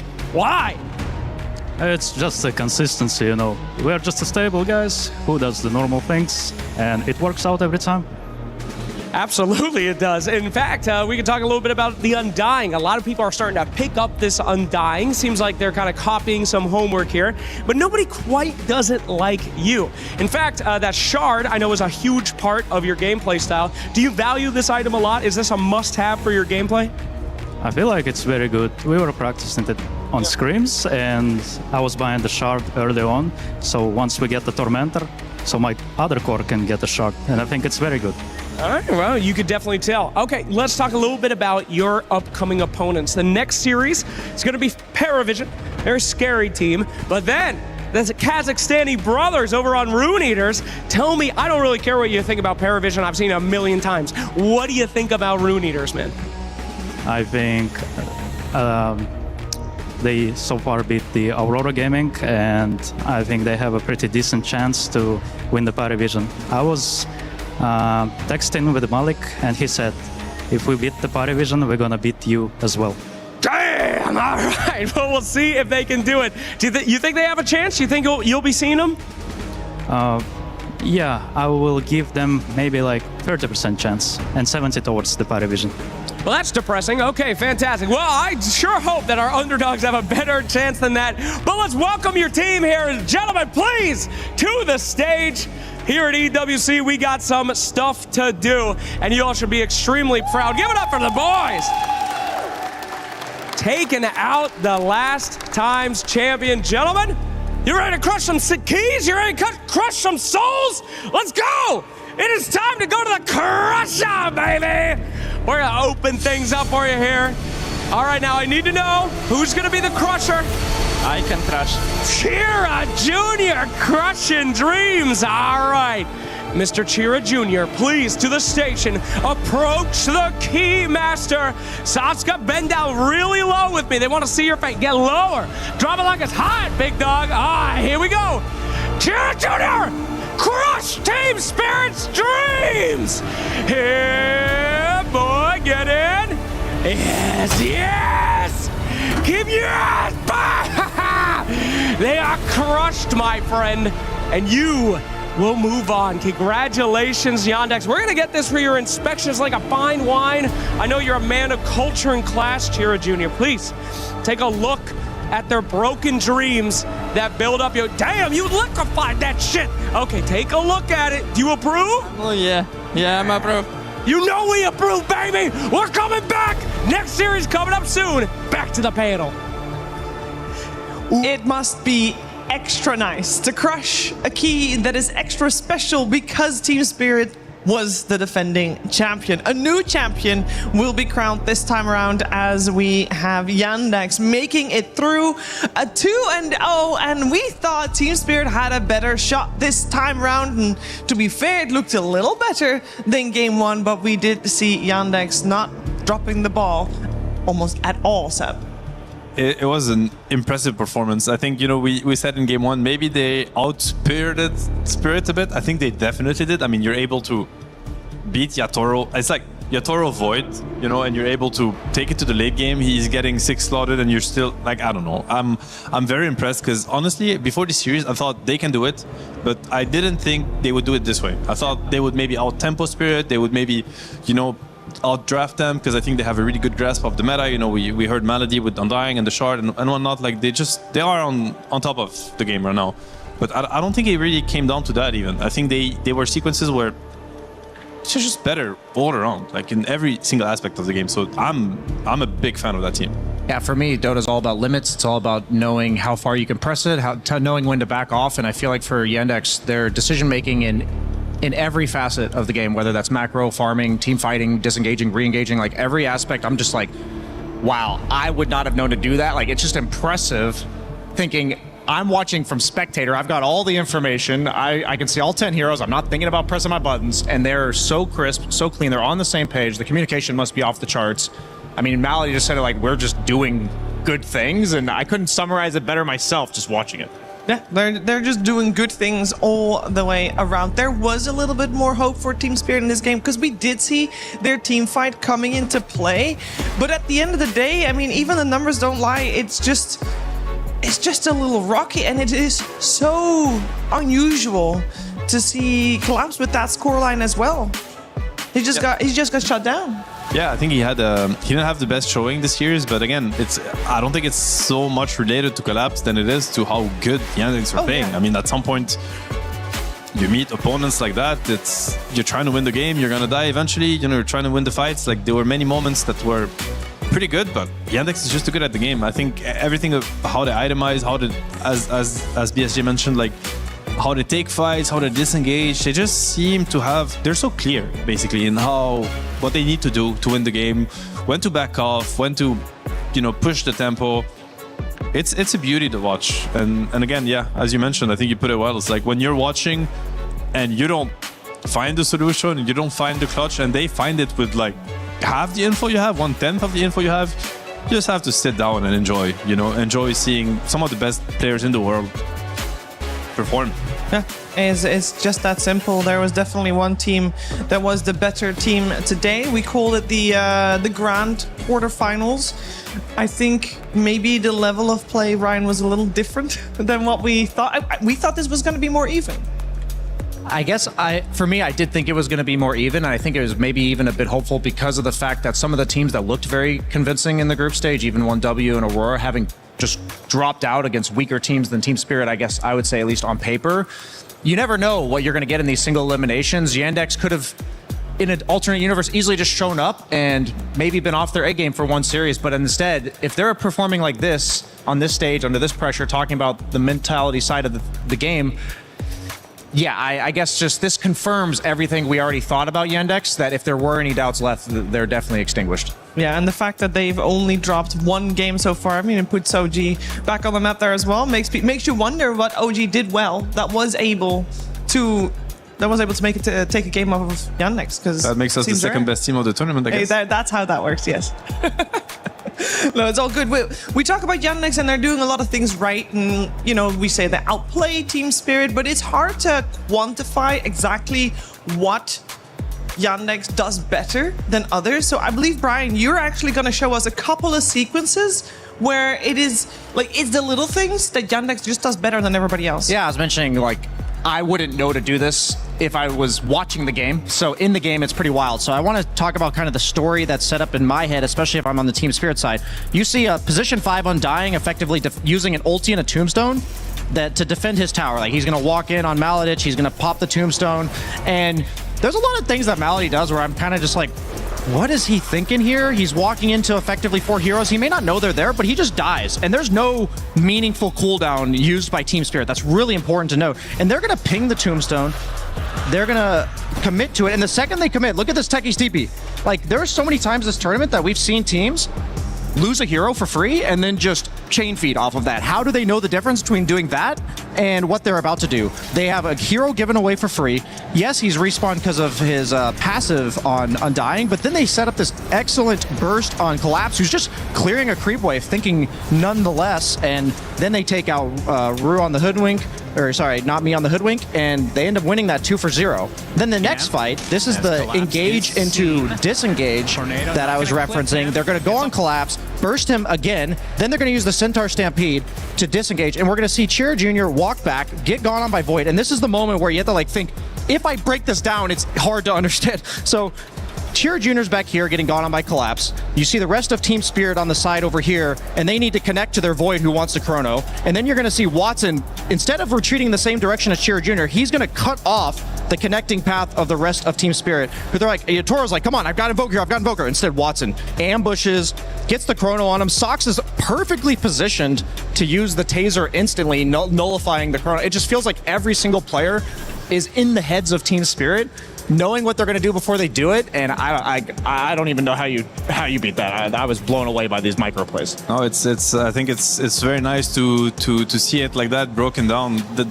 These are players in the zone to me. These are players that are not affected by emotions. It's like your Invoker is probably communicating. Jump is, I'm getting jump, I'm chronoed, and it could just phase. Like you could just get, blurred in your head. Oh, my Invoker is getting chronoed. I want to help my Invoker, so you're gonna back off. But when you're in the zone, it's like you're actually dismissing that information. You're like, he's getting chrono. What does that mean? They need to follow up with spells. I'm gonna shut them down. Therefore, it's like just hyper focus, playing the games, looking at what's in front of you, just vibing basically. Being completely connected with the game.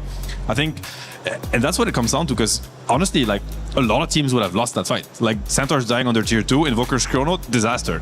But just clutch, like pushing the game to its limits, really impacting it as much as you can.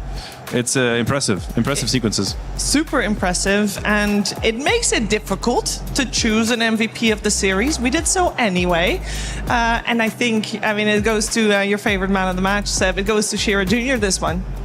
My boy, this guy is, I'm the biggest fan, because to me, Dota is about how well you kick your buttons. Of course, it's part of it, you love your miracles and whatnot, and he's on par with them, but it's also about how smart you are. Like, this game is just so complex. Everything you have to do, like item choices, positioning in team fight, especially from the mid lane nowadays. I feel like mid laners dictate so much of how the game is being played, where to go, how to use their time, whether it's farming, attacking, which lane to attack, which camps to farm, which rune to check. This guy does everything perfect. It's a beauty to watch. On top of it, he's just amazing at every hero he plays, and he plays a whole bunch of heroes. My personal favorite of the whole season, honestly. Like, to me, yeah, he's on par with the greatest mid laners. Like, I'm not even saying right now, I'm saying like of all time. Like, I watch him play and I'm like, yeah, this is just how to play mid lane, essentially, in Dota. And he's only 21, so he's got a great career ahead of him too. That's unfair. I'm actually upset. What do you mean he's only 21? How is it even possible? That's what happens. He's gonna be doing this for 10 years or something, 15 years? Just change games if you're looking to, break through in Dota. Maybe just try something else. Like, this guy has it covered for the next 10 years. The places, the spot is taken. I'm more impressed, like, where do you get this mindset at age 21? I believe you can click buttons. I believe you can understand your limits and perform. But even DM talked about why this team's so successful and said that we just speak to each other professionally, the way we resolve, disputes of views of the game and how they align on mutual understanding moving forward. Like, that's what blows my mind, especially from the mid lane. It's usually a very ego-driven role. I'm better than the other guy, and you know what is crazy about it is that it's not even like he was mentored by a more experienced coach or captain. Yeah. He's done this by himself because he broke through pretty much the season. Yep. This is just him playing pubs, watching replays, playing tier 2, tier 3 tournaments. And coming up with that knowledge and that deep understanding on what it takes to win Dota games at the highest level. Props to this guy. Well-deserved win today. Hopefully they go further. I think he really deserves to lift the biggest trophies out there. Well, we're going to find out if he can lift this trophy here. Of course, there's a couple more steps in between that and now, because this was only the quarterfinals. We'll find out their opponents actually today, though, for the semifinals, because our next matchup is waiting with Rune Eaters and P-Vision. And we heard Malady on stage, and I would love to get your take on that, as you already did a little bit, but 30% chance for Rune Eaters to beat P-Vision, substantial. I'd take 30% against P-Vision any day. I'd take 10 at this point. I'd take 5. So 30 is very generous. You might think he was skeptical or something. I think it's very generous. 30% versus P-Vision. This team is considered to be maybe top 3 this tournament. They could win the tournament and nobody would be surprised. It wouldn't be an upset or anything. So yeah, really looking forward. I think no one named Yandex as he did. So yeah, there's these two teams are looking at each other, and maybe it's wishful thinking. Maybe Melody's get rid of them for us, please, so that we don't have to do it ourselves. I don't know. I don't know. I feel like Melody's the type of guy that's not afraid to just say, like, they're going to get dumpstered. It's not even going to be close. 99-1. So the fact that he's saying 7-30, I don't think he's doing that out of pity or anything like that. I think Rune Eaters has earned the respect that if P-Vision doesn't play their absolute best, that Rune Eaters is possible to overtake them with their skill ceiling. I've been blown away by Rune Eaters. Like, they had 5-game sequence in the last few days where they lost game 1 atrociously, and then they proceeded to win 4 games in a row, and they just don't look like the same team. And to see somebody leveling up like that, P-Vision doesn't need to level up. But today they're going to have to remain where they're at to even, like that's where that 30% is coming from, I believe. Yeah, we're going to find out how Rune Eaters will do against an even tougher challenge again today, as they have been on a tear. P-Vision versus Rune Eaters very soon. Before we get there, though, we are going to hear some confessions from Kezu. Was built to move. Not trapped at a desk in one singular posture for 12 hours a day. It's time your chair evolved. This is Secret Lab Titan Evo. Ergonomically engineered for you.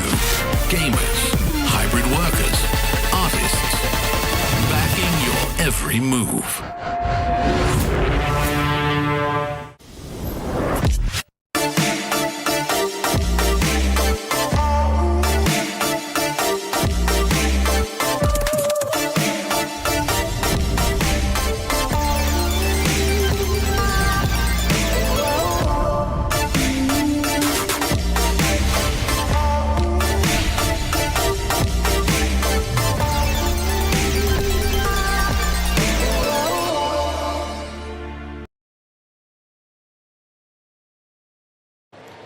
This is Kezu's Confessions, or Confessions of Kezu. What do you think sounds better? Kezu's Confessions. Kezu's Confessions, yeah. I think sounds more real. Well, we'll find out how real this is. Tell us your experience with the team Escape Gaming and their legendary captain. Yeah, this is so this goes back. Cinderin used to be the captain of the team. He's a legendary Dota figure. He's the guy that usually casts with Suns fan. Oh, okay. So I'm replacing one You're of the sub. goats. Yeah, so like first of all, we're very good friends. Shout out to him. And secondary, this was the best and funniest team I ever played for. Lots of big names. There was Yapsor, who's an absolute clown. He's retired at this point. Actually, most of the people on this team are retired.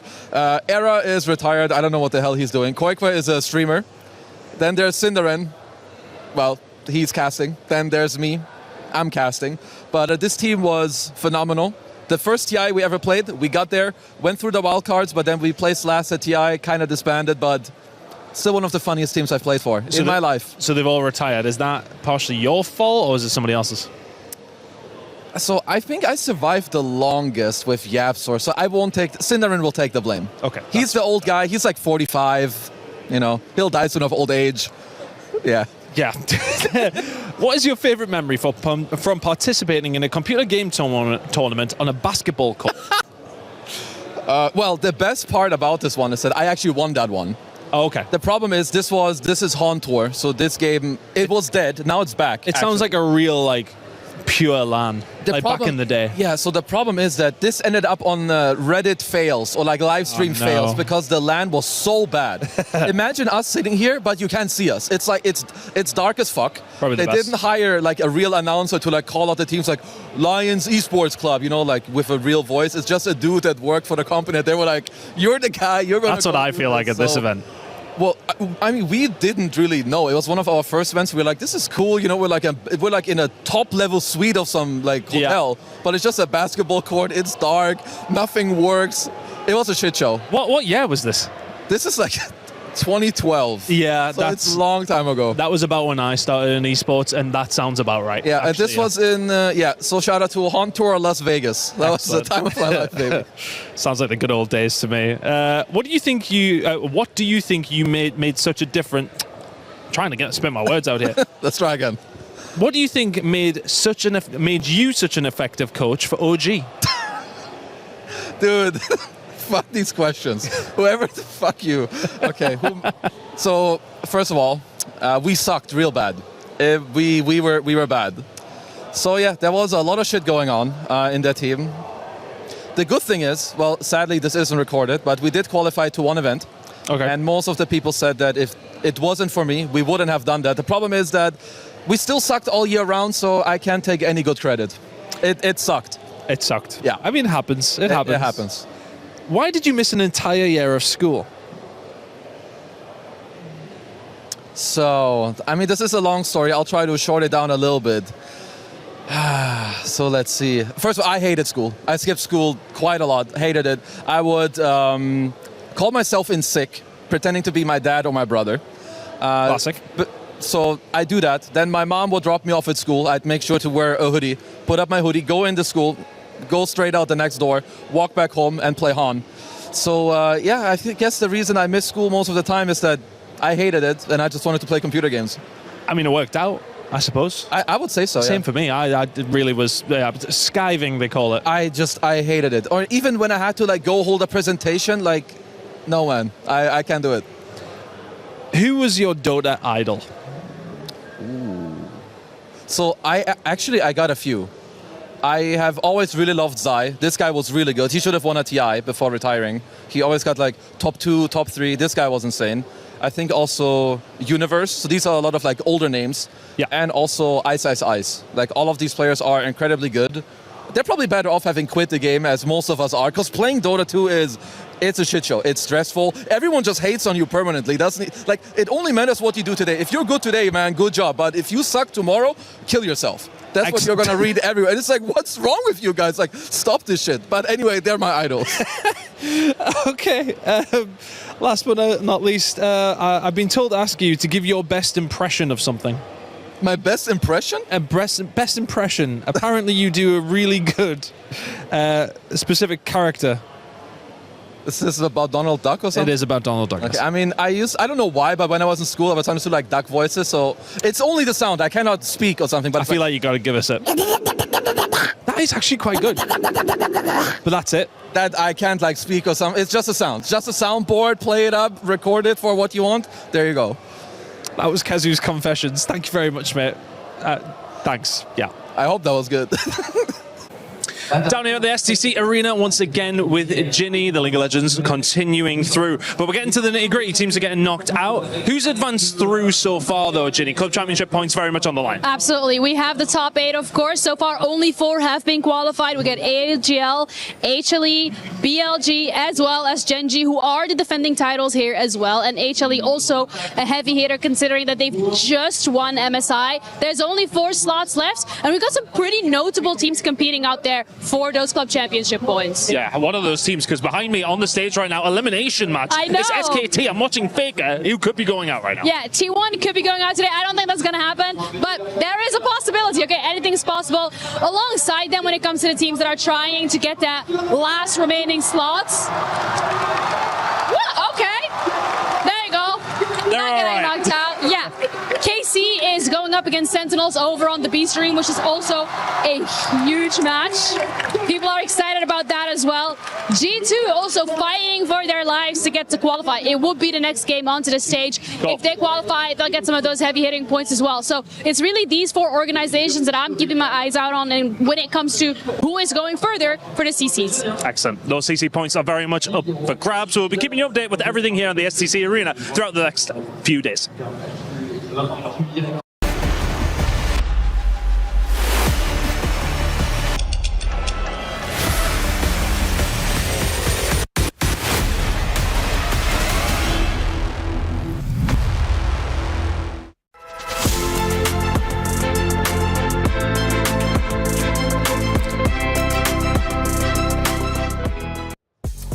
Yeah, thank you very much, Chris and Ginny, for that Club Championship update from the STC Arena. I'm sure we're going to hear much more coming out of both of them, as we are here continuing with the Dota 2 for EWC, and we are continuing with a second quarter finals of the day. And for this one, we've changed up the panel a little bit. We got Lacoste and Effie. Effie, how are you doing this afternoon? I'm good. I'm just excited to finally be in playoffs, and I'm excited to see which storylines continue, because during the survival round, we had some pretty interesting things occur, some unexpected results with Rune Eaters making it this far. Can they keep going? Yeah, everybody loves a good underdog story. Lacoste, can they continue? We heard Malady give it 30% on the stage. This team is powering up as well as tournament goes on. I feel like, they are getting the momentum. They are getting quite a lot of confidence, especially after eliminating Virtus Pro, eliminating one of the top contenders as well, potentially to win the whole thing, removing them from the pool as well. So gonna be very interesting. P-Vision, not gonna be an easy task by any means, but, anything can happen. This is like Dota, this is survival, just this BO3 that you play, no lower bracket, so... You gotta put it all on the line. Let's focus on this matchup because a best of 3 is scary and P-Vision is coming in still, Effie, as the clear favorites. There's no way about it. Yeah, I think even Rune Eaters are going into this knowing that P-Vision are a tough nut to crack. I think we talked to Malik the other day and he mentioned that, yeah, it's going to be hard, it's going to be a challenge, and P-Vision are just kind of raid boss right now. It feels like their drafting is good, their play is good. They have this nice flow with their new coach and Puppy where it just seems like he's giving them the direction that they need and they're responding with the play that he needs, and it's kind of a beautiful harmony building there. Yeah, I also think that Notice is kind of the shining star of this team as well, after also recently joining to the squad. Like, you maybe needed something fresh, something extra as well. He's pretty much topping all of these KDA charts. Like, the dude at one point, like after the group stage, he was sitting at the only like 0.6 death on average per game, which is insane to think about. Like in Dota, it almost never happens. Yeah, he had a very stable group stage. And to be honest, all of P-Vision had a very stable group stage. And, they were in Group C, which was not the group of death and not even the second group of death, if you will. And it makes us wonder where P-Vision's power level really is, because we are expecting them to do well. We'll see how they do here on stage today. And we'll also listen to Notice as he talks about how he feels about the playoffs. In this team, I feel really good because, a lot of good players in this team, and I know these guys, and I'm really happy to join in the end of this season. This is not my first tournament and first season in Pro Scene. We wanna play better every day, and for win this tournament, we need to play better because we know our mistakes and we need to fix it. This is Satanic, gonna get help with the nice back wall from Notice on the 3 here. Every day we learn something new. We play scrims, we play official games, we play pubs, and we watch games. And sometimes, we have something new because everything in Dota changed. You try hard for this, you win this, and it's really big tournament like TI now, I will be just happy. We can beat every team can beat us, and everything decided in your gameplay, individual gameplay decisions, and, hard moments. Prepare to every team like our last chance. We can beat every team and every team can beat us. And that does mean that you respect every opponent you go up against. With that mentality, Lacoste, I feel like they will be prepared for Rune. Oh, absolutely. This is the team that didn't play for 4 days, so they did manage to gather quite a lot of information. The meta did slightly shift. We are not seeing the same picks. We are seeing new stuff coming out, which is going to be also very interesting because they are also a type of a team that sets the meta. They are the ones who are exploring some of these picks as well. This is how they've been playing ever since they have been formed under a different coach. And now, even with Puppy, the ideas that they are going to be bringing to the table are going to be great. It just brings to mind when we heard from P-Vision earlier in this tournament, was it no one that mentioned that Puppy kind of just put 9 class on a leash in the sense? Or he's a cage. Yes, he's making him play regular heroes and regular Dota, and they think that his influence has made them go from chaotic to stable, and stable P-Vision have actually looked scarier than chaotic, we're gonna play Nyx and run mid at level 2 P-Vision. Yeah, and that means P-Vision has been over the last 6 months, been getting a bit of a new identity, but now, instead of, what scary thing is 9 class gonna do, it's like, cool, calm, and collected P-Vision that will just be good all across the board. Yeah, pretty much. It's not too crazy of ideas. It's more about stability. If you look at his hero pool that he has been playing, it's going to be more like Dark Willows, Keeper of the Lights, IOs. Not too many crazy things out there, but also they managed to stabilize. I think P-Vision, this is something they talked about with the previous squad as well. The core of the team still feels the same, but also about that one mistake that they made between 15 and 20 minutes, quite a lot of time. This time around, we're really not feeling it. They are not fit. We're gonna find out how P-Vision is gonna do against their opponents. Rune Eaters has been a squad that has surprised everyone. They surprised people by being here to begin with, making it out of the groups. Woof, that's a surprise.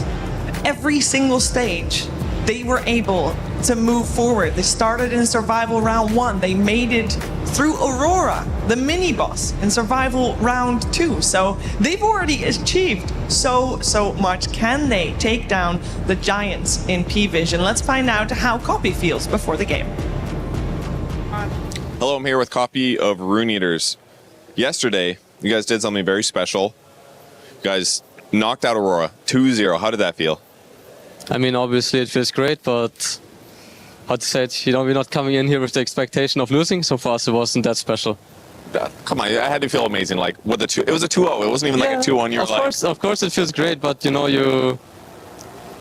you cannot lose your emotions just yet, There's still more games to be played. That's true. You have not won. I've been hearing from other talent who've been watching your games all through the group stage. When they've been watching your games, they feel like you guys get better every single game. Is that what it's been feeling like for you guys? Yeah, I think so. I mean, maybe not every single game, but I feel like we do learn a lot from every game. I think our macro has been improving a lot. Like right now it feels like our strength, even against Aurora yesterday, like we were kind of losing the lanes every game, but we came back.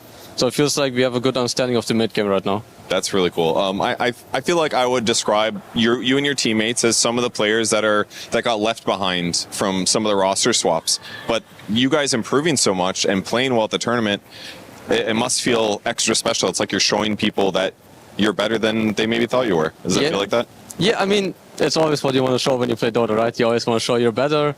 Right now, maybe there's some more incentive for us to show it because, like you said, none of us are got picked up by a big org, I guess. But playing like this is also fun. It's very fun, kind of being the underdog. Yeah, there's less pressure, right? Yeah, for sure.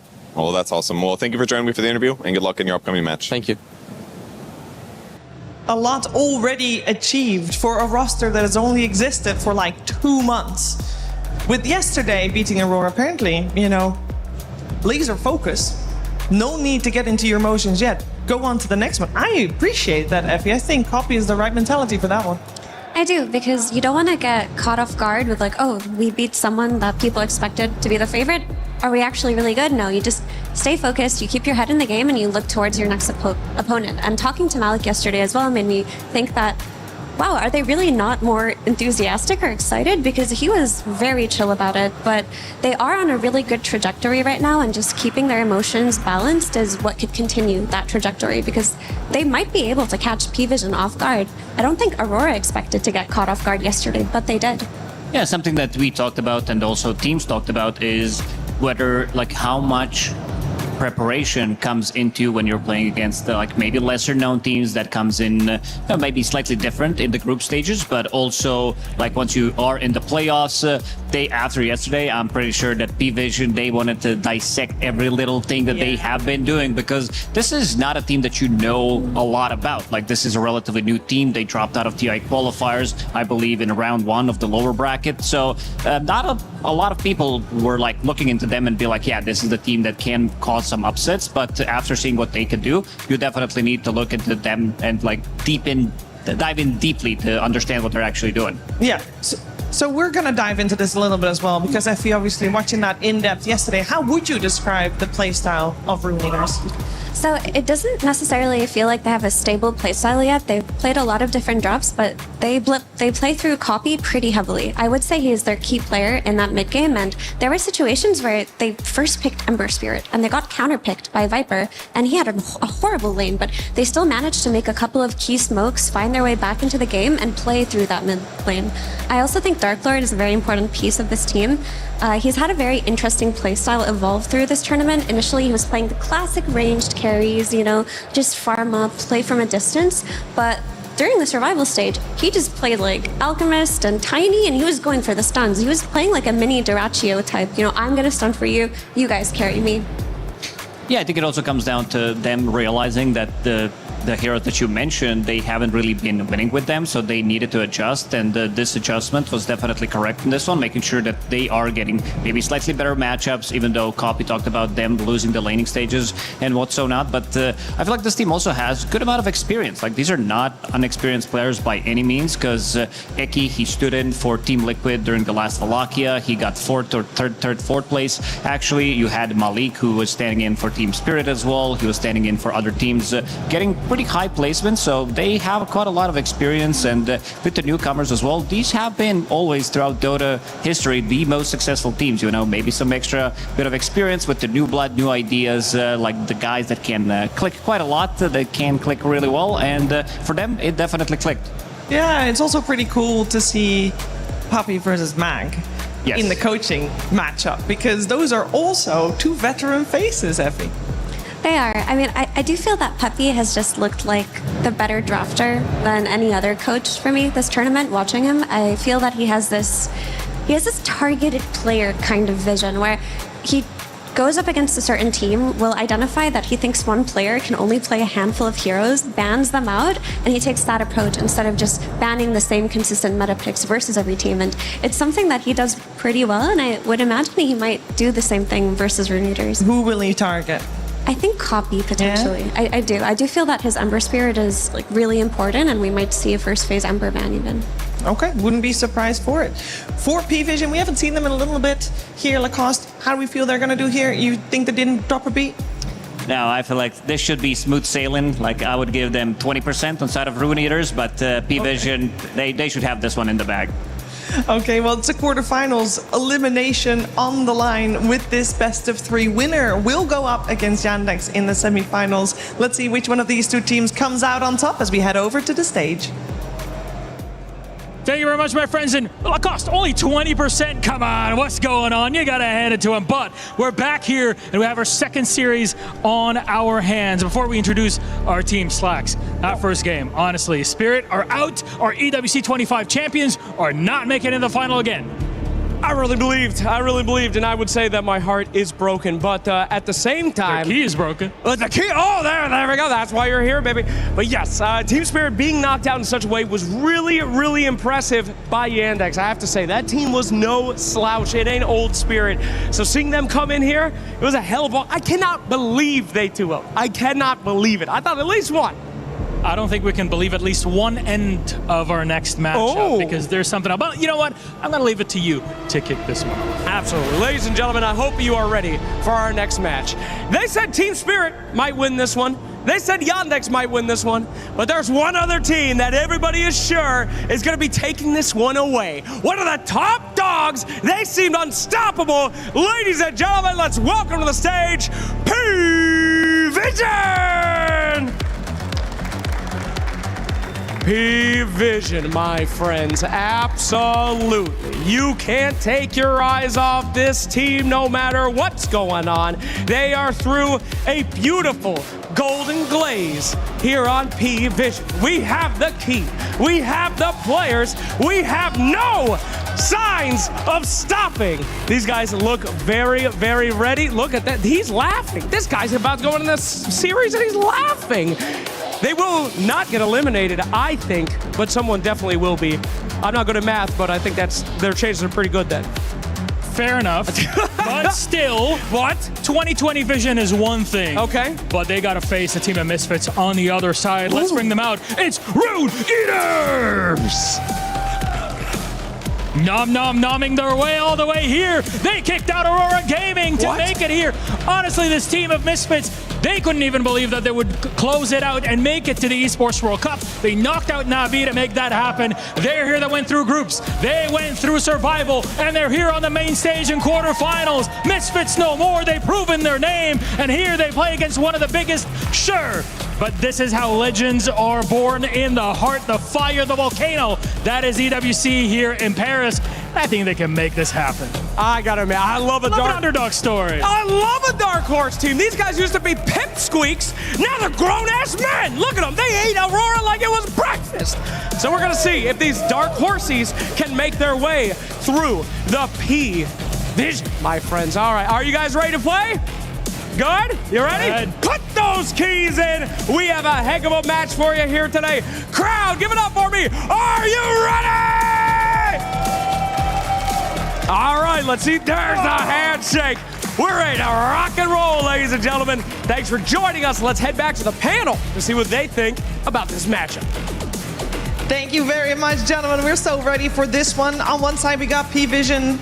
Barely any resistance in the group stages, 9-1, only dropping one game to the now eliminated Team Spirit on that final day of groups. But other than that, smooth sailing. Whereas on the other side, Rune Eaters, they worked hard to get to this point, coming 5-5, playing 5-5 in the group stages, learned a lot from those losses. And then yesterday, of course, with the 2-0 victory over Aurora, making it to the playoffs in the top 8. Can they continue their run? It's time to talk about the Dota 2 that's coming our way, because we do need to talk about some of these heroes that might be targeted here. If we are gonna see Puppey focusing on all Copy's hero, where is the strength from Rune Eaters gonna come from if it wouldn't be Copy?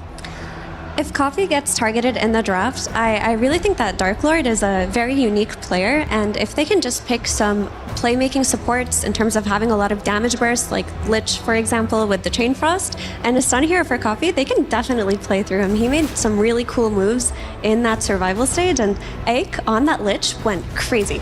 Honestly, I've never seen a Lich that high impact before in my life. You know, when people pick Lich, I'm like, well, there's nobody left. You know, they want to play for the lane, but he was like making solo plays. Yeah, this wasn't your traditional Lich. This wasn't your Lich with, maybe Glimmer Cape, Force Staff. This was Blink Shard, Aghanim Scepter Lich that kind of dominated the game. He was all over the place. This is what I think the hero is made to do. Like, in terms of the solo killing, especially at the later stages of the game, if it goes to the later stages of the game when you only have one BKB, it does feel like you can wait it out, and then you can solo kill people, and his positioning was really, really good in that game.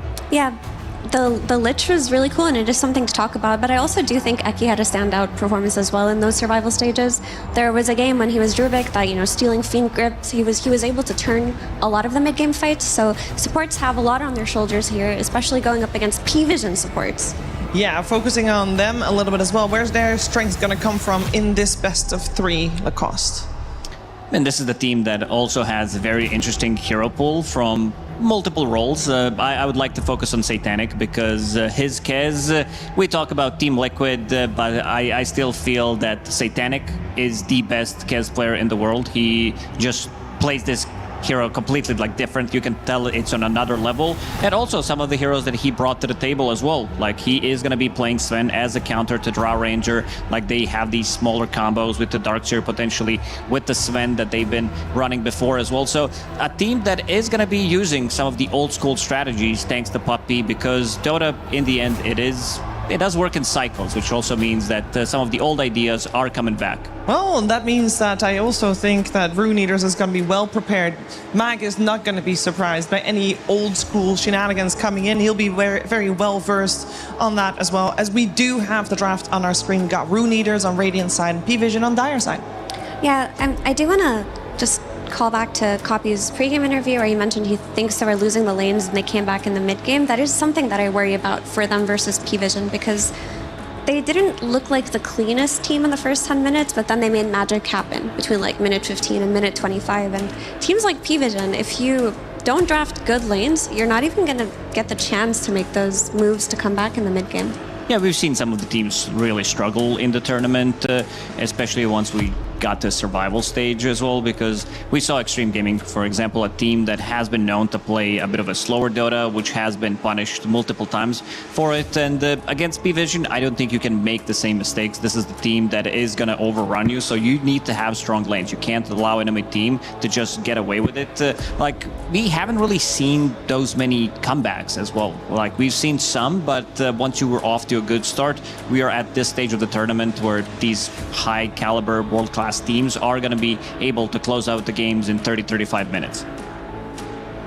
Well, let's see what's left in the pool. We have got some standard bans coming our way with the Drow and the Lone Druid, but the Shadow Fiend was left in, and therefore P-Vision will take that as their opening. At the same time, this is not going to be a surprise to Rune Eaters, so I can only imagine that they have got a plan against this. Traditionally, or rather at least this EWC, the counters towards it mostly have been Darkseer, but that's been already banned out in the first phase by P-Vision themselves, so we'll see what Rune Eaters cooked up for that one. Yeah, Rune Eaters have been opening with like copies Ember or copies Puck, and I do think this Puck was still left, so do they want to directly counter SF for the lane, or do they just feel comfortable sticking to that strategy of we'll build around our mid laner? With that Ember ban, that it was already first phase, as you called, Effie, I don't know, Puck's win rate has been so bad. Can Copy be the odd one out? I think so, but Egg's Lich is the one that takes priority. I mean, I just say, if you haven't seen those survival games, you should watch Egg play this hero because it was so fun. He was like hiding near Wisdom Runes, solo killing, going in the last second, and he was a big game changer for his team.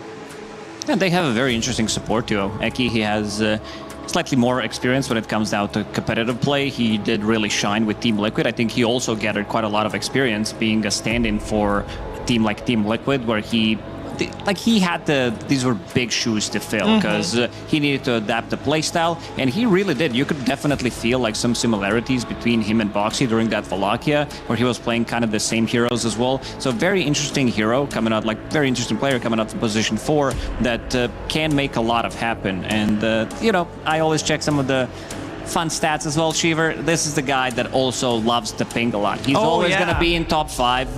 This tournament, it was hard to beat the Nightfall, I assume, because they also got eliminated, so he was clicking even more than usual. But yeah, Lich, it gives them kill threat. It's also very good damage reduction against Shadow Fiend. So far, very good approach from Rune Eaters. Yeah, I remember one of the reasons why Eki was chosen to replace Boxy was because he was so vocal, because normally Boxy is very vocal for his team and leading his team in game, and they needed a replacement that would do the same. So I'm no surprise to hear his pings are that high here as well.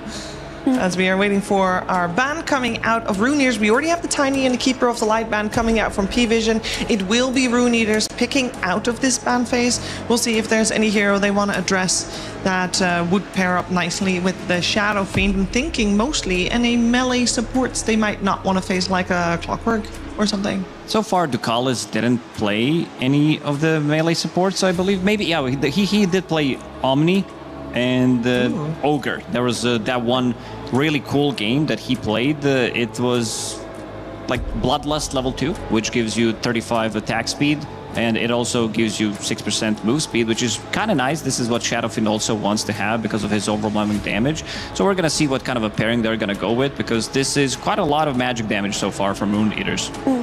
The Snapfire for Rune Eaters, while it is a flex hero and it can go mid and it can be in the secondary support, it's looked best in the hands of Malik. Like, he just provides this like long-range team fight in that mid game that makes it so that Copy can just stun a hero. They've got Malik from a distance, killing the SF, not trading hits with it, and maybe that's the way that they play through it.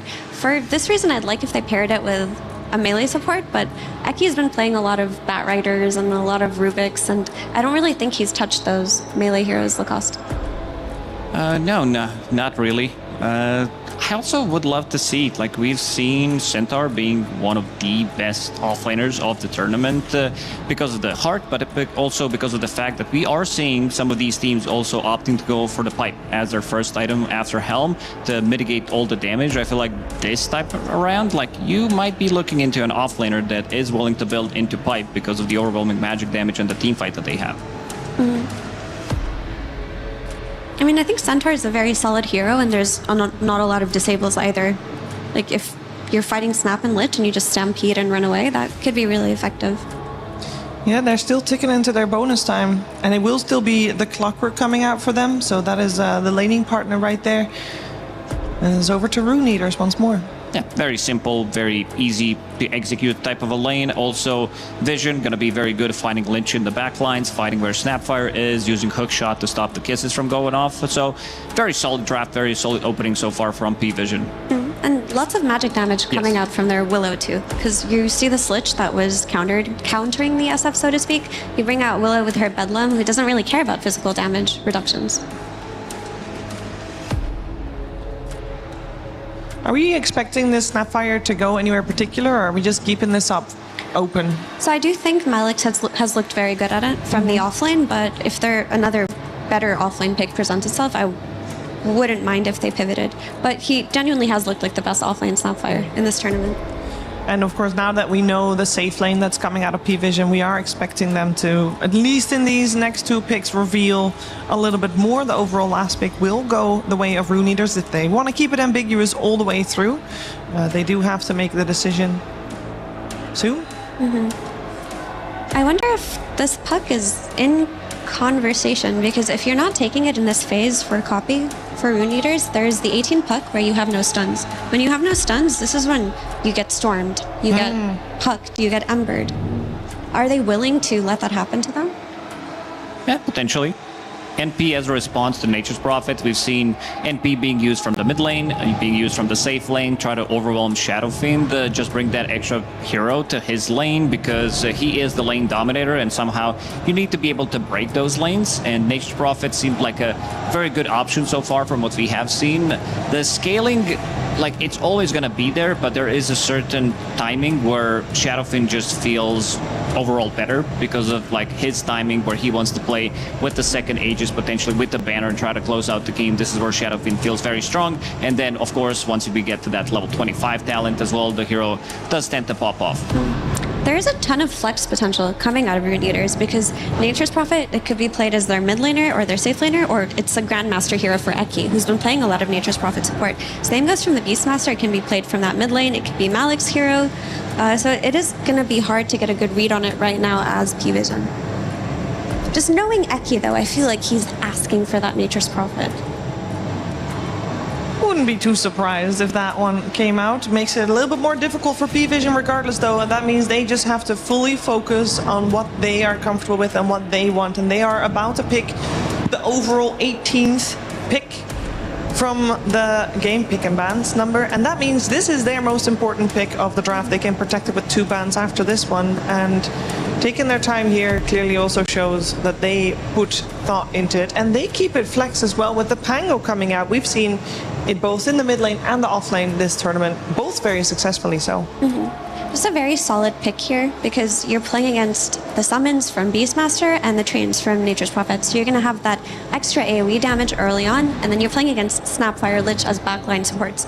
You just Rolling Thunder them, you try to disrupt their team fighting from a distance, and there's not that much to play off of if Pango is running in the face of these supports.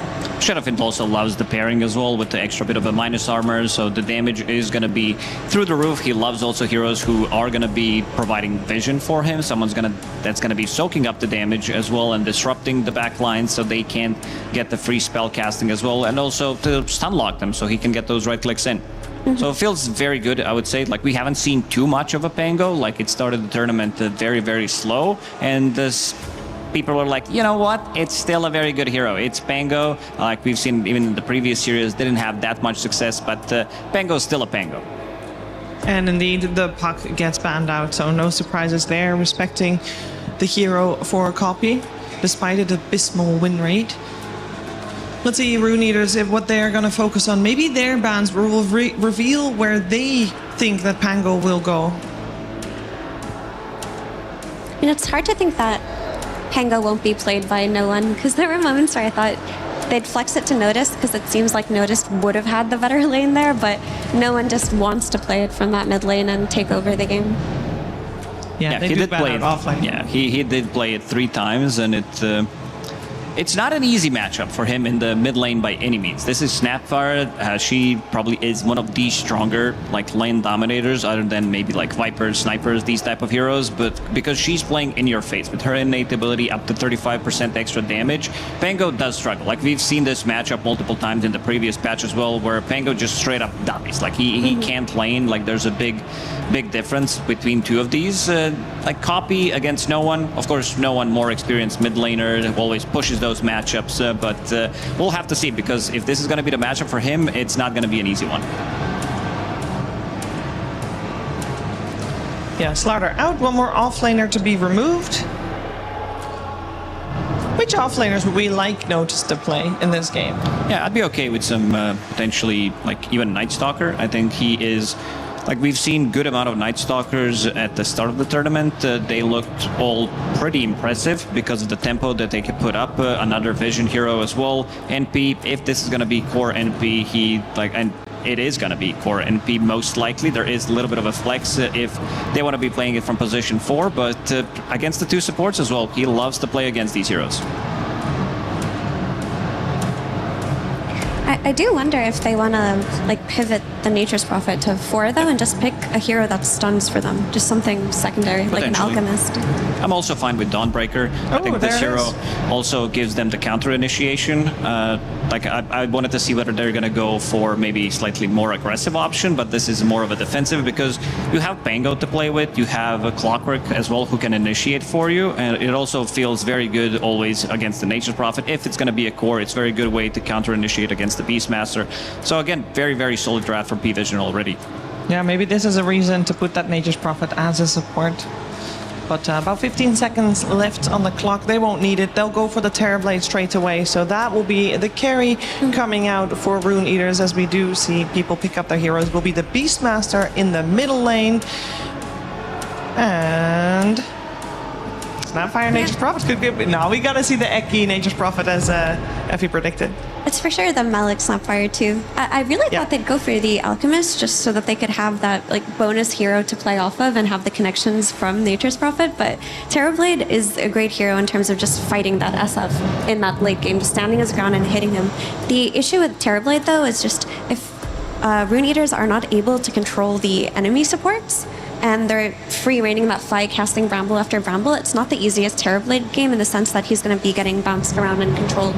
Yeah, good amount of physical damage. I assume that's why they did decide to pick up TB as overall last pick.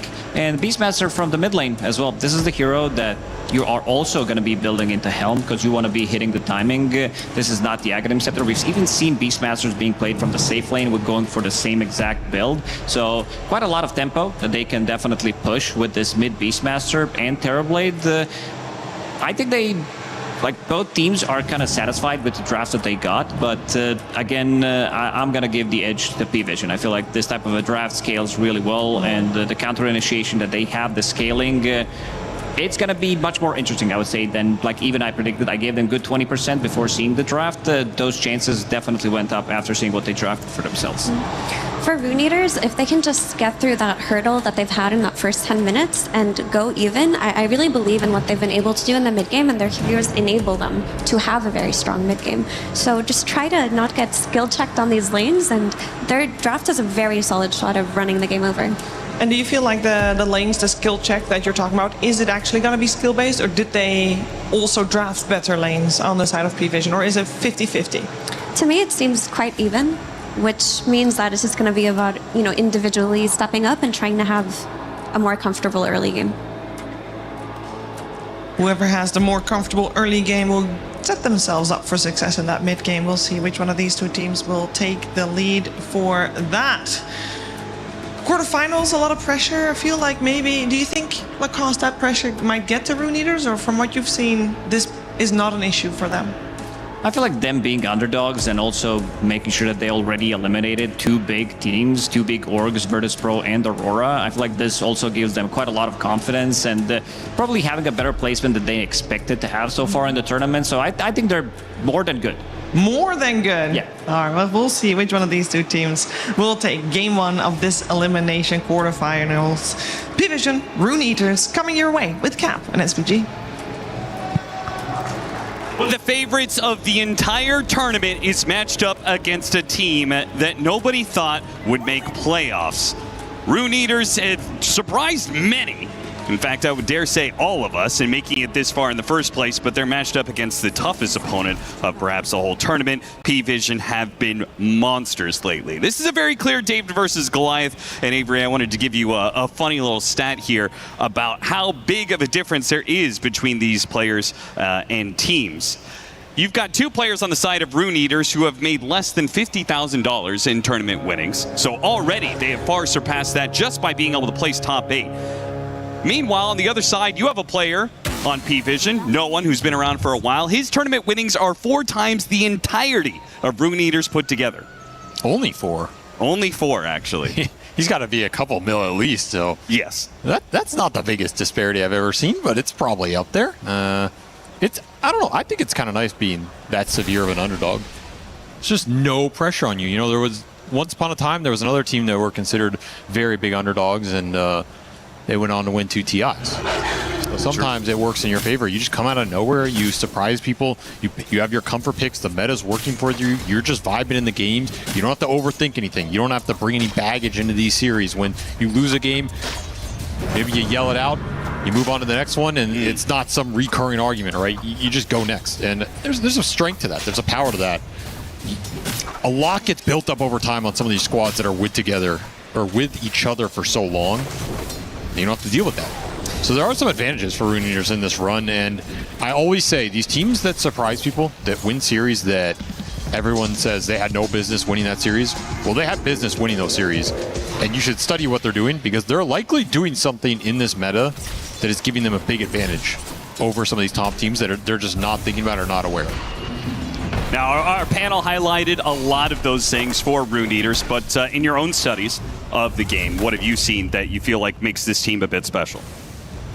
I found the interview before the game with Copy pretty interesting. He talked about how they don't view themselves as the most lane dominant team. They're not going to invest in lanes too hard, but they have a very good macro idea of how they want to play the map. Right. And I think that is what you have to respect against the squad. They're not going to crush you in 10 minutes. They're not going to run you over like some tempo team, but they know how to push the waves, get the pick off, have it lead into an objective. And if you look at this kind of lineup, they have no shortage of lane shove. You're playing with Furion, Terrorblade, Snapfire, who are just going to spam push the waves in. They have global connectability, and then you have strong pickoff potential with this Lich. We saw some early all chat with the Ike Lich coming out. Like, this is a hero that thrives in that kind of environment. It's one of the supports that can give you huge pick-off kill threat from that 5 position and just kind of take it and snowball across the map. So this is the type of lineup you need to be really careful with. I think this is something that worked well for Liquid in the games we saw, that they couldn't emulate every time, but man, when it gets cooking, it really can cook some of these teams that just aren't prepared to deal with the map pressure. So I think that's the big thing you have to look out for here.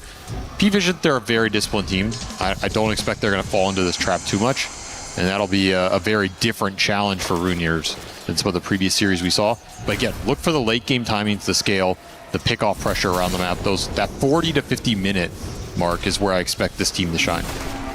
Well, it's a good thing that winning lanes isn't a part of the game plan for Dark Lord, because we're really seeing this pressure mount up in this bottom lane. But the other 2 lanes are doing very well for themselves. Beastmaster and Snapfire are both ahead, and as long as not too much is given away in this bottom lane, Rune Eaters should be in pretty good shape coming out of here. Just such a strong lane.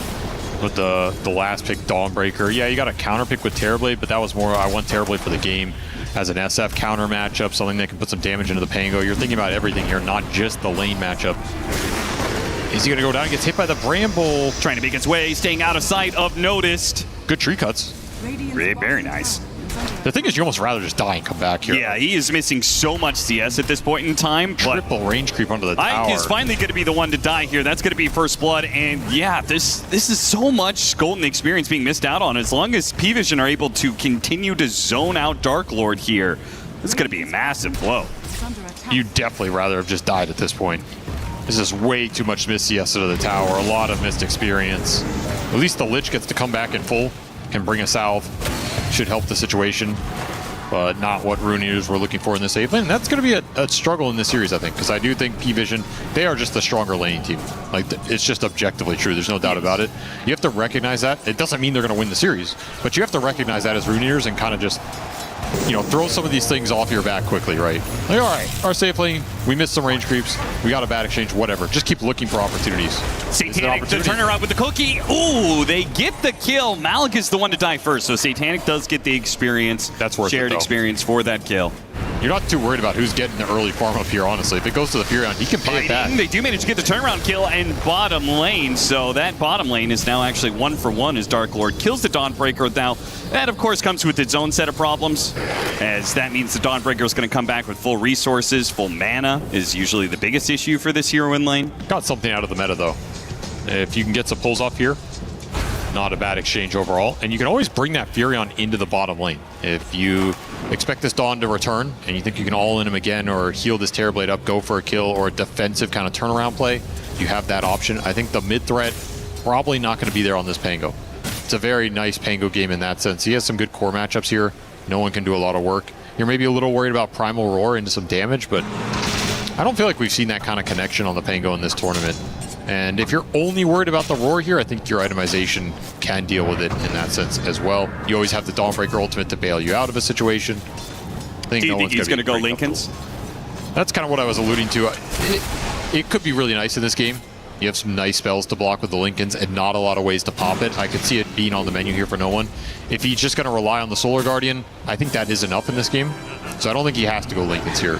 Could just try and scale a bit harder into the Terrorblade, and that would feel pretty nice as well. But it is Copy getting the better of him mid. Beast does win this matchup. He has a nice little CS lead. Looking for the Roar play. Do they have damage on this? And damage is going to be slow. They have the opportunity to get out the Rolling Thunder. It's going to hit Copy right into a Bramble. Also up the high ground, though. That is a chance for him to escape, perhaps. No, got hit by the Cogs. Really good aim there from Ducalis. Kind of surprised they went for that play. I just didn't see the damage follow-up. Like, you have a Sprout, a level 1 Sprout for 70. Yeah, the Lich isn't even there. Too casual for my liking. Yeah, if it was Lich instead of Nature's Prophet there, then I could understand why. I still don't think they get that kill, but it's closer for sure. That's the kind of play you almost have to bring Malik into. Like, TP the snap mid on some cheeky style move and just get that kill, and then he can walk back top. But the wave was pushing into him.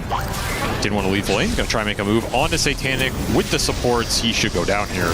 Nice pickup. P-Vision just got to kind of be a little bit protective of their lanes. So whenever they make one of these moves, even when Rune Eaters die on it, it just means that they're going to come back to life and teleport somewhere, especially if using the Nature's Prophet freedom. It's the biggest thing in this early game is what Eki's going to be able to find. If he can continue to find some cheeky kills, get up a fast early fighting item, whether it's, earn, commit for the vessel, whatever it is, start snowballing off that, pump his own net worth up. He's pretty high level here, higher level than the Terrorblade. Yeah, also higher net worth. This is getting kind of ridiculous. They killed Dark Lord again in that bottom lane. There's no surprise to it, really. Ike gonna be cornered here, quite literally, on the map, and there he goes. Now back through the gate. P-Vision keep the pressure up on Dark Lord, but does Notice even need the help between him and 9 Class? They've killed him again. Ooh, nice pickup though in the mid lane. Eki does manage to teleport in and block off no one, allowing the axes to come through and help get the kill. Man, that Beast did a lot of damage to him. The last axe swing, almost 300 magical coming through, 1,000 from the Copy in total. Even more of a boost for Eki here, who's having the best game of anybody on Rune Eaters by far. Yeah, it's looking like at this point, it's going to be Eki and Copy have to do a lot of heavy lifting, make a lot of plays. Actually, Dawnbreaker ult is going to go off. Copy trying to get out of it, but got snagged by the Bramble, hit by the stun, probably dead either way. That just felt like you lost sight of the Solar Guardian being available there. Yeah. Because he's mega rich on this Beast. He went to early phase boots, going into potentially Helm of the Overlord. You're going to try and snowball this game off of some mass summons that the supports don't deal with well. This is kind of a strat we saw against some Clockwork lineups in general. And now it's Eki's turn to get picked off. I'm not totally sure what he saw there, because Ducalis was, he was next to him. He was killing hordes next to Eki, and Eki still kind of pushed forward and gets caught and gives up his killing spree. So now the two heroes that were having the best game on Rune Eaters have both died and been slowed down tremendously. Satanic making the rotation bottom. He wants to get involved in this game, and this bottom lane has just been a food trough. Yeah, sometimes I feel like safe lane tower's a bait, For sure. Like, you just keep trying to go back to defend it, you just keep bleeding out heroes. Gotta respect the early fighting power of this Dawnbreaker. It's a terrifying hero when he can have the resources high on the lane. Nobody's able to enter this area unless you're willing to bring multiple cores, which we just haven't seen, right? The cores have not been rotated yet. I do think Malik on the Snapfire can bring you that extra firepower. He's going to rotate to mid with the kisses. This is the exact move that can really punish. They need this kill so badly, and they will get it. Rolling Thunder not out in time. Copy does take a lot of damage here. They even threw out the blood grenade. They really feel like this is a chance, but there's too many heroes here. Rune Eaters have outnumbered them in the mid lane, and that's what you're talking about, right? Yeah, beautiful connections. You get numbers, you get tempo. All these heroes can play really fast around each other, and I love that Malik rotated there. I think bringing the snap into mid was the most powerful move in this early game for Rune Eaters, because the Furion's going to be there no matter what. But you get this extra big ulti on top of the Roar. It turns Copy into an even bigger threat if the Pango's just sitting in that lane. That's the exact type of thing you want to see. Oh, look at that. They actually passed over the bottle to Ike so he could pick up the power rune, which was an invisibility. So Beastmaster doesn't want to be running around looking for kills while he has no ultimate. But Lich can get a solo kill with Chain Frost, potentially. Well, does he go back up the hill? It would have been so sweet if he did. He's scouting the top camps. Just one of those unlucky routes you take because those bounty routes were too juicy to turn down. Satanic's going to show in lane now. Let's see if they think they have the opportunity. Wrapping around is Malik. Still go here if you're able to land one of the stuns. Might just run in. If they don't make this go soon, it's going to be Eki potentially dying back-to-back here, or it's going to be the Beastmaster as he gets surrounded. P-Vision are just now the ones to be playing around mid entirely. Ike tried to go for that kill, and he's going to be killed by the SF while Ike is rucked down in the mid lane at the same time. So P-Vision are now winning both sides of the map and up to 2,000 net worth lead. Have to be able to find those openings quickly, or you got to just move on to the next play. Yeah. Right? You can't linger in these opportunities against the top tier team. P-Vision are always going to be on the lookout. They're always going to find something. Some bad deaths to bleed here. You still don't have that Beast Helm. Your Terrorblade's going to be on catch-up duty for a lot of this game, so you have to be careful of how much of an early lead you give P-Vision here. Especially this Pangolier. This is the one hero I would be worried about injecting some extra gold into. He got beat on lane, but he's going to very quickly come back here, and this Diffusal can cause your cores a lot of problems in the early fights. Some heroes that are pretty mana dependent. Pick off on a support. Double ults for that. Probably doesn't feel amazing. He'll farm an Ancient Camp as well with it. You already have Blink on the snap, though, so if you can get involved in some of these smoke plays or behind the Beastmaster pressure, you kind of want to see you pressure this tier 1 mid if you can continue to kill people here. You want to translate these kills into some map control. Maybe you're waiting for Dom on the Beast. Will arrive now. Yeah, I'm surprised how little damage they did off of their successful mid fight, you know, like 5 minutes ago or whatever, for sure. Right? I think those are situations, especially with Furion coming in with multiple points in Nature's Call, where you can just convert that into early tier 1s. Yeah, instead they went for the power rune, then they made this whole Lich play, and obviously, well, that was a disaster. Mid tower is going to be taken, attempted deny from the Helm of Dom creep. Bit of a standoff, but ultimately no one does get that last hit. Nice side steps there. It's going to thwart this smoke on the P-Vision side. They're going to have to go bottom, where there's also a smoke. Yeah, Rune Eaters are going to smoke to get out of here, I think, and go through the gate. Been trying to hunt Satanic a lot this game, which is pretty fair. This SF's a juicy kill in this early game. Before he starts accelerating, maybe you can buy your time for Terrorblade to recover a little bit, because Dark Lord's just on poor creep duty, man. Isn't it too late for Satanic to be playing that part of the map? A little bit, like, yeah. It's 13 minutes. Are you really going to be still hanging around your safe lane tower? At this point, it's just more efficient for you to be playing off of whatever Ancient Camps are available. Could have lingered bottom for a long time and maybe tried to catch him there. I think that play is just way too hopeful, though. Again, you don't want to be making hopeful plays. You want to be making decisive plays. I still want to see them go for this fight around the tier 1 mid. If they can backstab no one and start with a Roar and Kisses on him, that fight looks straightforward. I guess Solar Guardian is always a big issue. I was going to say, Solar Guardian, even if you kill the Pango, I feel like the Dot Breaker is now popping that Solar Guardian to go after the Terrorblade here. Blood Grenade doesn't land. That's they not don't too get bad. the slowdown. This is actually them, yeah, kind of out of position now at this point because they failed to initiate on Dark Lord. Okay, that's an opening. Solar Guardian down, you lose the clock bottom. Now this mid play becomes a lot more enticing. If you can make a fast move and just try and all in this Pangolier, you're going to get a lot of map control off of it. See if Copy wants to commit for, if he just feels he needs Helm of the Overlord. Yeah, he's got an Ace Rune, so if they were of the same mind as you, right, they really could have had the opportunity to do something, but it does seem like they just want to farm up. You don't have to force that move, I just think it's the next point of attack here. Right. Eki messing with Satanic, that is not the man you want to mess with. Copy's going to come in with his Haste Rune, but look at all the P-Vision. They stack up here. And, well, it's stack on stack because Rune Eaters went for another little 2-man smoke here. They've got the Kisses. They're looking for the roar opportunity. Blink in from Malik. Hit him with the cookie, but the rest of the team is too far behind. They couldn't get the roar immediately. Malik is now in no man's land with the rest of his team terrorized away from him. Too disjointed. Good. Way too disjointed to make a play like that in enemy territory where they're going to easily connect with everybody. Very awkward. I think all these types of plays have to flow through the Beastmaster on that front line. He either has to be the initiator or he has to be right there when the point of contact happens. Yeah. You don't have good enough follow-up otherwise. I mean, maybe if you have like way later Blink Dagger, you know, Shard Lich, sure, that kind of play works, but that's a long way away. We also still don't have an item on this Furion yet. Eki holding 2,000 gold. This is an Orchid Rush that can pay off if you get it at the right time and instantly make it work. It can also backfire because you're just holding on to so much gold in this early game. You're missing some opportunity to invest in a transition item here. Kind of an old school roaming Furion idea that we've seen him do before. It's just very hit or miss. Like if it hits hard. If it misses, boy, you feel bad. Just you took all this gold in the early game and it's just sitting there. Right. Especially since Dawnbreaker is definitely a relatively early BKB hero. SF can be one. I think it's always kind of good versus Pango because Pango doesn't want to build that item. Yes. It's amazing follow-up against no one here. There's no Dispel in this game too.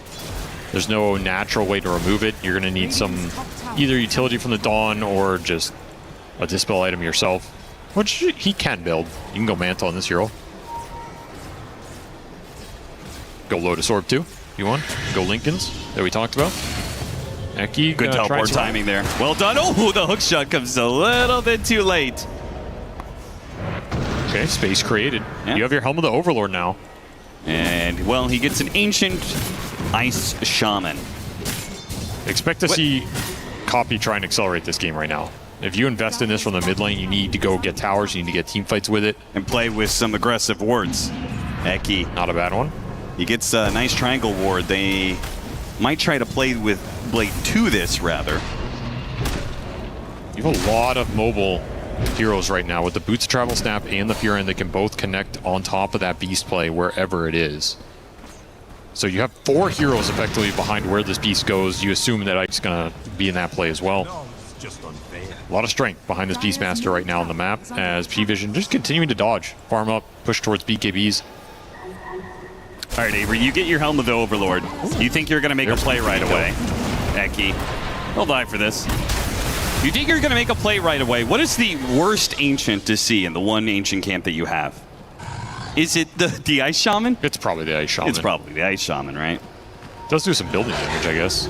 But he probably has the worst spell, no aura. You take almost anything else here. Lizard's great, Golem's pretty solid. Dragon is usually the best early. The Desecrate is probably the best spell from the Prowler. For sure. The Prowlers definitely have the best spells, especially for early kills. Yes, for early on. A little unlucky there. Do get a tower out of it.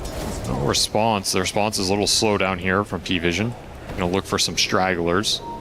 You gotta start thinking about 20-minute Tormentor. You want to take all the early objectives with this Beast Helm, if you can. All right, they all get out. Nobody's going to be caught on this side of the map from Rune Eaters.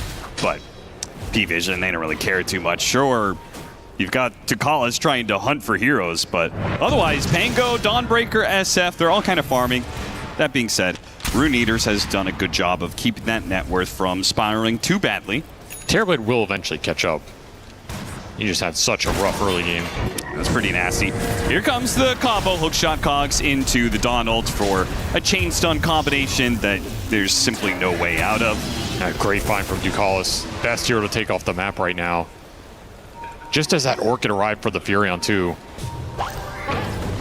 Get a nice turnaround play. Yeah, fast kill from Malik and a faster TP with nothing to stop it. Really smart stuff. Whew. That damage though. Yeah. I mean, these cores are scaling up pretty nasty. And they have free clearance, apparently, to go Roshan. They've made the call. They have the physical damage minus armor combo. They could do it, right? Oh, yeah. This SF can take it down very quickly here. Maybe it's too short on time as we're about to hit 20 minutes, so maybe more attention to Tormentor instead. I don't think they necessarily need an early Roche here either. you're kind of just playing off Solar Guardians this game. You get a Solar Guardian up, you can play really aggressive, you can just out-farm the map. You have your BKBs coming out. Well, I was thinking about it in the way that I feel like Rune Eaters can really only get 1 kill at a time, you know? I feel like most of the time it's going to be Roar Kisses, and then they're going to kill that person. Maybe they'll do some other damage, get some collateral off with the rest of the kisses, but... So if you have an Aegis, I feel like it's a pretty big deterrent to how Rune Eaters want to be able to play a fight. I do think Aegis is great against them. I would agree with that. I just think you're looking towards the later ones. I don't think this first one's too important. Maybe if you take it away from Rune Eaters, there's some value there. They're going to send the creep at the mid tower. Brought the Furion into the smoke. Turn around Roar because they know they can't escape. But unfortunately for them, the Pango is right behind the Clockwork, and they get the initiation anyway. That's going to lead to the death of both the Beastmaster and the Nature's Prophet, and now straight to Roshan. That is enough of a pick-off that P-Vision feel very comfortable doing this objective. This Dawnbreaker pick has worked out beautifully in this game. Just shut down all of the macro idea from Rune Eaters in terms of we want to push waves in, then get that one clutch pick-off with the Beastmaster or the Lich with the Furion TP in, and translate that into objectives. You can't find that pick-off, because no matter who you go on in this game, it's going to get turned around by Solar Guardian, then P-Vision can connect. All of a sudden, that team fight is not favorable for you. You're losing the window in this game to build momentum with this Beastmaster. And now the targets just get harder and harder to go on. Solar Guardian is not a long cooldown spell. Yeah, especially with the levels that Notice got off of the lane, and they just continued to farm. Had a very early level 15. So the minus 20-second cooldown there. Rune Eaters have been playing this little corner over here for a while. They stole away the Wisdom Shrine, and they were hoping to get a pick. It's not really a pick, though. It's a full-out brawl in this area, and the slower the fight goes, the worse it's going to be for Rune Eaters. Now with the Rolling Thunder going straight to the TV, doesn't even get the chance to get off a Sunder, covered by both the stuns and the fear of the SF. It'll be 3 dead on the side of Rune Eaters, and all they got out of it was 9 classes Dark Willow. The armor reduction from this SF is so nasty with this lineup. All the physical coming out from the other 2 cores. The second he's in range of you with that aura, and you get hit by any sort of, swashbuckle, jump, Solar Guardian comes down, you get hammered, you're just gone. Like, you need so much armor in this game to survive the burst physical. Even Terribly just kind of get shredded over here. And in these very chaotic fights, right? It'd be different if the fight was a little bit more straightforward, or Beastmaster is going in and initiating. Then all that physical damage, well, you can mitigate it a lot with the Lich. But here, you just don't have a clear Frost Shield target, right? P-Vision are hitting 4 different heroes all at the same time.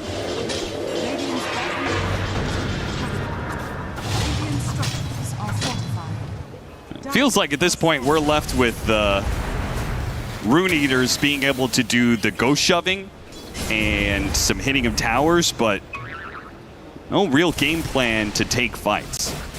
You're just also not outscaling them here.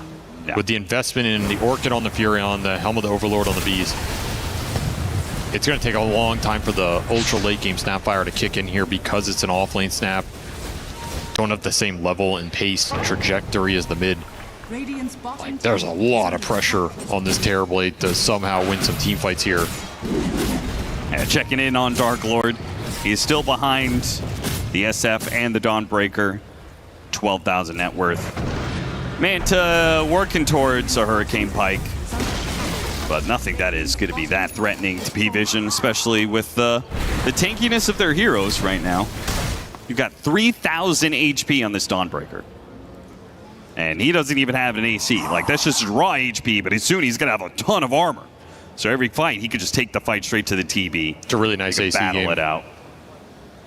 No one battling with something here. All right, well, seems the battle is over pretty quickly. They're ready to go. I think the minus armor is going to be overwhelming.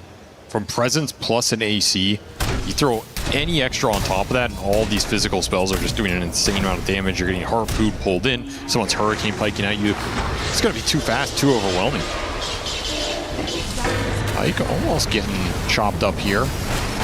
Hook shot gonna stop that one, and instantly the Dawn ult behind it. Too fast. You do not have a back line against this combination, whether it's the Pango blinking with his Rolling Thunder or it's the hook shot initiation.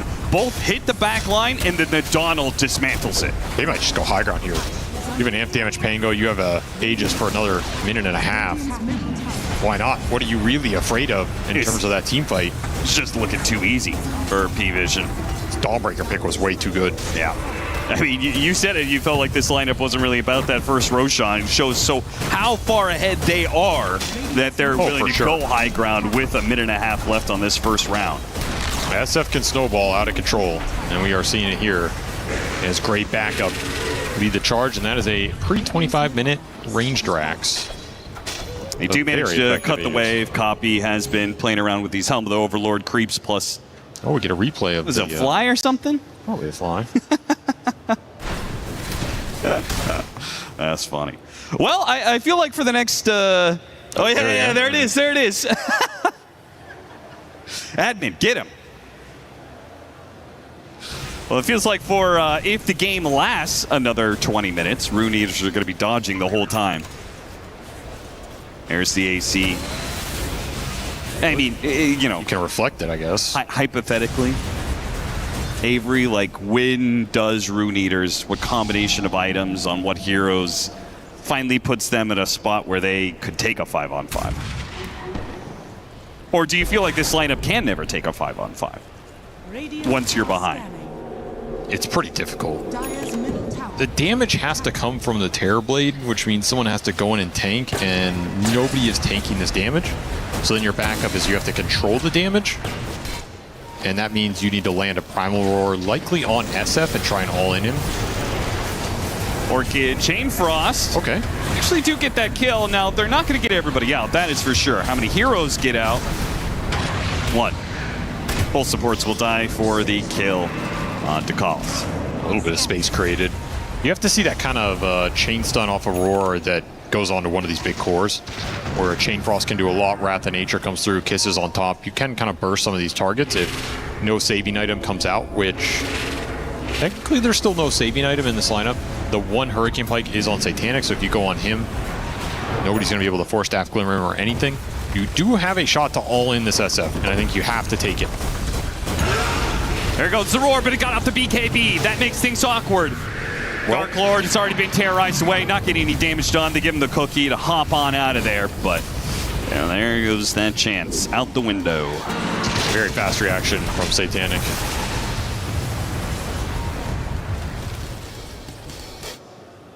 Oh, is the flyback? Put him on camera. Let me see. The fly is I don't know what the admin's supposed to do, right? It's like, you gotta catch it, bro. How are your fly catching skills? So we got it sharing that reaction speed. Well, maybe some outside forces are bothering P-Vision, but nothing inside the game is really bothering them. 13,000 net worth lead at 27 minutes. Oh yeah, they're cruising. Ducalis himself, very greedy build-up. Soul Ring into straight Lotus. There's your defensive item. Yep. Throw this Lotus on the SF. Your ability to all-in him goes down considerably. You can even go into more Lincoln Spheres here. You can also throw him on the Pango to try and just let no one have a free go at it into that Primal Roar. Nine Class is going to go an Octarine third item. When Essence Distiller Blink. Hell yeah, that's a build. That's a Dark Willow build right there. Ike is going to break the smoke. Well, it's going to break him. That was fast. Yeah, it really was.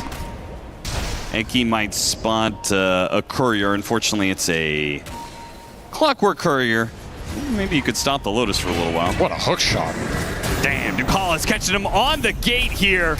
And again, every hook shot is Dawnbreaker Ultimate inbound. Dawn is one of those heroes that... Malik does get the courier. You kind of forget how powerful this hero is until you're in one of these games with like one initiator and you're trying to play the map. And then it just feels like you can't make any move. Yeah. Similar to Underlord in some games. Where Underlord gets that Ags and you're like, man, every move I've ever made in this game has been into this global ultimate.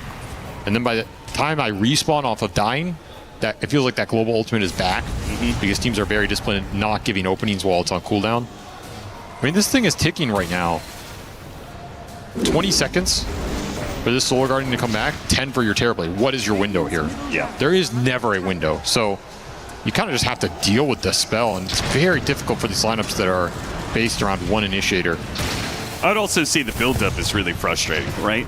Like, as Rune Eaters, you go, you're trying to push out certain lanes, set up the map in a spot where you can actually make this smoke, dedicate 3 or 4 people's time and effort to go and make a move. Meanwhile, Dawnbreaker's just kind of like hanging out. He's just farming up neutrals, and then, like, he gets the go from Clockwork. Yo, ult me. 100%. He's very efficient. All the onus is on you to do something in this game where he's out farming you. Maybe we should see more support Zeus, you know? It's the same playstyle. That's all I'm saying. Those are a little different thing. It won earlier in the event. Let's not count it out. That's true, that's true. 4 dropped on Triangle. This is going to be where Rune Eaters try and make a stand of sorts. They do have VKBs on their course. That's a big deal for the Beast and the Snapfire here. Gives you a little more potential to go in and all in that first target off the Roar. And Roche is going to be on the top side here when it spawns, which should spawn fairly soon.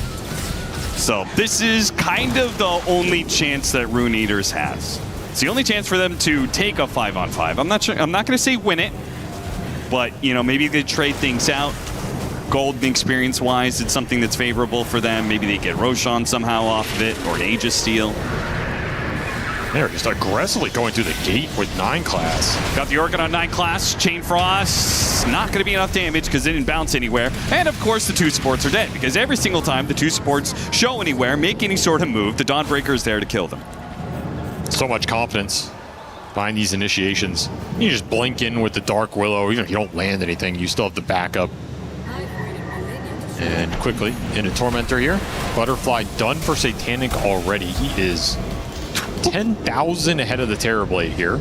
And Tormentor died so fast. Level 23 at 31 minutes. I mean, I don't know, man. We're getting some crazy experience numbers in these games lately. Free map. They're going to make the most of it. You have to contest this Roshan now.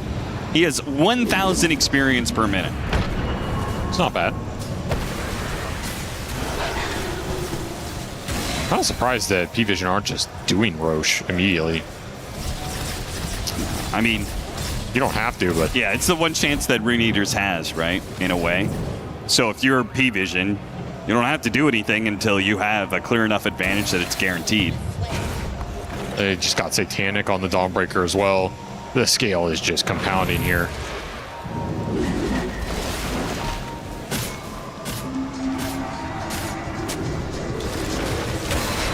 Try on the Clockwork, it gets Lotus. That's going to be a Lotus Chain Frost. Not that he was going to survive either way there. Instantly getting jumped by P-Vision. Terrorize goes out. They are actually going to try and save 9 class, but the kids are going to rain in on him. Copy's able to get it with his BKB, but oh no, Dark Lord has been chain stunned. Pango finds him with the Rolling Thunder, and then Satanic just kind of casually walks in and ults. Yeah, that's going to be the Terrorblade issue for the entirety of the game. Pango picked up very good against him. Does not want to have to build BKB, but if you don't, you get chain stun. Just a casual fight right there. And now the big items get to arrive. Right there's your Lincoln Sphere. Your ability to go on this Pango just diminished considerably. You got an extra life on the SF. When that Aegis expires, he'll have a Satanic to replace that. So you're kind of always dealing with an extra life on SF at this point. He's also already almost level 25, which is just, it's going to be insane this early in the game. Very hard to find any sort of clear jump. Yeah, you got the Dark Willow, but I feel like Roaring Dark Willow is a guaranteed kill and an almost concession in the team fight. Yeah. You're saying, I'm going to get this guy and get the hell out. Yeah, you have no staying power. No. This Terrorblade would need 2 or 3 more items. Like, he would need Satanic, BKB, Butterfly of his own to be able to stand there after Roar goes out on a support. So this is going to be Satanic hitting high ground. He is 3 experience off 25. Wade spawns. Unlucky for the man.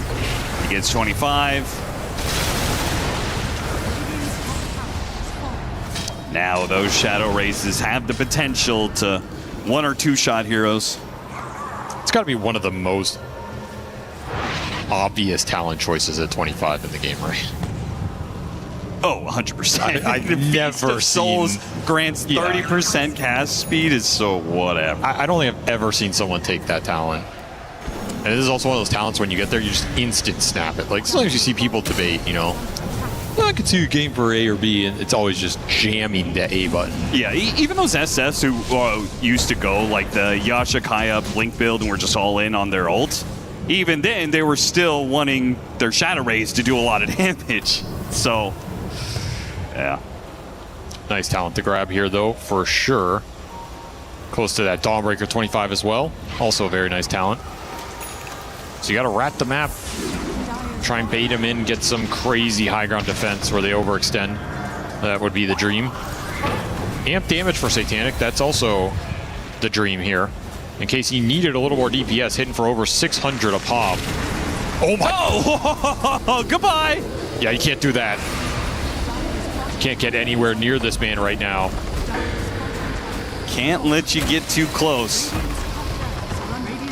2 lanes of barracks. Rune Eaters. I mean, they're hanging on a thread here.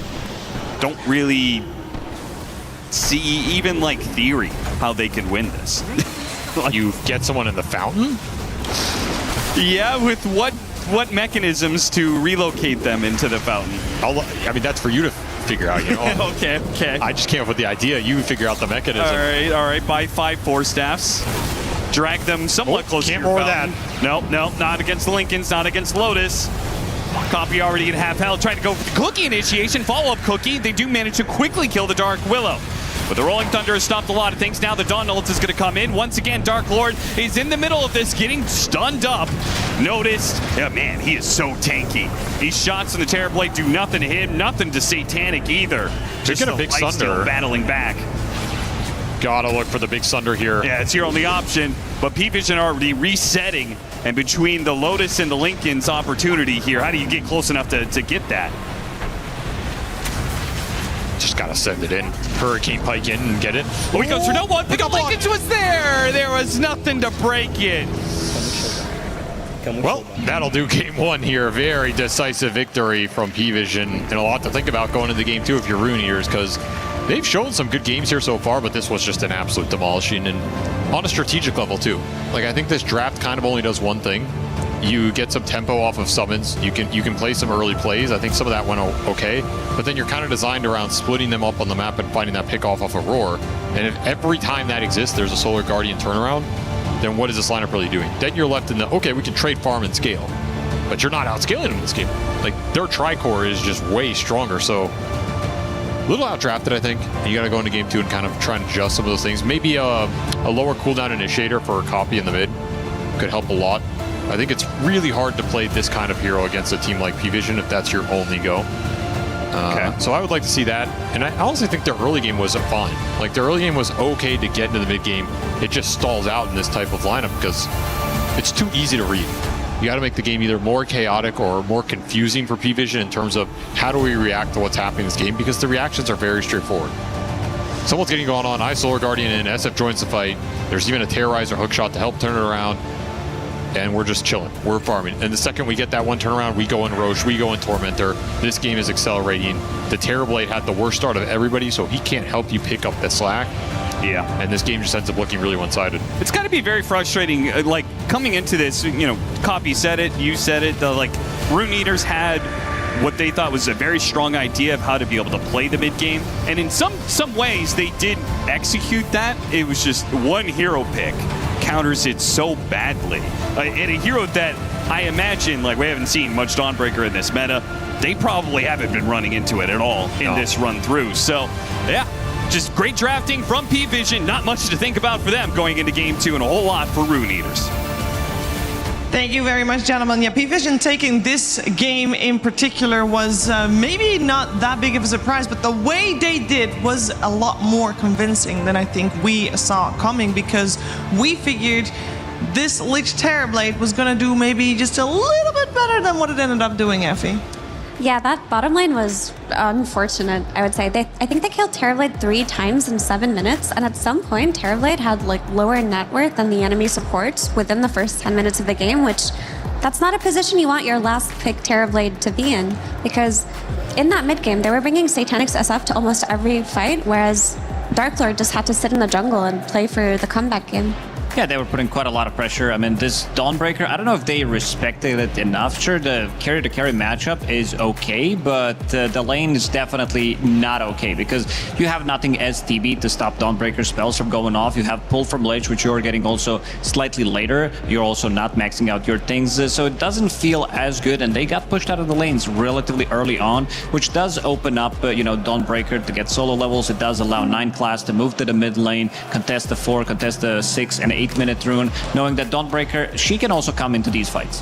Yeah, and I think what you mentioned, Lacoste, is you just free up 9 class, right? You get that bottom tower so early on, and that Dark Village just sits mid. And Copy on his Beastmaster did actually end up winning mid, but P-Vision just brought the heroes to him, and they countered any of the plays that he wanted to make, and they couldn't play through their highest net worth hero either.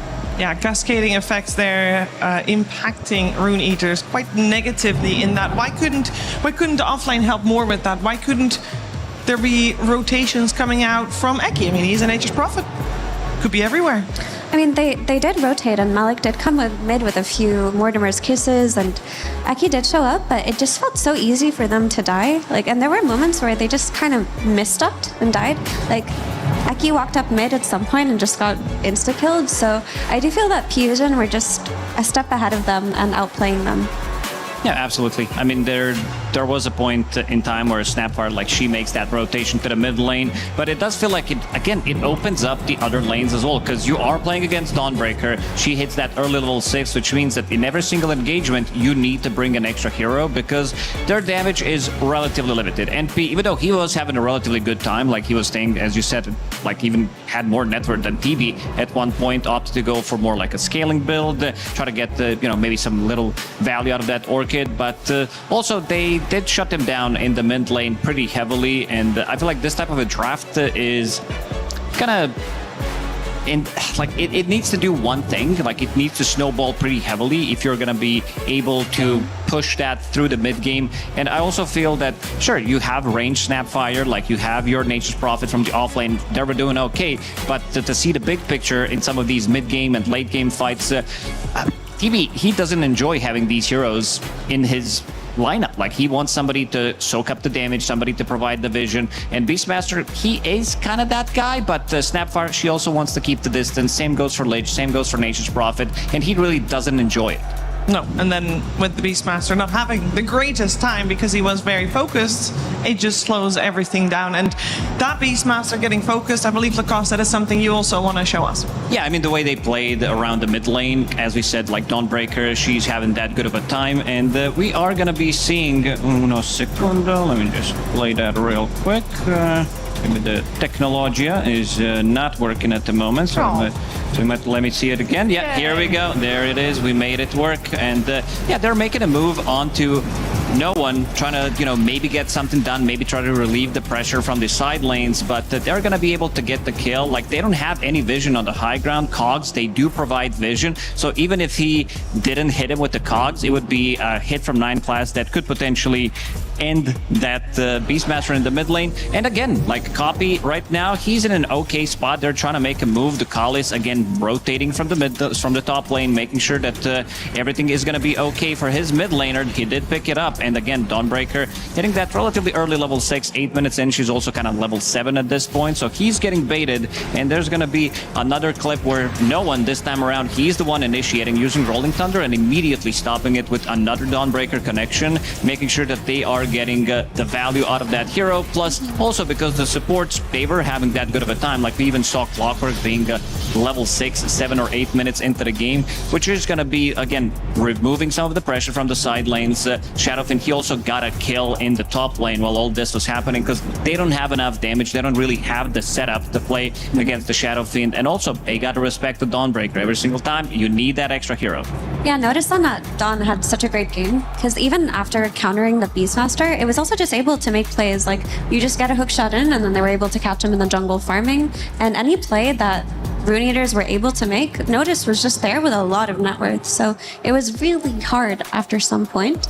And in the same vein that Dawn countered a lot of the initiations early game, so did 9 Class on his Willow. He had a few key terrorizes. There was one smoke that Rune Eaters tried to take where they wrapped around with Dawnbreaker and Lich, and 9 Class got a 2-man terrorize there, and then earlier 2 minutes before that too. So there was the counter initiation from both heroes in that offlane. Yeah, and I think also something that I respect from P-Vision is that it was clear that they also respected what Rune Eaters brought to the table. Because even though all that went so well for them, you're wondering, like, why wasn't this game shorter? Why didn't they win earlier? It was because Lacoste, they gave that respect. Well, they definitely did. I mean, this is the singular limb, so you are gonna maybe wait for another 5-10 minutes, go for extra Roshan as well. But they understood what needed to be done. They shut down this Beastmaster. Helm of the Overlord from the mid lane can be very tricky, understanding that both of the supports, they really don't like to play into this. Like, it can overwhelm them because they don't have like too many defensive things against them. And for the supports on side of Rune Eaters, they did not eat well. They had 24 deaths combined, Shiver, probably one of the highest amount of deaths in a relatively short game, because we've seen some long games as well. Like, we saw Ike dying multiple times from 2 spells, basically. Presence plus the minus armor from Pango. It's just not fun. Yeah, is that something that was to do with the play? We talked about them having the potential to get outplayed in this game, or do we feel, I feel that this can be fixed with a draft? And honestly, I do think they got outplayed. Watching that, it felt like P-Vision were just better.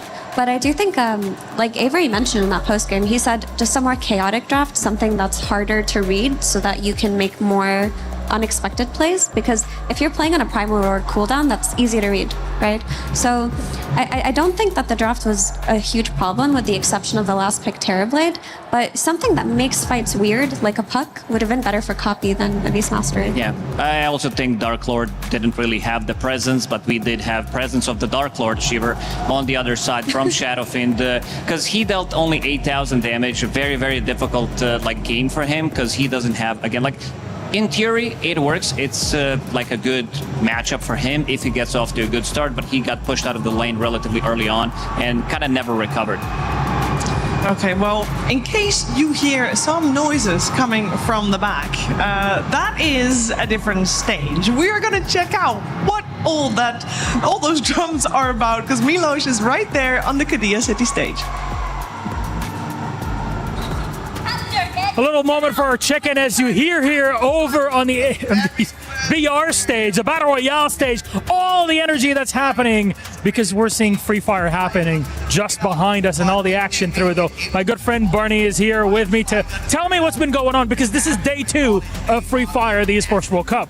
Exactly, this is day 2 of the group stage right now. So today is the day that a few teams get sent home. If you're in the bottom 2 from your group after today, you have been eliminated from the competition. Our Crusher is tasty. It's grinding up those keys. It's enormous because we have to crush so many at the same time. You guys have a different sort of Crusher. We do. It looks like a saw contraption. It's absolutely terrifying. And then the top 4 teams from each group will automatically go through to the finals on Saturday, and those 6 middle teams from both groups go to survival stage tomorrow. Oh, and from survival, then you'll have to see whoever is able to advance with points enough. But if I'm not mistaken, it's Buriram that's actually the top team that people look at here in Free Fire. How have they been doing so far? So they are the global finals champions, the champions of 2025, coming into this high expectations, and of course they won their group. Group A was won by them, so they got to crush the 2 keys from their group, which was very satisfying for them. Another one, EVOS Esports, who are the reigning EWC champions from last year. They're also putting up big numbers. So to be honest, all the teams who have the high expectations on their shoulders coming into this week are all showing up, which is nice to see.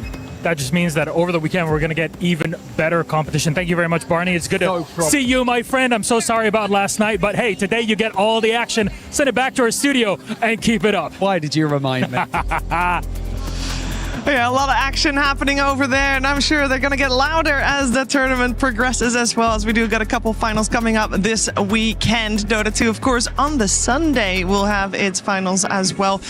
Yesterday was the closing of the survival stage for Dota 2, and of course things were heating up here as well, as we are going to get a unique opportunity to get some listen-ins with the Saudia radio comms.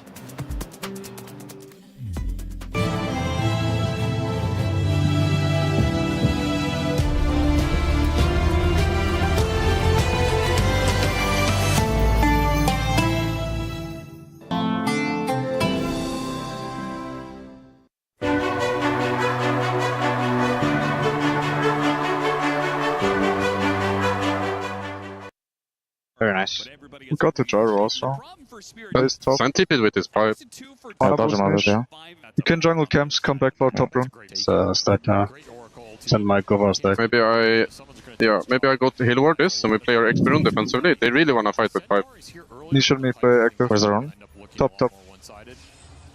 They're missing. They 5 manning mid tower. I think we dodge. You think you can snatch it for 4? Or I don't think. I think we dodge. Can you kill me? Oh, run. Can we kill the stack before they come? Yes? I need a clip. Тоже они хотят его контестить. Надо смотреть, На самом деле, парни, 30 секунд.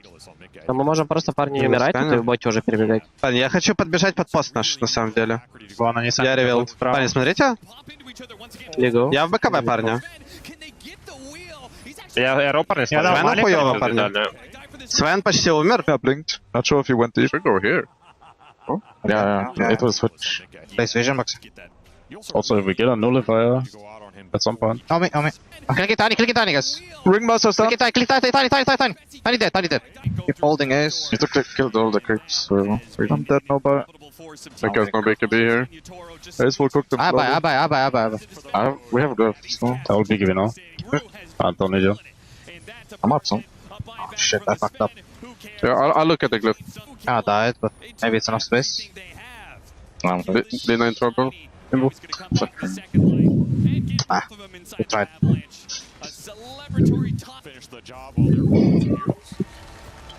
Дина без бая.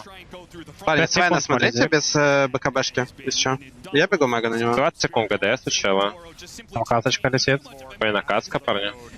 Бай еще, парни, нокет. Парень, не крайне можно. Без ГДС. Парни, я Свена смотрю. Свен, смотрите. На тебя мага. Я тебе дал вот это еще. Инвокер, парни, резнулся. Свена добьем. У меня Егис, парни. 3 секунды хекс, парни, инвокер. Я дал ему маледикт. Смотри, мага. Давай. Некор Малика, может быть, убьете даже. Какой до конца заебашь? Я хочу, парни, деревья. Мага сэр еще есть. Заебал, деревья. Хорош. Но, слава богу, я не на панга. Экран нету ответа на мою ульт, только на Ларда. Никто не поставился, можно вернуться в шлессы. Может топ потихо нужно отпушить это? Я отпушиваю, я уже отпушиваю. Третий руна, парни, они видели, что я здесь. Я ревил. Парень. Нажал БКБ Ларга. Че, въебал, парень, спал. Вот тут фурион тэпается, отменяет МБ. Я избавим. Он нажал БКБ. Они уже пошли на шлесс. Без БКБ фура. О, этот парень Рошана будет заходить в теории, но фуд Ларга без БКБ, да. He thinks he can come in here and play my game. He knows nothing. Let's go! Tyler Wine, you're done. Raw energy. Half and blow the house down.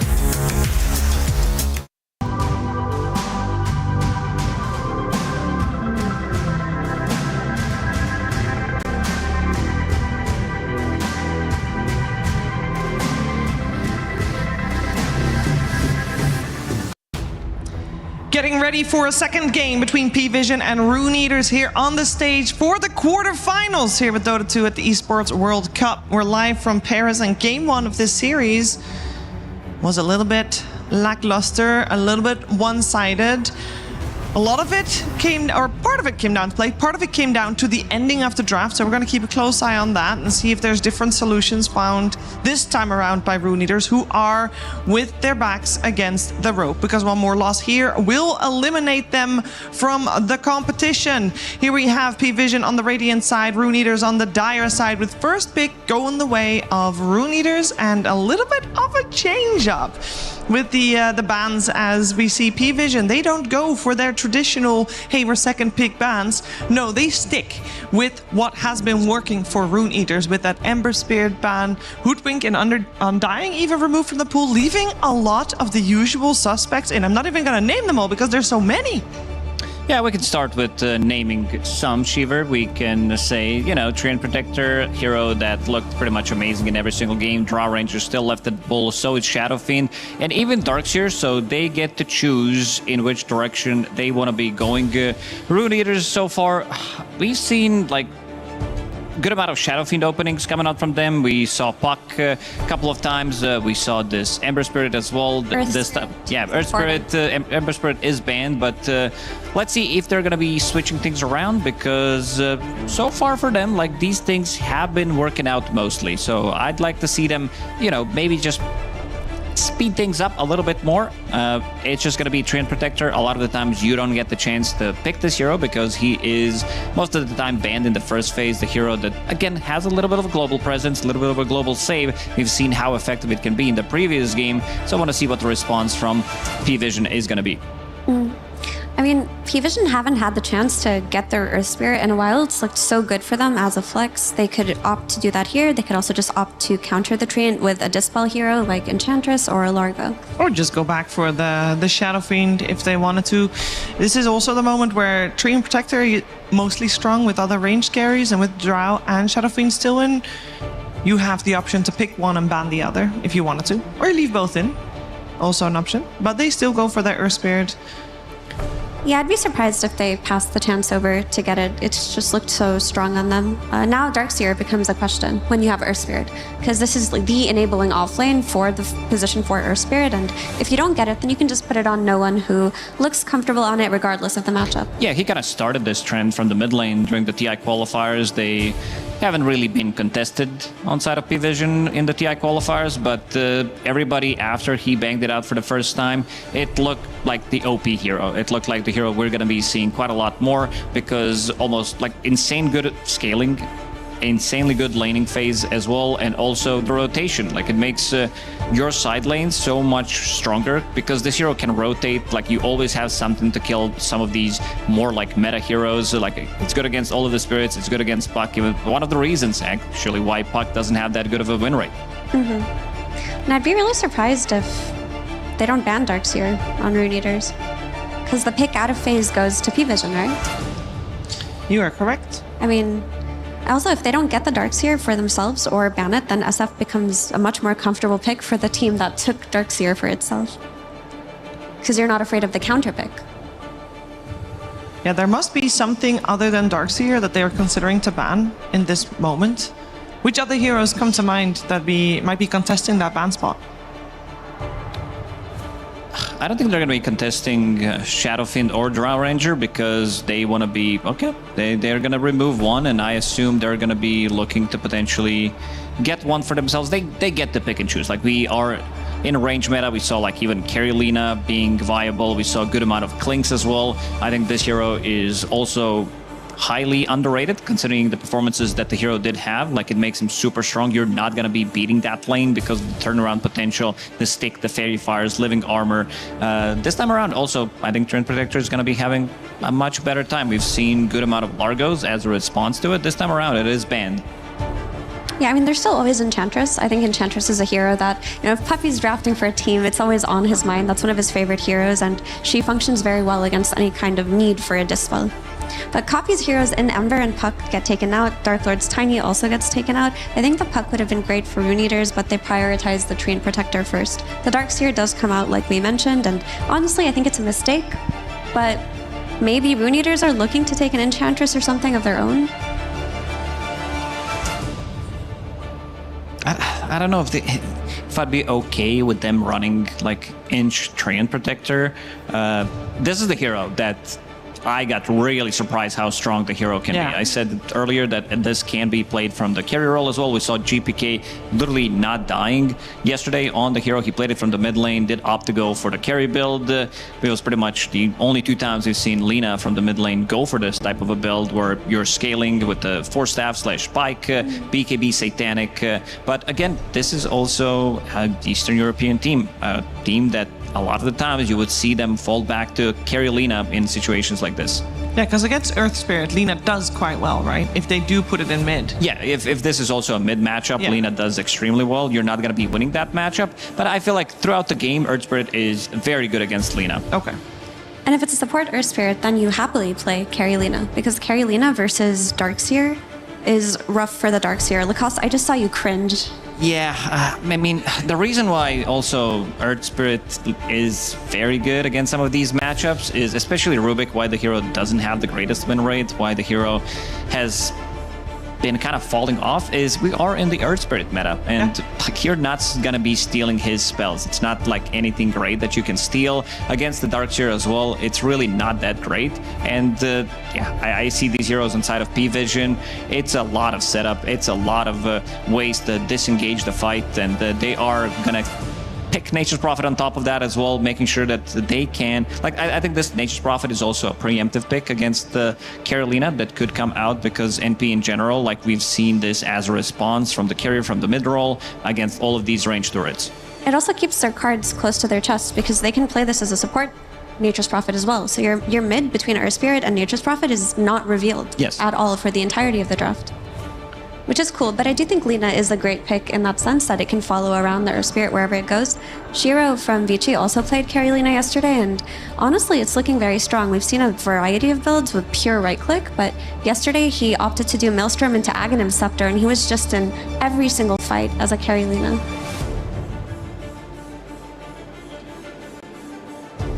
Well, Rune Eaters need to reveal something at this point with this this pick. Again, you see teams taking a little bit extra time for this pick in particular. It could be a good Doom game if they want to go that route. It's a little greedy, I would say, especially with the supports.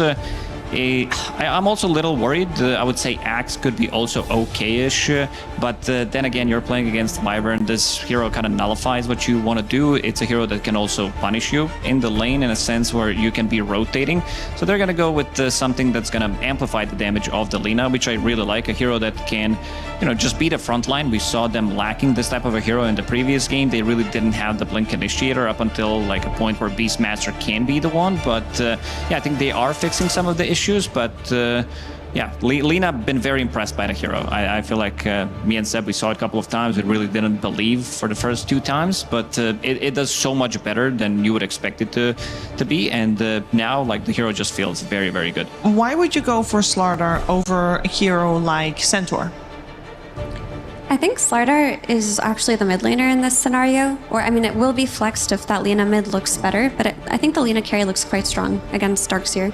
But CJ has shown us that mid Slardar can pop off entirely and enable his carry, and it would be a good pick. If Earth Spirit gets played from that mid lane because they're laning against Lina, you may want to think, okay, let's just get a stronger support for 9 class so that we can lane against Treant Lina. In that case, Slardar counterpicks this Earth Spirit mid. It is a very difficult lane. Yeah, and also after seeing the Queen of Pain ban, I would say that this probably wants to be Slardar mid, because this is one of the matchups that you don't want to be playing against. And even though they have like good amount of control, like Queen of Pain, we haven't seen too much of a hero. It could be very good for this game. I do think that Rune Eaters need some kind of dispel though, because the Rubik isn't really offering you that much. Like, you do have this nice curse that you can potentially steal, but unless he's buying first item mules, you're still going to suffer versus Darkseer Surge and his Ion Shot. Yeah, that's why I mentioned Doom. I think now that they picked up Slardar, there is high chance that they are going to go with Doom, because you also want to be having some scaling. Like, this hero scales insanely well. It's also another front line for your Lina. It's like with Slardar, you're never going to be lacking damage. You're never going to be lacking ability to go for objectives, to go for Roshan, Tormentor. Mm-hmm.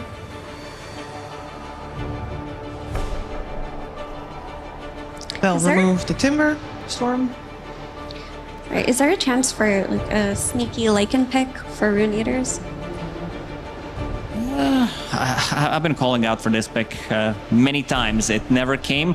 Against Wyvern, it's not as good. It's still playable, don't get me wrong. I assume with this Timber pick, this Nature's Prophet wants to go to the safe lane as well.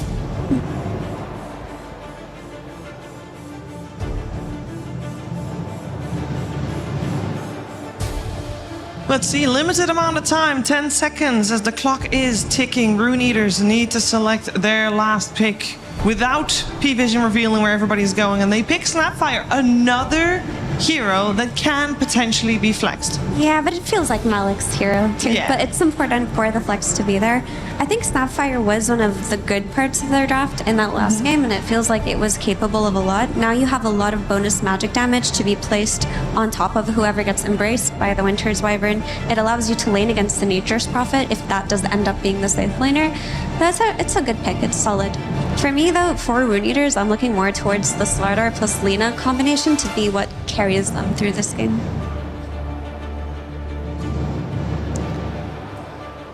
Yeah, the question is, who do they want to run? Because now they have Slardar, which is very good against most of the melee mid laners, so it's Snapfire as well. They don't have many gap closers. I feel like this is one of those games where you could like potentially sneak in some Sniperino as well and get away with it. Maybe some Zeus, too. Get a little bit of global action going with the Nature's Prophet. Yeah, is there anything that P-Vision in particular is lacking in their draft? Like, are they lacking damage in particular? Their team fight is definitely there. I mean, I think it would be nice to just have secondary initiation and not depend only on that Earth Spirit.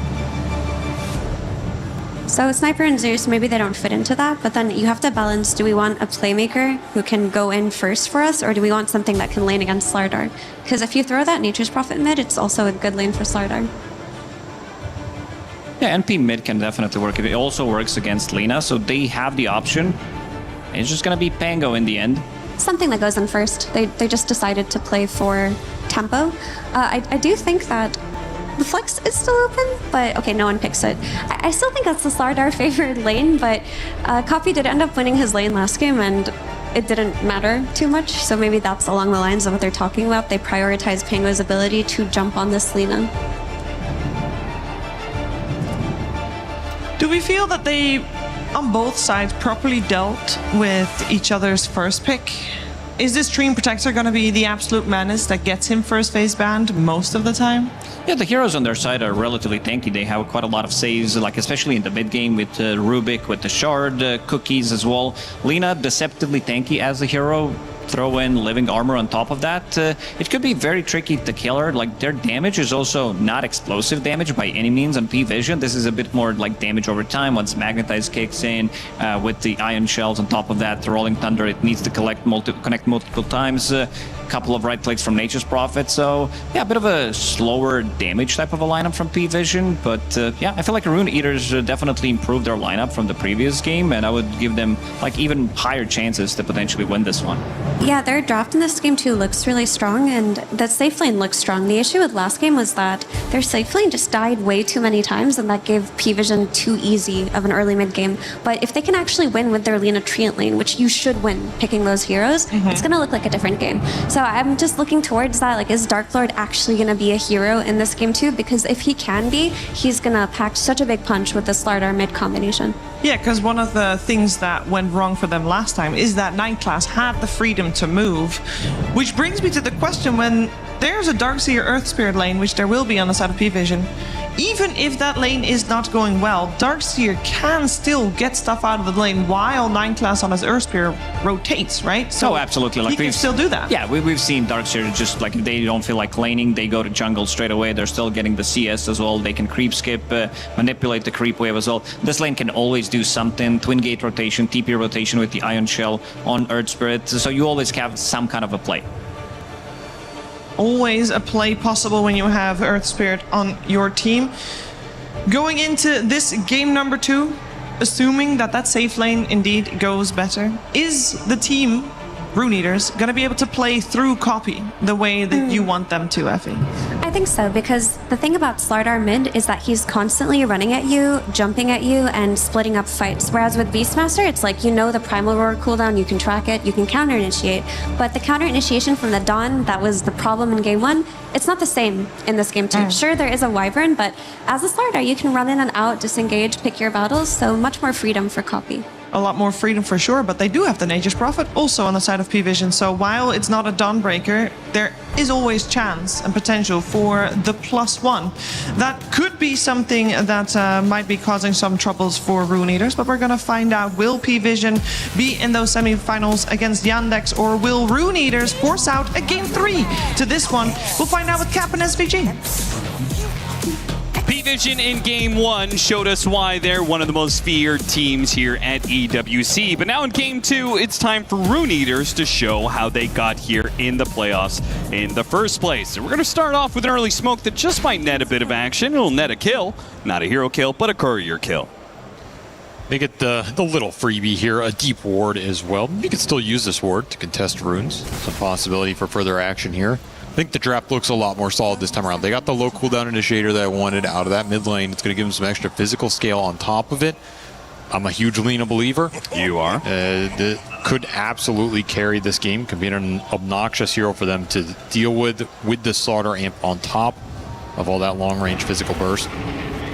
I could see it. I could see this game working out a lot better. Not as one-dimensional. Have a lot more skirmish power. Still a tall task ahead. Nowhere to go here. Somehow that smoke play from Rune Eaters. Yeah. Ends up netting first blood for P-Vision. And it's not even like they're going to get the bounty rune advantage or anything. It's still going to be a 2-2 split. I will say P-Vision, like one of the big problems from Game 1 was the Dawnbreaker really broke the way that Rune Eaters wants to be able to play the game. Do you feel like Nature's Prophet carry is able to do that kind of similarly? Another global hero that's just going to be able to kind of AFK, play the map, push in lanes, while still being able to join in on these fights. It's not only the Furion that's going to do that, it's the Darkseer too. Like you have the double side lane go shove that it can absolutely cause problems around the map. I view this draft as, I think Rune Eaters are going to have a better chance to win this game, for sure. However, I also think there's a higher chance they get run over even harder if the game starts to go wrong. Oh, okay. Just because I think this P-Vision lineup can really take some small openings and just completely run away with it. Like, if you start bleeding out some bad deaths in the lanes, this Furion gets a faster out than Nature, he's compounding the advantage, he can just TP on this Lina. Lina is food in this game for a while. Especially with the natural gap close between the Pango, the Earth Spirit, and the Furion. It's a lot with Lina to deal with. You need 2 or 3 items before you're able to sit there and kind of fight back or deal with it in any capacity. So I'm a little worried that this game could snowball a lot faster than Game 1. However, I do like their draft a lot better. So as long as they can make the lanes work and not give up too many bad pickoffs or something like that, play through the Slaughter, I think Copy could be a force to be reckoned with in this game. They pick the Pango into that Slaughter, will give him a nice laning phase here. Like earlier we saw him choose not to chase Night Class. Good neutral creep deny at least, but not bad. Yeah, he I thought he was knowingly going like, okay, I can't chase after them because it's a double ion shell melee hero combo that I just can't really beat. And I don't want to just give them away kills. And then he still walked into it anyway, trying to stop these pulls that Night Class is up to. Fortunately, he doesn't give away that much thanks to the neutral creeps, but one of the ion shells got purged by the Satyr, so a little value there too. Making a quick gank on the mid. Copy feeling the heat in this one from that roaming Earth Spirit. I mean, didn't have a shell on him. If he can still get the river rune, then it's kind of fine, and he will, so. He's chilling. Still a lot of resources in the bank. You have the living armor as well. The living armor is going to be really nice in this game. Just try and prevent some of those cheeky kills from the roaming Earth Spirit from coming out. And you should guarantee your Lina free farm. So that's going to be a massive difference, as the panel said. This is not going to be a Dark Lord that got completely bamboozled into the jungle early on. Yeah. Should have a lot more to play with. Still worried about some of the rotations onto this hero, but if you can avoid some of those and get up to fast, boots of travel, if you're going to go the Maelstrom, fine. I think it's an okay item on this hero. Not as good as it used to be, but totally fine now. Into that Ags, then you're joining fights and you're a powerhouse.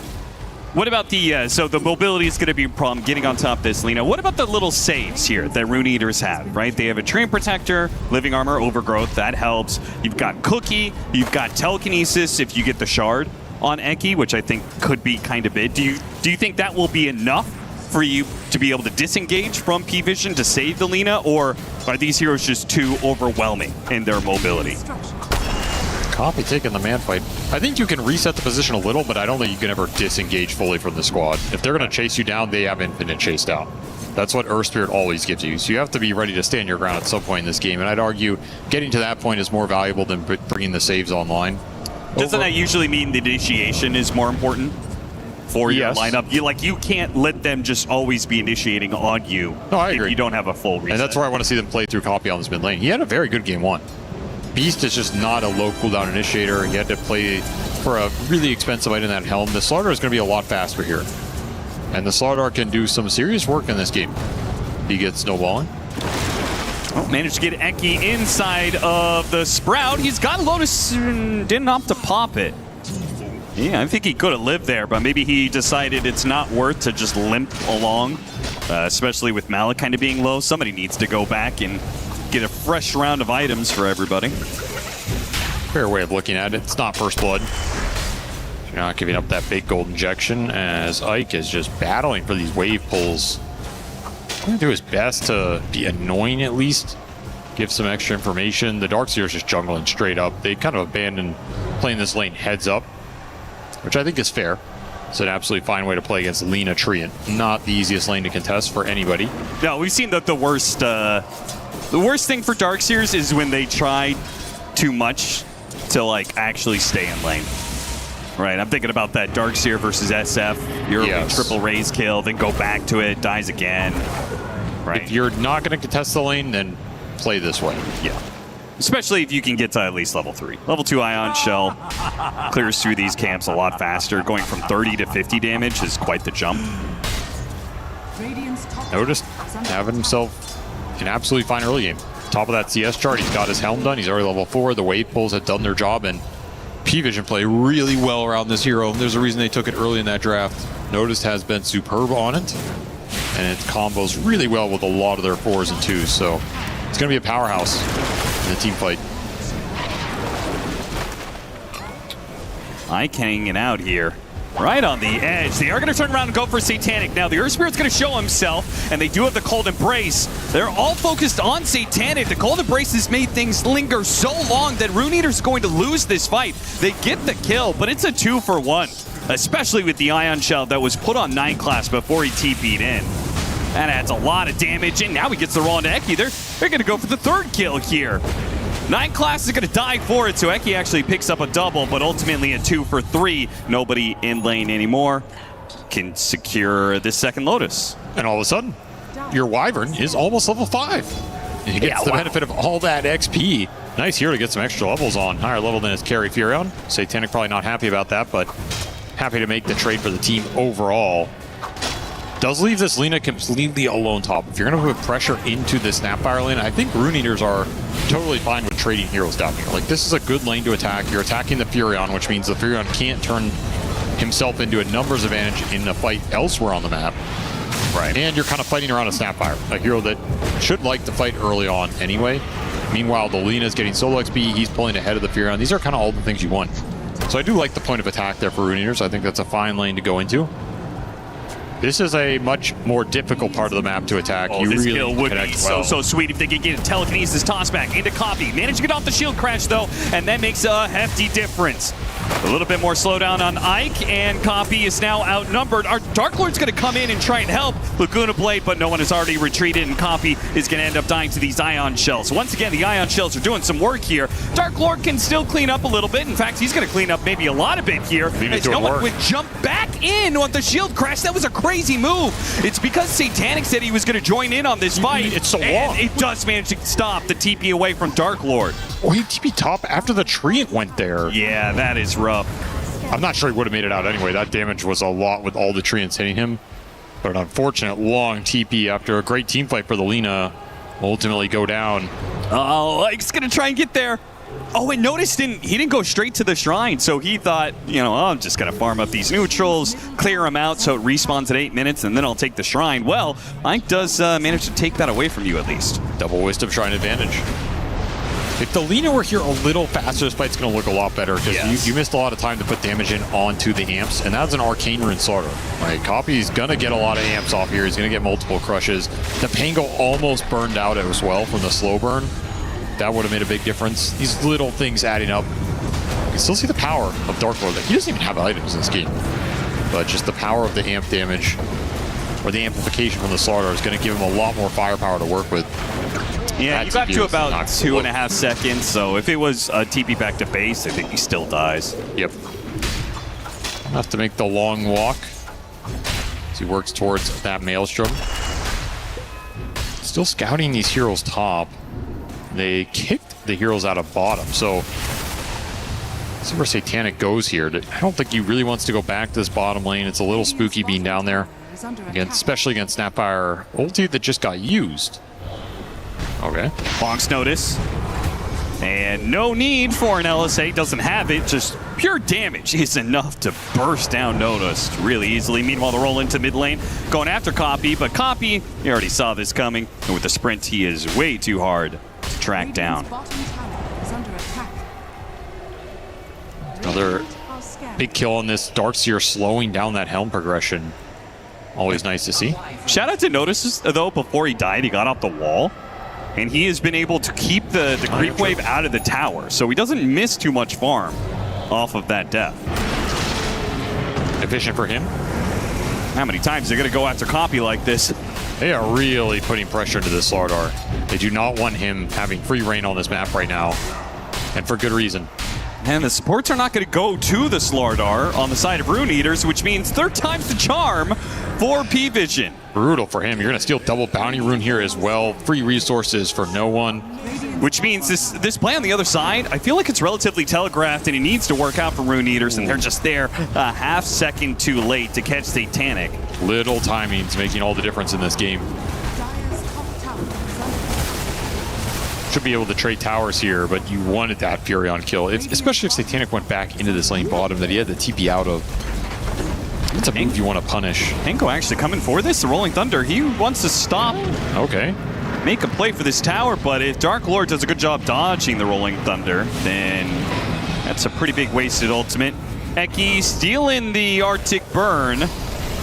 Won't be able to fly off the map or anything. Kiz is raining in, actually. Maybe Dakalis dies? Is it outside of the range? Are they not going to be able to get the damage on him? They do.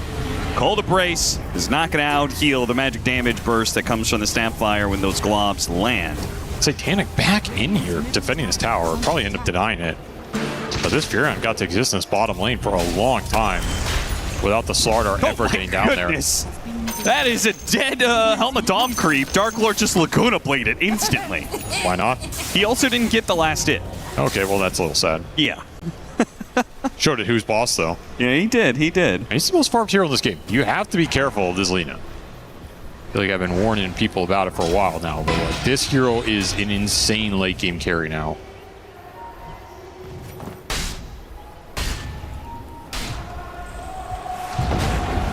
Ike is not having fun with these ion shells. Nope, it's a rough matchup. I feel like P-Vision are showing the best combination of Darkseer from any team. I feel like too often you don't actually get to utilize these ion shell TP plays, but Night Class, he's making it look really good here and has secured them a 2,000 net worth lead at 12 minutes with some of these towers doomed to fall soon. This mid tower is healthy for now, but P-Vision own plenty of the area. We're still chipping away at it. Diffusal for the Pango. Ion shells can go through all these melee heroes and the Furion can connect. Very solid early game team fighting that's very efficient around the map. They're even going to get the haste rune at the 12-minute mark. One Copy would have liked to pick up here with this Blink Dagger, but he'll be unlucky in his endeavors. And this is where you'd want to get the Slardar more involved in the game. You have bots on the Snapfire. You have Alina that can connect to the fight as his bots are also done? Yes. So you have two Boots Travel Cores that can play off of this Slardar going in and starting fights. You want to get it cooking a little bit.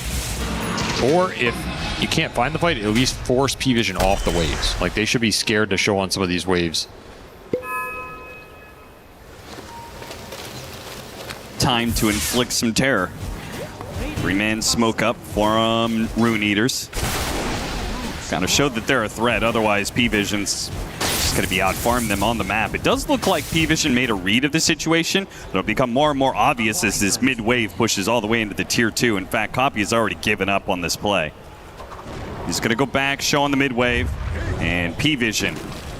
They're the ones who are going to make the move here. Quick little kill on the Dream Protector. It does mean that Dark Lord has a chance to get out here unless somebody hits him. Ooh, that was close. Ninecloth is actually kind of close on the Rolling Boulder. There could have been a vacuum. Just the tree, though. Not the worst smoke break. That was a haste rune in the bottle for the Pango. A lot of time wasted for these 4 heroes top, and you get your carry out.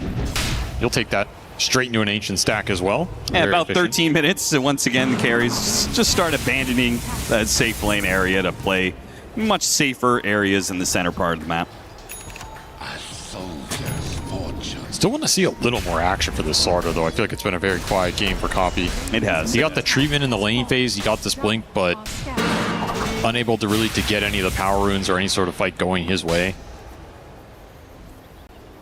See, maybe he can get the 14-minute power rune here. Radiant's middle tower. P-Vision swarming all over it. It is an amp damage bottom. Oh, Copy's not sure. Can I take it? Can I take it? Will I die if I go and take it? Blinks away at the first sign of danger. Eki swashbuckle down to the low ground, but there's no one on the other side. Goes through TP way. They have a stun, and that is the Winner's Curse. Somebody's got to pay the price for that rune. Seems to be Fate. Nice rune to stag, though. Gives you a lot more single target burst damage threat on the map right now. So if they're not able to make action happen with the Slardar, like how bad is this? Because it does seem like Rune Eaters are just kind of chilling for farm right now. Not that bad. You have double boots of travel. You have a lot of map presence right now that you can play a little greedily with. Like, you're not going to fall too far behind. This is a Furion Darkseer lineup, so they're always probably going to outfarm you a little bit. Just with the jungle efficiency with Wrath of Nature across the map. However, I think you're confident in your Lina Slardar scale here for a long time. It will come down to late game teamfight execution. The Wyvern could be a big factor. You can land some big curses. Will absolutely decimate the fight. Same with the big vacuums, right? If you can vacuum 3 or 4 heroes in this game into some Pango spells, Earth Spirit spells on top, that teamfight could just be over. BKBs will be a big deal for Rune Eaters in this game. You're going to want them on multiple cores for sure. And you will have a very nice timing with that. Which is where, like, at least Rune Eaters will still have effectiveness against the BKBs with overgrowth, with being able to have bash from Slardar. For sure. They're not too worried here.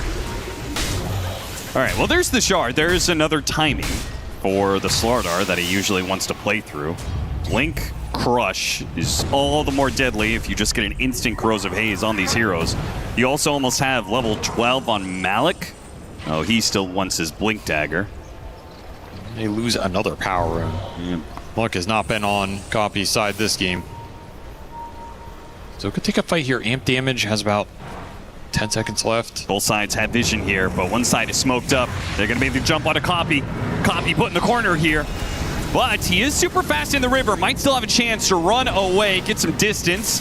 No one. Most of the Rolling Thunder is going to be out here. Can look to go back in. Yeah, definitely. Got some big spells out. They're just on the run. No interest in reinitiating that fight. I feel like they're playing a bit too scared here. If Rolling Thunder is down. There are some small openings in this game to potentially take advantage of. It's not easy.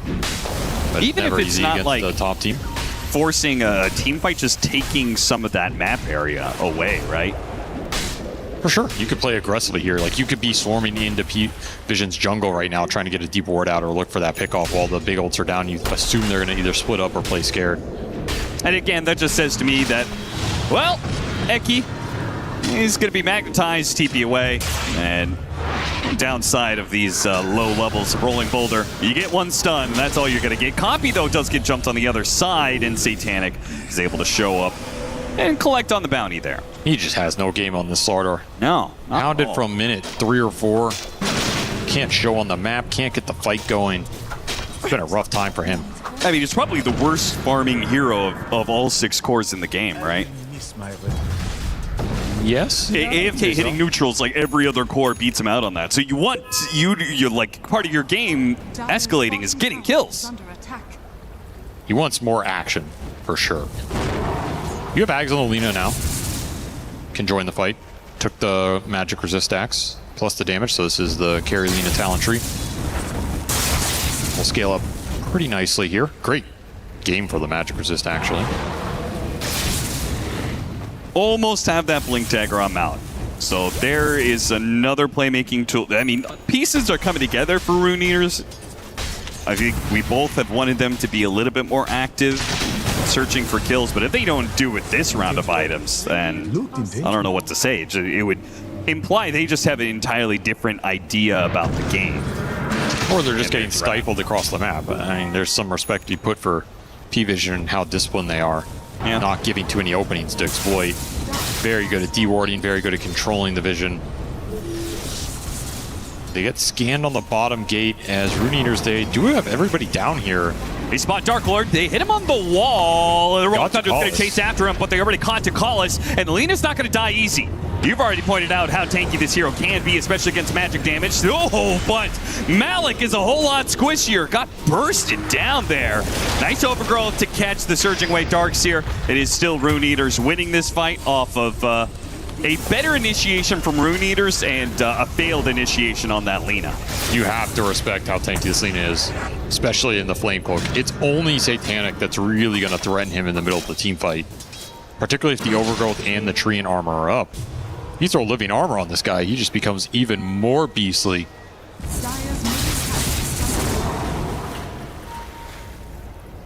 Not a bad team fight at all.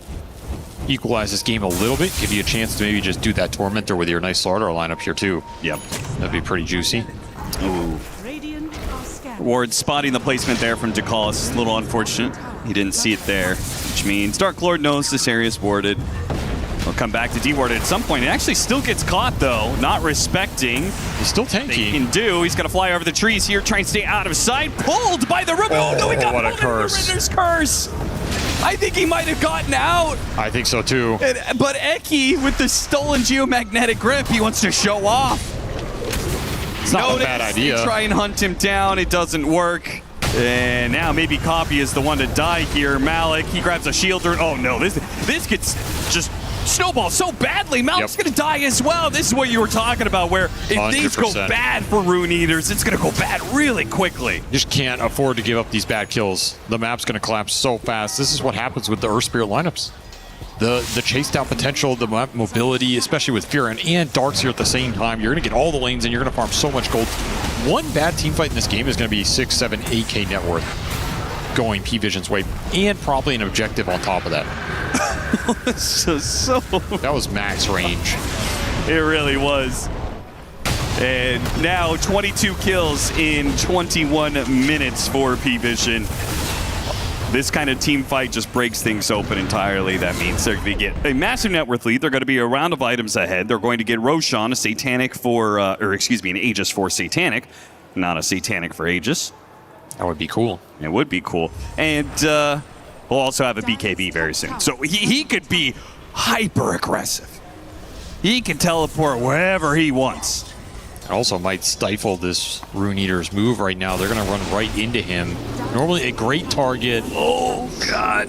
That might not be the worst, honestly, that he TP'd out on them, because I think you want this smoke to land on the rest of the team if you can. Yeah, no doubt. The smoke is going to break on Dakalis. He probably knows the Train Protector's here. He's already flicking away. They try and make a Rolling Thunder initiation, still hit Copy, while the Train Protector's in trouble. Going to be silenced up. No chance for an overgrowth, which means these kisses are a lot worse for wear here. Dark Lord doesn't know where to run to here. He doesn't have the Flame Cloak, so he can't just fly off the cliff. He's kind of stuck, battling it out, hoping for an Aegis kill. That's it. Back-to-back team fights that P-Vision just work Rune Eaters with ease. This is where this game can snowball faster than game one, because you're just going to devour the map. I mean, look at, oh, what a perfect block. Oh, it's Rampage. Rampage across the map for Satanic. Too fast, too easy. He is just shredding everybody now.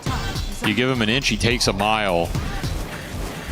The threat's supposed to be the Slardar Lina and maybe an Overgrowth landing on him without a Dispel item. Now he has BKB available, still has his Aegis for 3 minutes. 13-1 for the young gun here as he is just running over this game. Maybe you didn't want him TPing out of that game. Yeah. Maybe you can kill him twice while the team is trying to salvage the situation, because these types of fights are just not going to work out for you. You don't have the same AoE control. You don't have the same presence, with, especially without a BKB on Copy. You just can't enter the team fight. It feels like to me, Rune Eaters, they're behind like they were in game one, and they're now trying to wrap the map, but they can't do that against an Aegis Prophet. It's impossible. The lanes go in too quickly. Between the Darkseer, the Prophet, even Pangolier, and then Earth Spirit's hunting you. Furin's like, I missed that kill, oh well. And then he thought about TPing into the mid-tier 2. His team finds the Train Protector. Well, Satanic goes on the Rubik in the top lane and does manage to kill him with an Aegis Wrath, crashing down on Rubik's head. map control disappeared so fast. Hey, these heroes need to stop just showing. Malik, he just rushes down the mid lane to kill the wave and will make a successful TP. Space created. A little bit of space. Satanic just threatening the TP on this Lina top with the ward sitting in that jungle, though I don't think this ward actually sees anything. Pretty awkward. Dakalis, love the early gem pickup. When you're up like this, the only play that Rune Eaters has is to be able to abuse information, to get out on the map, potentially get pickoffs, especially with the way that P-Vision is playing right now, which is basically attacking all 3 lanes at once. Look at this TP top. Knows exactly where Dark Lord is. Won't snag him, but that's forcing an enemy carry into their base at 24 minutes. You're not sad about it by any means. Not at all. And instant pings bottom. Like the second anybody from Rune Eater shows on a wave, they are being attacked. They're going to send the Mad Dog in 9 class bottom to try and chase him down here. All he has to do is land 1 stun. That's probably enough for Satanic to complete his TP. Ooh, good attempt. Tries to blind catch them on the gate. Malik has already made his way through, but of course they know he went through the gate, which is where Satanic is there to welcome Malik. Hello. Trapped him again. He has had his number. Just cannot get the lanes out. This Aegis. It all started, that one death on the Lina that snowballed has turned into an 18k gold lead in like 5 minutes. That's how top team does it right here. You just never look back. Double wards up here.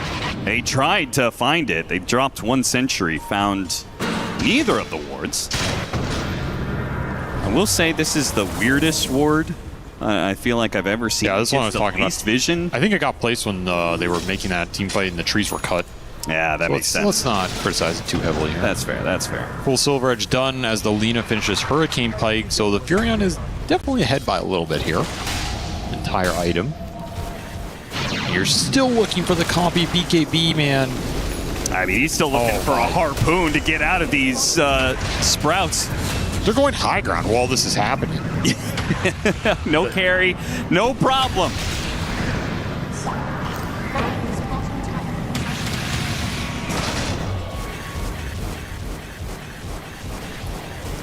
The funny part is Rune Eaters don't really have a choice in the matter. Like, it doesn't... Oh, the kick out. Nice Not even safe in your base against this Blink Aether Lens Earth Spirit. He already has all of that.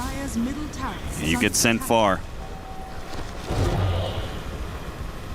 See, when they try and pull the trigger on actually going high ground in this game, option is definitely very available. 20k gold lead, just like that. Took him about 5 minutes.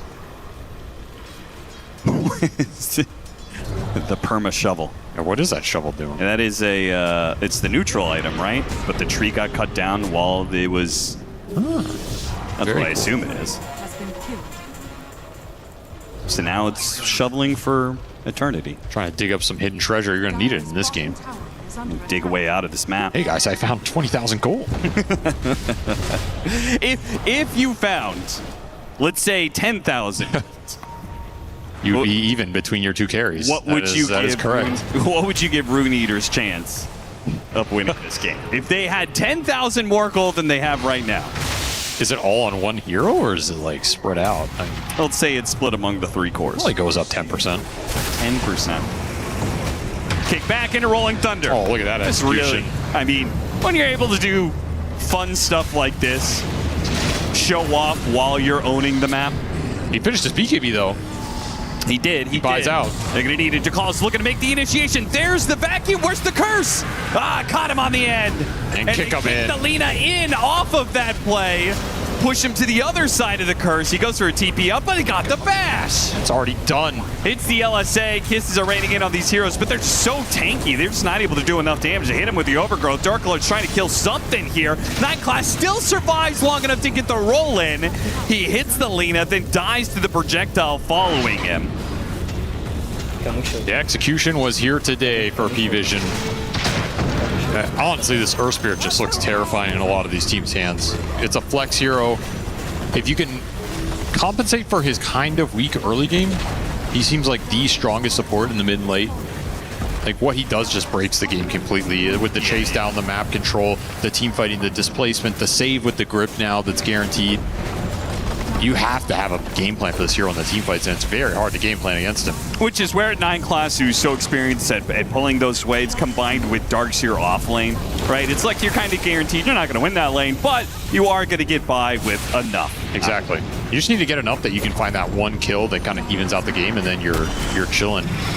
Jump in from Copy, he gets broken, sprouted. Malik, he jumps on top of Satanic. They do get a lot of damage on him, even with the BKB going off, but there's the Geomagnetic Grip, so he's going to be pulled away. And that was the only hero that had taken damage from Rune Eaters. The rest can go in. Ooh, Dark Lord saving himself there. Close call. Does hit level 20. A little more damage upgrade for him. Just never got a chance to get to those big scaling items before Satanic ran away with this game. Yeah, ran away with this series. Luxury item time for P-Vision. We're only 30 minutes in. Amp damage in the river. No one, he's going to be a nice little lad. He's going to leave the bottle for Satanic. Very nice. What a mid player.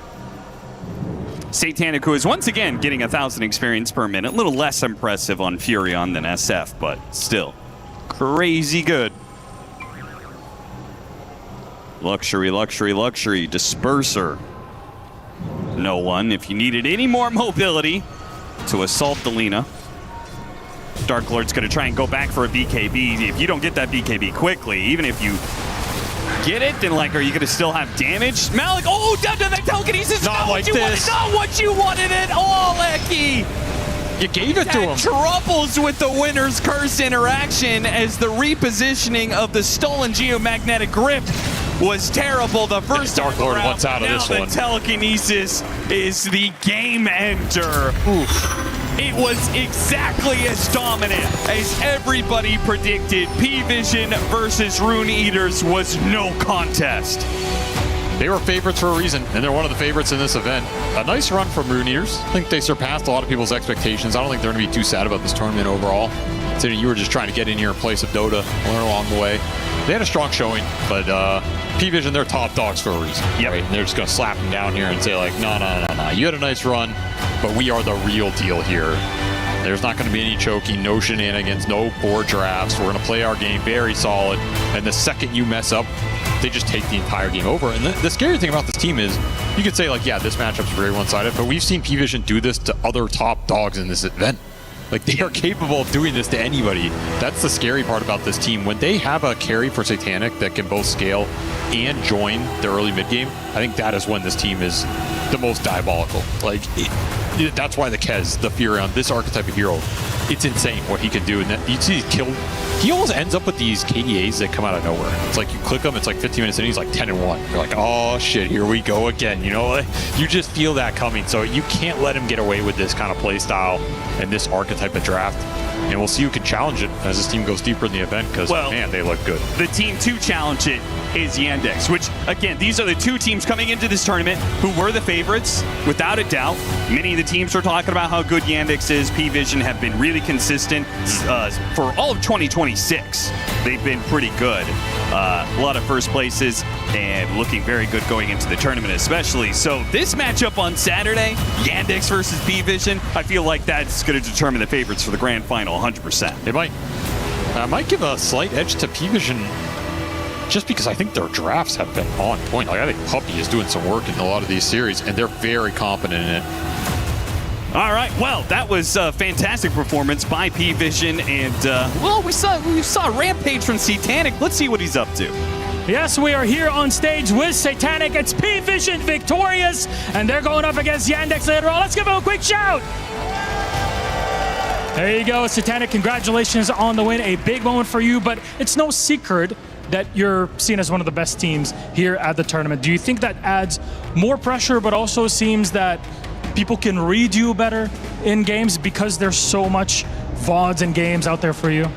Not really. I think there's not much pressure on us. It's only about how we play good or bad. That's it. And then speaking of that, you're playing Rune Eaters on the other side. There's not as much visible out there for preparation. How do you prepare for this game and in games like that in general? I mean, PPA just preparing drafts for us and we play. You got someone to really trust in this. And speaking of drafts, you know, some people are picking new heroes. You guys are sticking to the same stuff that works. Why? Any reason to not make any changes? I mean, I think we have a lot of heroes in pool, and we just change them like a bit by bit. It's like same heroes, but we change them in every game. That's it. I don't know. Fair enough. And next up, you'll be playing against Yandex, a team that we've seen succeed very much here at EWC and in general. What do you expect out of that game? I mean, I expect that who wins that series will win tournament. I think it's gonna be like hard for us, and for them, I think it's gonna be hard as well. So it's gonna be a fun match, and it's cool. Very much looking forward to it. I'm looking at that camera right there. Say something back to Yandex. Come on, get them ready for that game. I'll destroy you guys. Oh, Satanic with the big word. Speaking of which, you're going to get to destroy your opponent's key for Rune Eater. So let's bring over P-Vision. Come on over, gentlemen. Come on over. They're discussing the game because they're in their heads, they're already prepping for the next one. That's how it goes, right? Yep. Always on point, always ready to go. P-Vision joining us on here because it's time to crush some key. Let's go all together to the back, my friends. It's time to crush your opponent's key, and I know you've gotten used to doing this here. We're gonna open our door. We're gonna reveal our crusher, because it's time to get this one done. Rune Eaters are out, and gentlemen, you're going in. All of you coming in. Noticed is gonna be the one to crush the key in this one with the rest of the team around him. Let's get a close POV in all of this.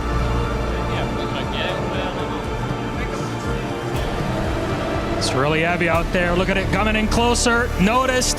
Ready to take them out. P-Vision victorious. Rune Eaters, they are out. The crush is done.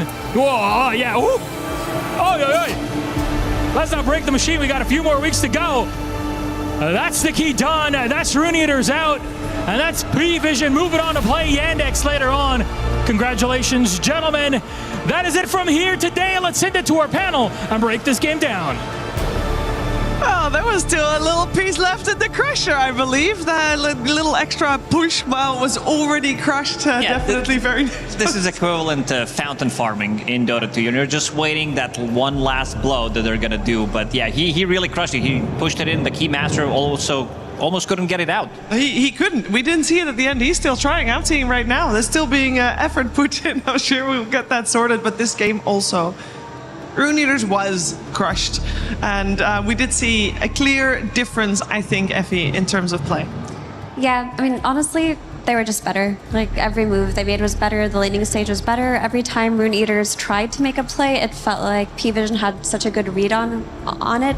9 class in particular, I felt like he knew exactly what Rune Eaters were going to try, and he made sure to be there preemptively with his Earth Spirit, and letting it go is a big mistake. You cannot give this team Earth Spirit.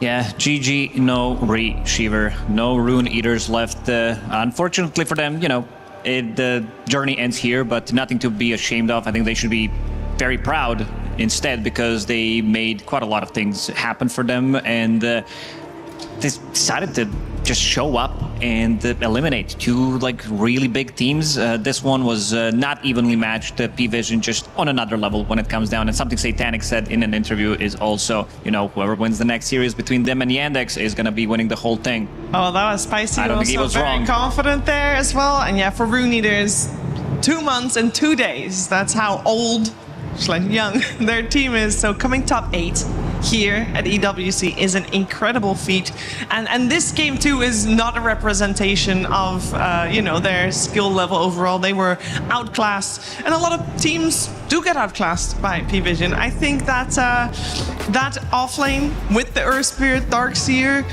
oh my goodness, that is just dirty. Every lane getting pulled. This was supposed to be a lane where also Dark Lord was able to get a lot out of, but at the end of the day, he did. I think this was the lane where, like, he was staying on top of the network, so they played the lane really well. The one thing I didn't really like that they did have is this double boots of travel on like your position 1 and 3.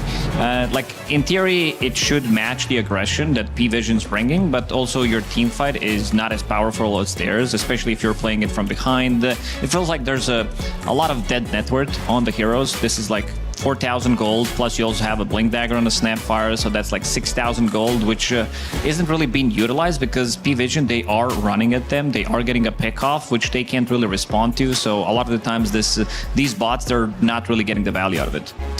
Yeah, but I just also think they mis-executed a little bit. Like, at some point in that game, it felt like P-Vision were the ones making every single move, and we didn't really get to see Rune Eaters try anything. Like, every time I looked at the screen, the Lina was being run out in the jungle, or someone was getting teleported on by Satanic in that bottom lane, that dud lane, if that's what you're going to call it, and they just could not react, I think. For Rune Eaters, I do believe there was a window of time where had a few of their moves connected and worked, then maybe we would have seen a different game.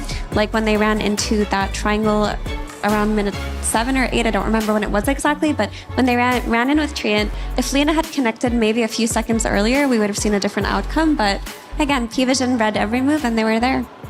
They were there, and in a game like this, especially when it is that one-sided, it's pretty tricky choosing an MVP, I'd say. But it was done anyway, and it was a very clear reason at the end of the day. There's only one player that got themselves a rampage in this game, is Satanic. Satanic with the MVP, I think Effie no surprise. Yeah, I mean, Satanic's so good. Like, his SF in that first game, it must have felt so oppressive. Like, you just can't fight into it.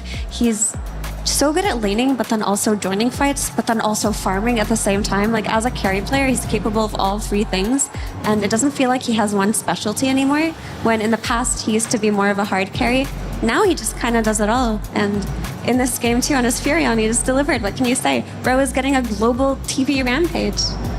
Yeah, a lot of momentum. Like, this guy really rides the momentum that he does have. A lot of the times you'll see team sacrifice for him, knowing that he is going to be like, there's a lot of trust in this team, not just between the players, but also something that he talked about is the trust that the drafts are going to be working out, because he says, you know, Puppy, he picks the heroes, we play the heroes. It sounds easy, but it does take a lot of trust because, you know, we have information that we're seeing so far at EWC, but also prior to the scrims. I assume those are also going really well for them because everything seems to be on point, and this team, like, even because they're going to be playing against the Yandex next, I will give slight edge to P-Vision because of the execution. Like, it seems like everything is super crisp, like their moves that they're making across the map. A couple of these niche heroes as well. Not many people are playing position for Earth Spirit. They are, and 9 class, again, finding a hero for himself like he does at every single tournament and utilizing it to perfection.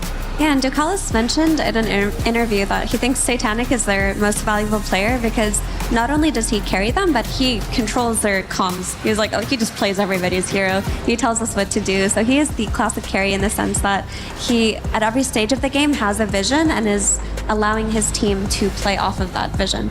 Maybe then extra value having him on a hero like Nature's Prophet that adds value everywhere on the map. Oh, he sees everything. Yeah, he's ready to join in some of these early engagements, and I think we also got to give credit to Ducalis. He has been on point with these curses. The chemistry that they have between him and Notice with the vacuum into curses, like he pulls them back in. It was just beautiful to watch this time around, and just the whole squad. It seems like everything is clicking for them, and this is what you want to be seeing, like this confidence, like this dominant performance that they are like transitioning from the group stage into the playoffs and saying, you know, a couple of days that we had off, like we still understand everything's still working for us. Yeah, still very much on top, and unfortunately, of course, on the receiving end of this series was Rune Eaters, and we'll say goodbye to them with some final words from Eki. Hey, I'm here with Eki from Rune Eaters. Just got knocked out of the tournament. Tough loss there. What are you feeling right now? We feel pretty devastated, of course. I mean, losing sucks, but I think still quite satisfied that we still got to beat some teams. We still got to go to the last 3 days of the event. Like, top 8 is not a bad result, but obviously we wanted to go further. We wanted to do more. Such is life. We come back stronger next. Yeah, I mean, there's 24 teams in the tournament. You got top 8. That's amazing. You guys won 70K. You got club points. A lot of good things going for you. What was different about today versus yesterday when you guys played? Because I know you guys were firing on all cylinders yesterday. Everything looked good. Why did today look one-sided? I think today it's the nature of our opponent. I think they had a very good strategy going into us. They had the way they played the map was very punishing for us. I think we didn't have the best answers. We kind of had to improve as the game is going on. So I think they just did a really good job, honestly.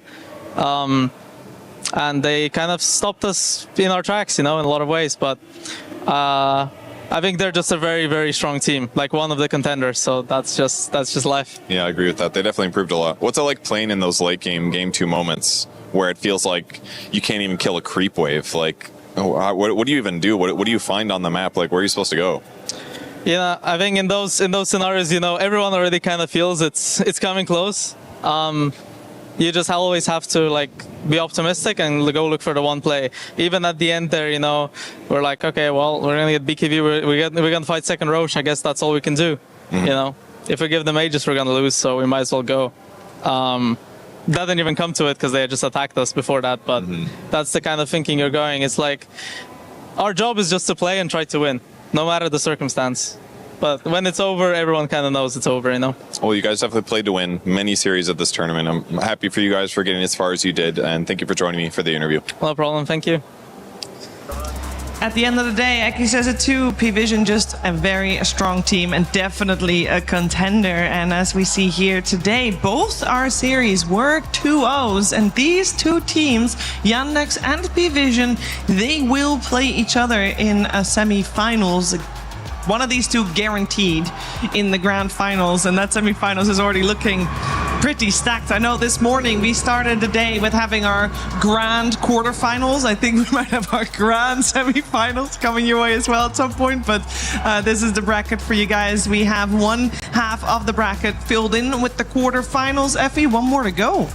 One more to go, and I mean, these ones are exciting too. We have Vici, who were a big surprise yesterday in terms of how they were able to just get more confident and get the win versus 1-dub, which nobody expected, versus Falcons, which are, of course, one of the best teams in this tournament. That's going to be pretty exciting. And Lacoste, it seems like, Nigma are back here. Yeah, seems like they are back for a 50th time, and for real, this time they might actually be back. And we've seen like the underdog stories from Rune Eaters. We're seeing a little bit of underdog story coming out from Vici Gaming as well. Nigma Galaxy, I wouldn't even call them underdogs because they just played so well, and like in TI qualifiers as well, they already shown what they can do in the group stages here at EWC. Everything looked very crisp. They got that first place as well, and not going to be an easy matchup for them by any means, but should be a very interesting one. Like this series, I feel like it's just going to be a banger. It should be for sure. Of course, all of that is tomorrow, because today this was the end. I do want to know what stood out most of today. I will go first if you need me to, because the thing that stood out most to me was how well Yandex and P-Vision both played, and I can't wait for those semifinals. Took that one from you. Yeah, absolutely. I mean, now I need to think of something else, and we will do it on the spot, Shiver. As we're talking, we're still thinking about the things that we are going to be saying. Jokes aside, I feel like, Yandex and P-Vision, both of these teams, they looked very stable, and it's going to be, it's going to come down to, the smallest things when it comes down to the drafting, the execution, because they looked so stable, in the whole season, pretty much. So, going to be very interesting. These are the type of teams that are, gonna be winning the tournament, and as he already said in an interview, Satanix, one of the two teams that we have right now is probably gonna win it, and he's not wrong. Yeah, I mean, it's just a shame that we won't get a grand finals between Yandex and P-Vision. One of them are just going to get taken out early on, but I do think the winner is there between those two, and whoever faces them in the grand finals has a really, really tough wall to climb, because it feels like they're just the best two by a big margin. Yeah. Maybe we all just have some recency bias here, because of course we saw the teams play today. Potentially at the end of the day tomorrow we'll change our tune, but if you want to find out that, you got to, of course, tune back in tomorrow. As said, this was it for today. First half of quarterfinals done. Second half coming your way tomorrow. But if you missed any of today's action, don't worry. We'll leave you for now, but we won't leave you empty-handed. Enjoy the STC recap of the day.